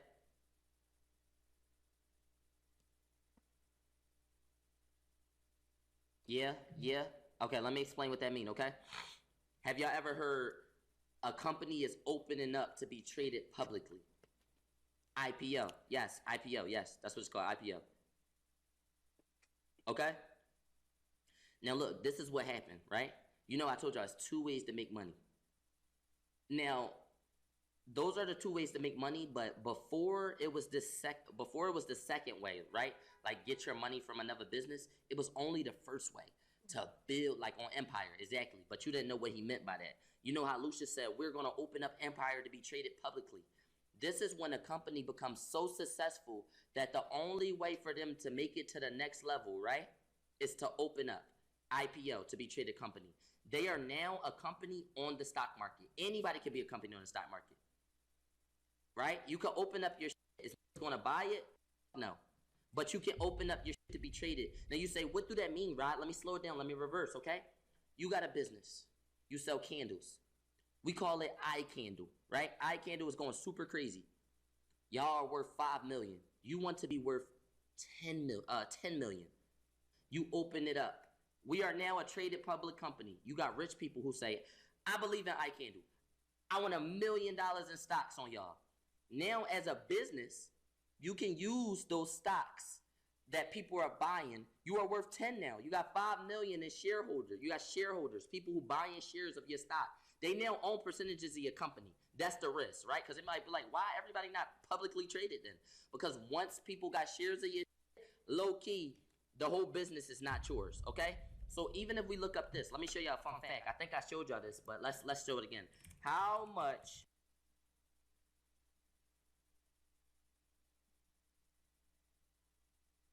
the brains. Like I thought it was an over exaggeration before, but there is just a vast difference in the way that my audience engages on TikTok versus YouTube. I'm so angry I didn't start here. I mean, the depth of conversation, like just like what I get from people on YouTube is so much more rich and important than what I get from people on TikTok. Like you just can't make a single goddamn take on TikTok anymore. You can't say shit on TikTok anymore. You can't say anything on TikTok. Like everyone always has something to say and it's not insightful. Like, and when they don't have something to say, it's a meme. It's a reaction meme and it's ridiculous. And it's just like everything is cringy on TikTok. It's because you could add your own photos. Say shit on You got to be TikTok verified without on Giphy for someone Instagram. mad or finding it corny. Everyone's new favorite word is corny. You express your opinion, corny. It's like everything is corny nowadays. You can't make a take without it being corny. You didn't have to put that music. You didn't have to say it like that. Give me a break. It's like no one has anything good to say anymore. Like, everyone has their reservations. Everyone has the certain kind of slop they like, whether it be freaking cat's eye, whether it be, I don't even know, a streamer they like, and any criticism that you might have of said slop that any TikTok individual enjoys, you won't hear the end of it. Like, there's no reasoning anymore. There's no back and forth of argumentation or conversation. There's no points being made. It's just womp womp. It's just meme. It's just, I guess, bro. I guess, bro. I guess, bro. I guess, bro. Did y'all forget how to speak on TikTok? Did y'all forget how to speak on TikTok?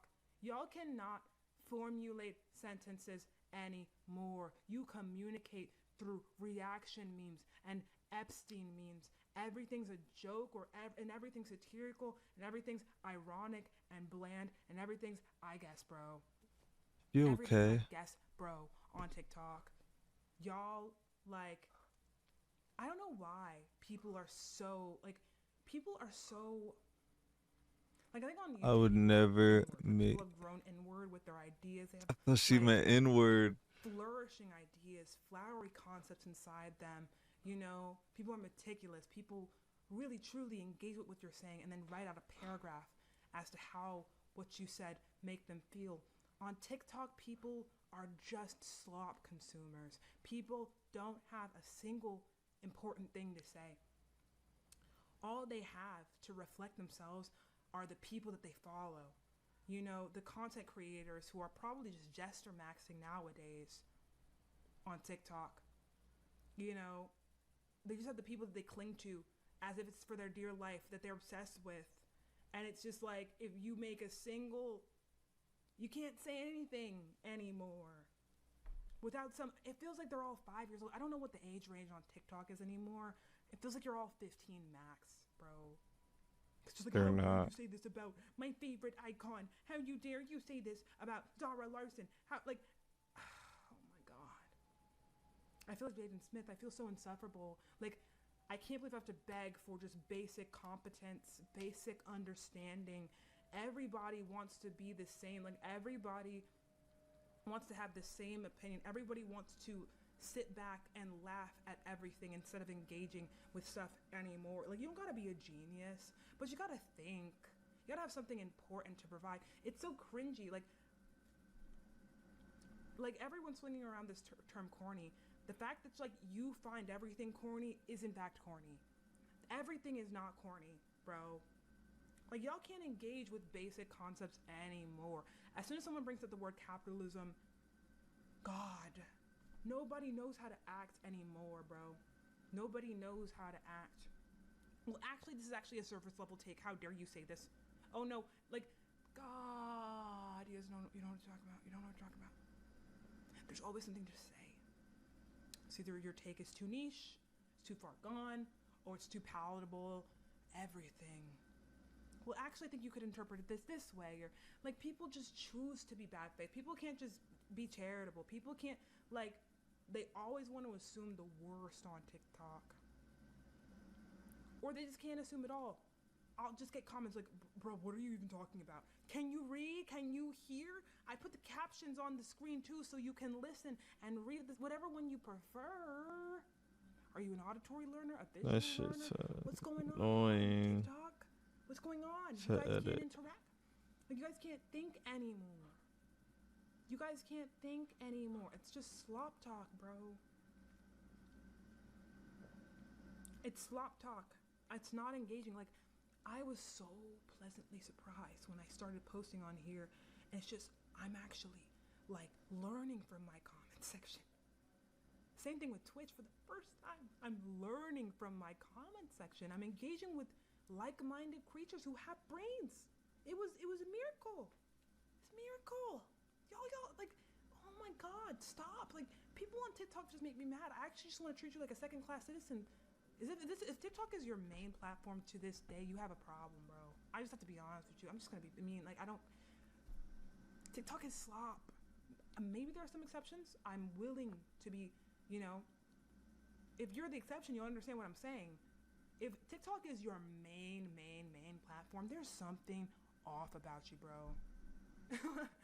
Ever since that freaking Palantir change in 2025, bro, I'm only on that app to propagandize people to. I'm trying to be the left-wing pipeline on TikTok. That's the only position I serve on TikTok, because there's nothing there anymore. Just garbage. That algorithm is doo-doo, bro. It's just doo-doo, bro.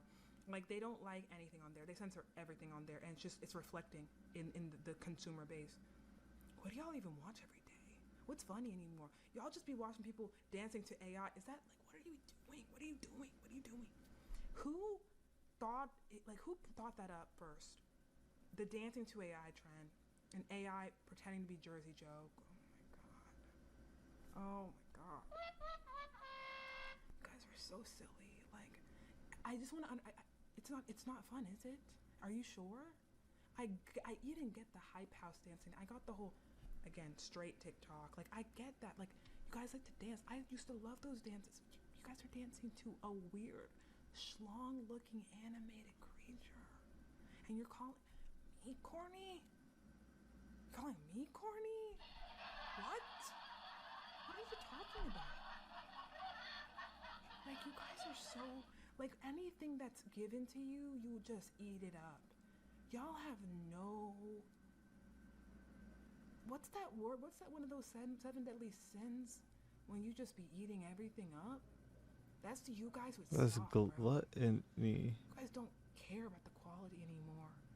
Y'all don't respect yourself. Y'all just eat up Isn't everything. it? Palantir tell you to do this, you say yes, sir. Palantir tells you to slurp, you say, how long, sir? Oh, you want me to use the generative AI now? Yes, sir. You want me to watch the Love Island slop? Yes, sir. I found out about that shit early on YouTube. Now I know. This generation can't even handle Black Mirror.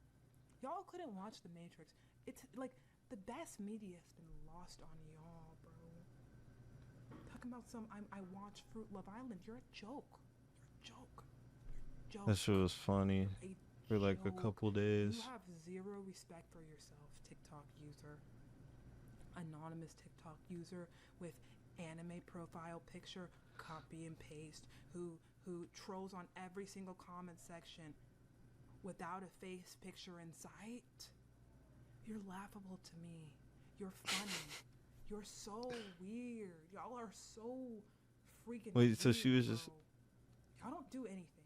What was she doing before she posted TikTok content? I don't even want to say stupid. Like, there will be people on my comment section, this is corny, bro. If you don't post anything, you don't, like, you're not a real person to me. You just consume. If you're just like one of those, you can't even engage with content. You're just a slurper-upper.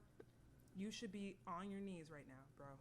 I'm the commander. You watch me, okay? Like, you don't do anything. That's a problem with these TikTok people. At least YouTube people, at least Twitch people can engage because they have brains. These are my dogs. Like, those are my dogs. Like, actually, like, I mess with them. I don't mess with you. If she gets big on Twitch, it would be bad. You eat. She would not think that. From the chum bucket, bro. I don't respect you. Talking about you could never call me corny, bro. You watch, I do. I live and you observe, my friend. I don't know what to tell you. I don't know what to tell you. I'm tired of TikTok people. I don't like TikTok people, bro. I'm gonna keep posting though. But I don't like it. And I don't like you. It's just unfortunate. Like, that's the Big Brother app. I have no choice. I have to post on the Big Brother app. That's going out to everybody, right? You know? It's going out to everybody. I have to post on the Big Brother app.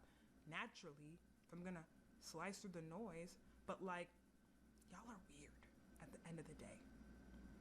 You know, y'all are just weird.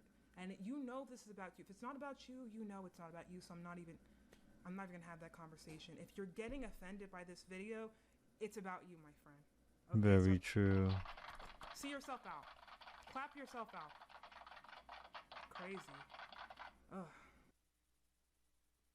Firebridge. But who gave her the what's it called? Who gave her that soundboard, bro? She be spamming. There is an obsession with faces that's being pushed on TikTok right now. And it's taken me a while to talk about this because I've been kind of farming the data on it for quite some time now. If you look at my TikTok For You page, you would think I am a Middle-aged woman. Oh. white dude who smashes his face. Yo, that's a fire For You page. I'm a 20-year-old black woman. It's because as soon as I saw this trend, it signaled to me that a new ending was opening up and launching itself onto the digital consciousness. I don't even know what to say, bro. Looks maxing, I could tell, was going to be the gateway to something much greater. For quite some time now. If you look at my TikTok For You page, you would think I am a 17-year-old white dude who smashes his face. Now why would that be the case? I am a 20-year-old black woman. It's because as soon as I saw this trend, it signaled to me that a new ending was opening up and launching itself onto the digital consciousness. Looks maxing, I could tell, was going to be the gateway to something much greater, something with much farther reach than we have seen a trend be before. I started to put a couple pieces together.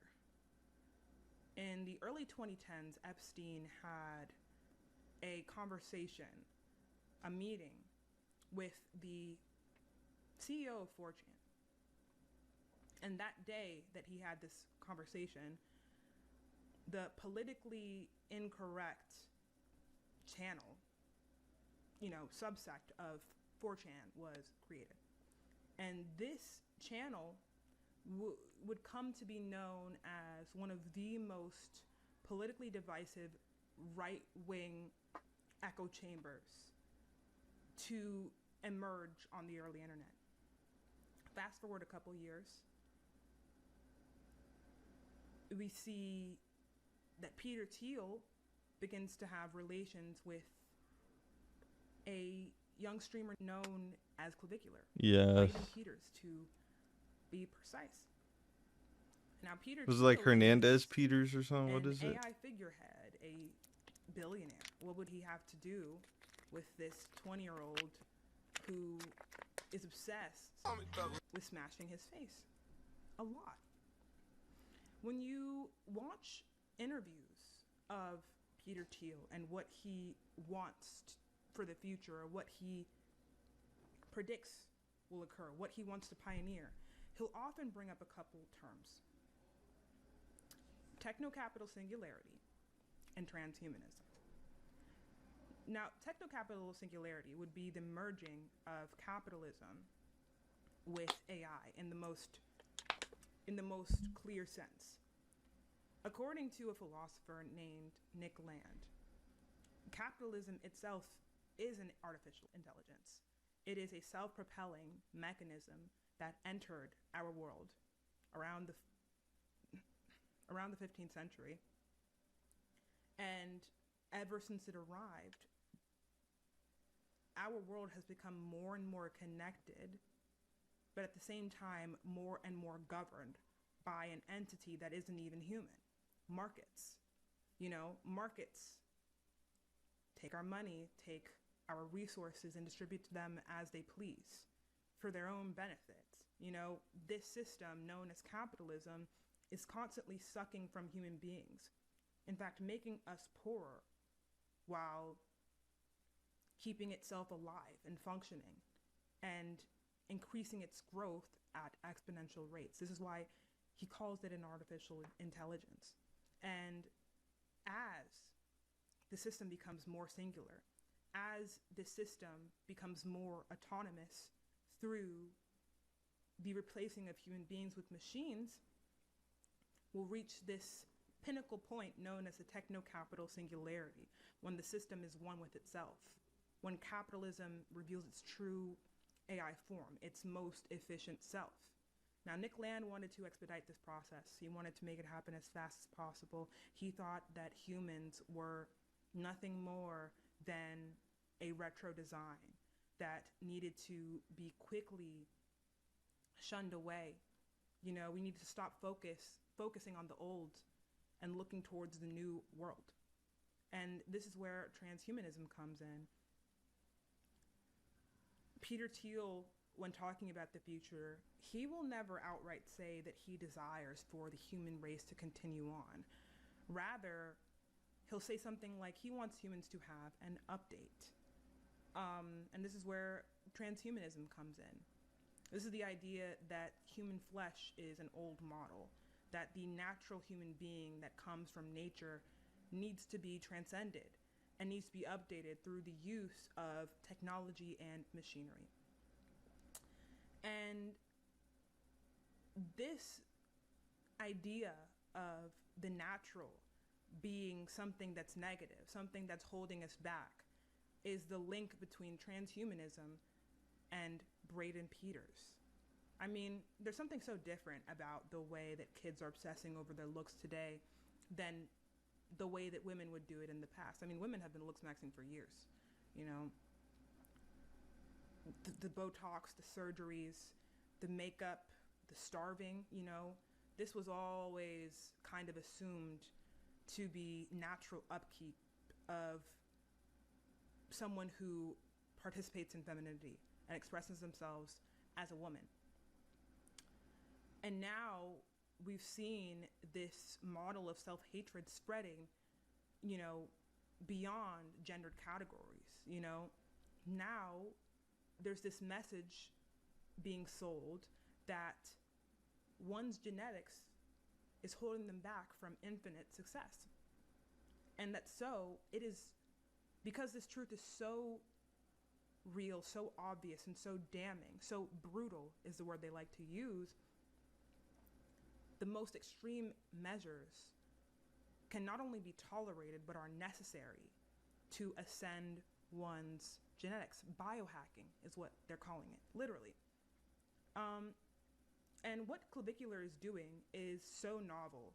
It's really, he's pioneering a new field of self-hatred for kids nowadays, because it's not now just like in the past when we see kids going down this vapid route of self-destruction.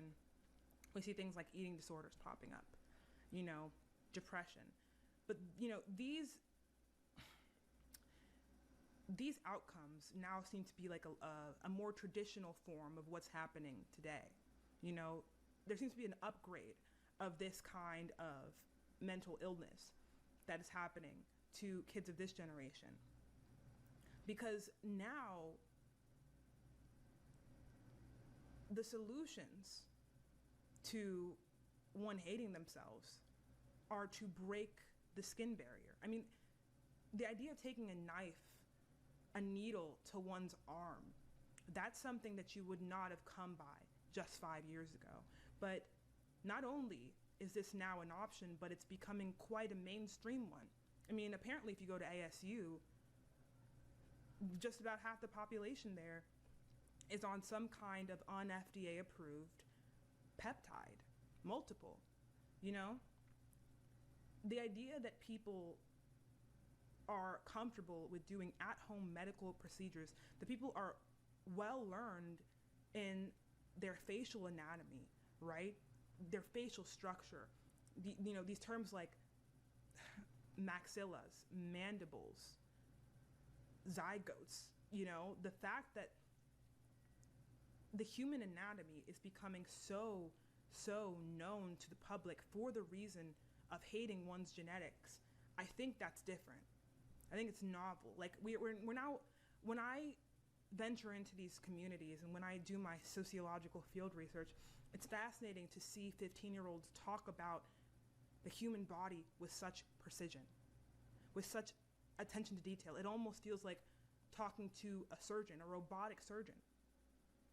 The way that people talk about these parts of their body that function to help them survive, to help them chew their food, and swallow it. You know, the way that people talk about, you know, these natural functions of this machine known as our bodies in such a cynical, unloving way. I'm starting to see us become more and more akin to machines, soulless machines that are more focused on the exterior, on the metal that, you know, drapes over us than what's inside. And I think this is exactly what Peter Thiel is prepping us for, because the next upgrade will be so much bigger. It'll be much bigger than incisions and, you know, needles full of drugs and whatnot. The next update will come when we're finally comfortable with rejecting what we are, and like our animal bodies, our mammal nature. When we feel so far removed, when we feel so disgusted by our nature, that the idea of merging with a cloud, merging with machinery, not only feels safe, but feels optimal, but feels like the most Peter Thiel is Dr. House from Fallout New Vegas, bro. efficient way to carry on as a species. I think that's what Peter Thiel is prepping us for. I think that's why he's partnering with Clavicular, because this idea that our genetics is the enemy is exactly the kind of message that he wants to drill into our brains before he launches the brain chip, before he launches his transhumanist agenda and uploads all of us to some kind of whatever it is. You know, we couldn't even fathom what they're thinking, what the game plan is. What we do know is that transhumanism is officially on the table, and that Nick Land and his crazy philosophical writings, his crazy half lecture, half disco orientations in the 90s, all of it's coming true. It's almost like this dude, and you know, he was going crazy because he saw this trajectory so clearly in the eye of his mind, and he just had to get it out somehow. You know, he had to teach people the nature of the techno-capital singularity, the nature of how technology is one day going to rule all of it, you know, in the way that it is now, in the way that algorithms produce, in the way that algorithms produce our reality. You know, he saw that so clearly, and he felt that there was no choice to submit to it like it was a god, you know? And he had to get that out, and it got him kicked out of the University of Warwick. But now,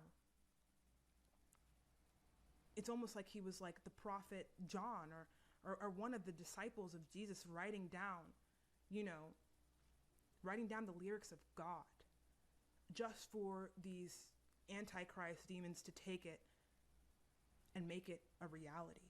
Like, he wrote up the game plan for the biggest tech CEOs known to man, and now they quote him, and nobody even knows who they're quoting. Nobody even knows where it's coming from, because we're too focused on the next AI trend, on the next AI meme. We don't even have the language to speak about these things anymore. That's what they're hoping for, but not on my watch. Not on my watch. I mean, they let me know too much. This internet gave me too much information for me to go mute on it. I mean, now I have to say it. I hate, like Clavicular and his rise are too in line with this message, with this dystopian future that we're propelling towards, and I think everybody needs to know it. At the very least, if you want to consent to it, that's fine. But I just think you should know. So, yeah. There's no way she's recording this on her computer.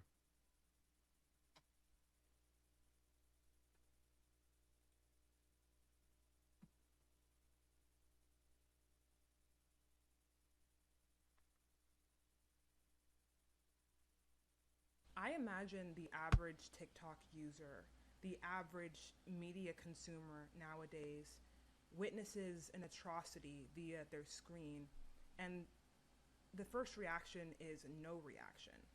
The first reaction is immobility until they open up their TikTok and look up the headline and see the way that the masses are reacting to said atrocity. And then this is consumed into their conscious. Okay, this is the way things are now.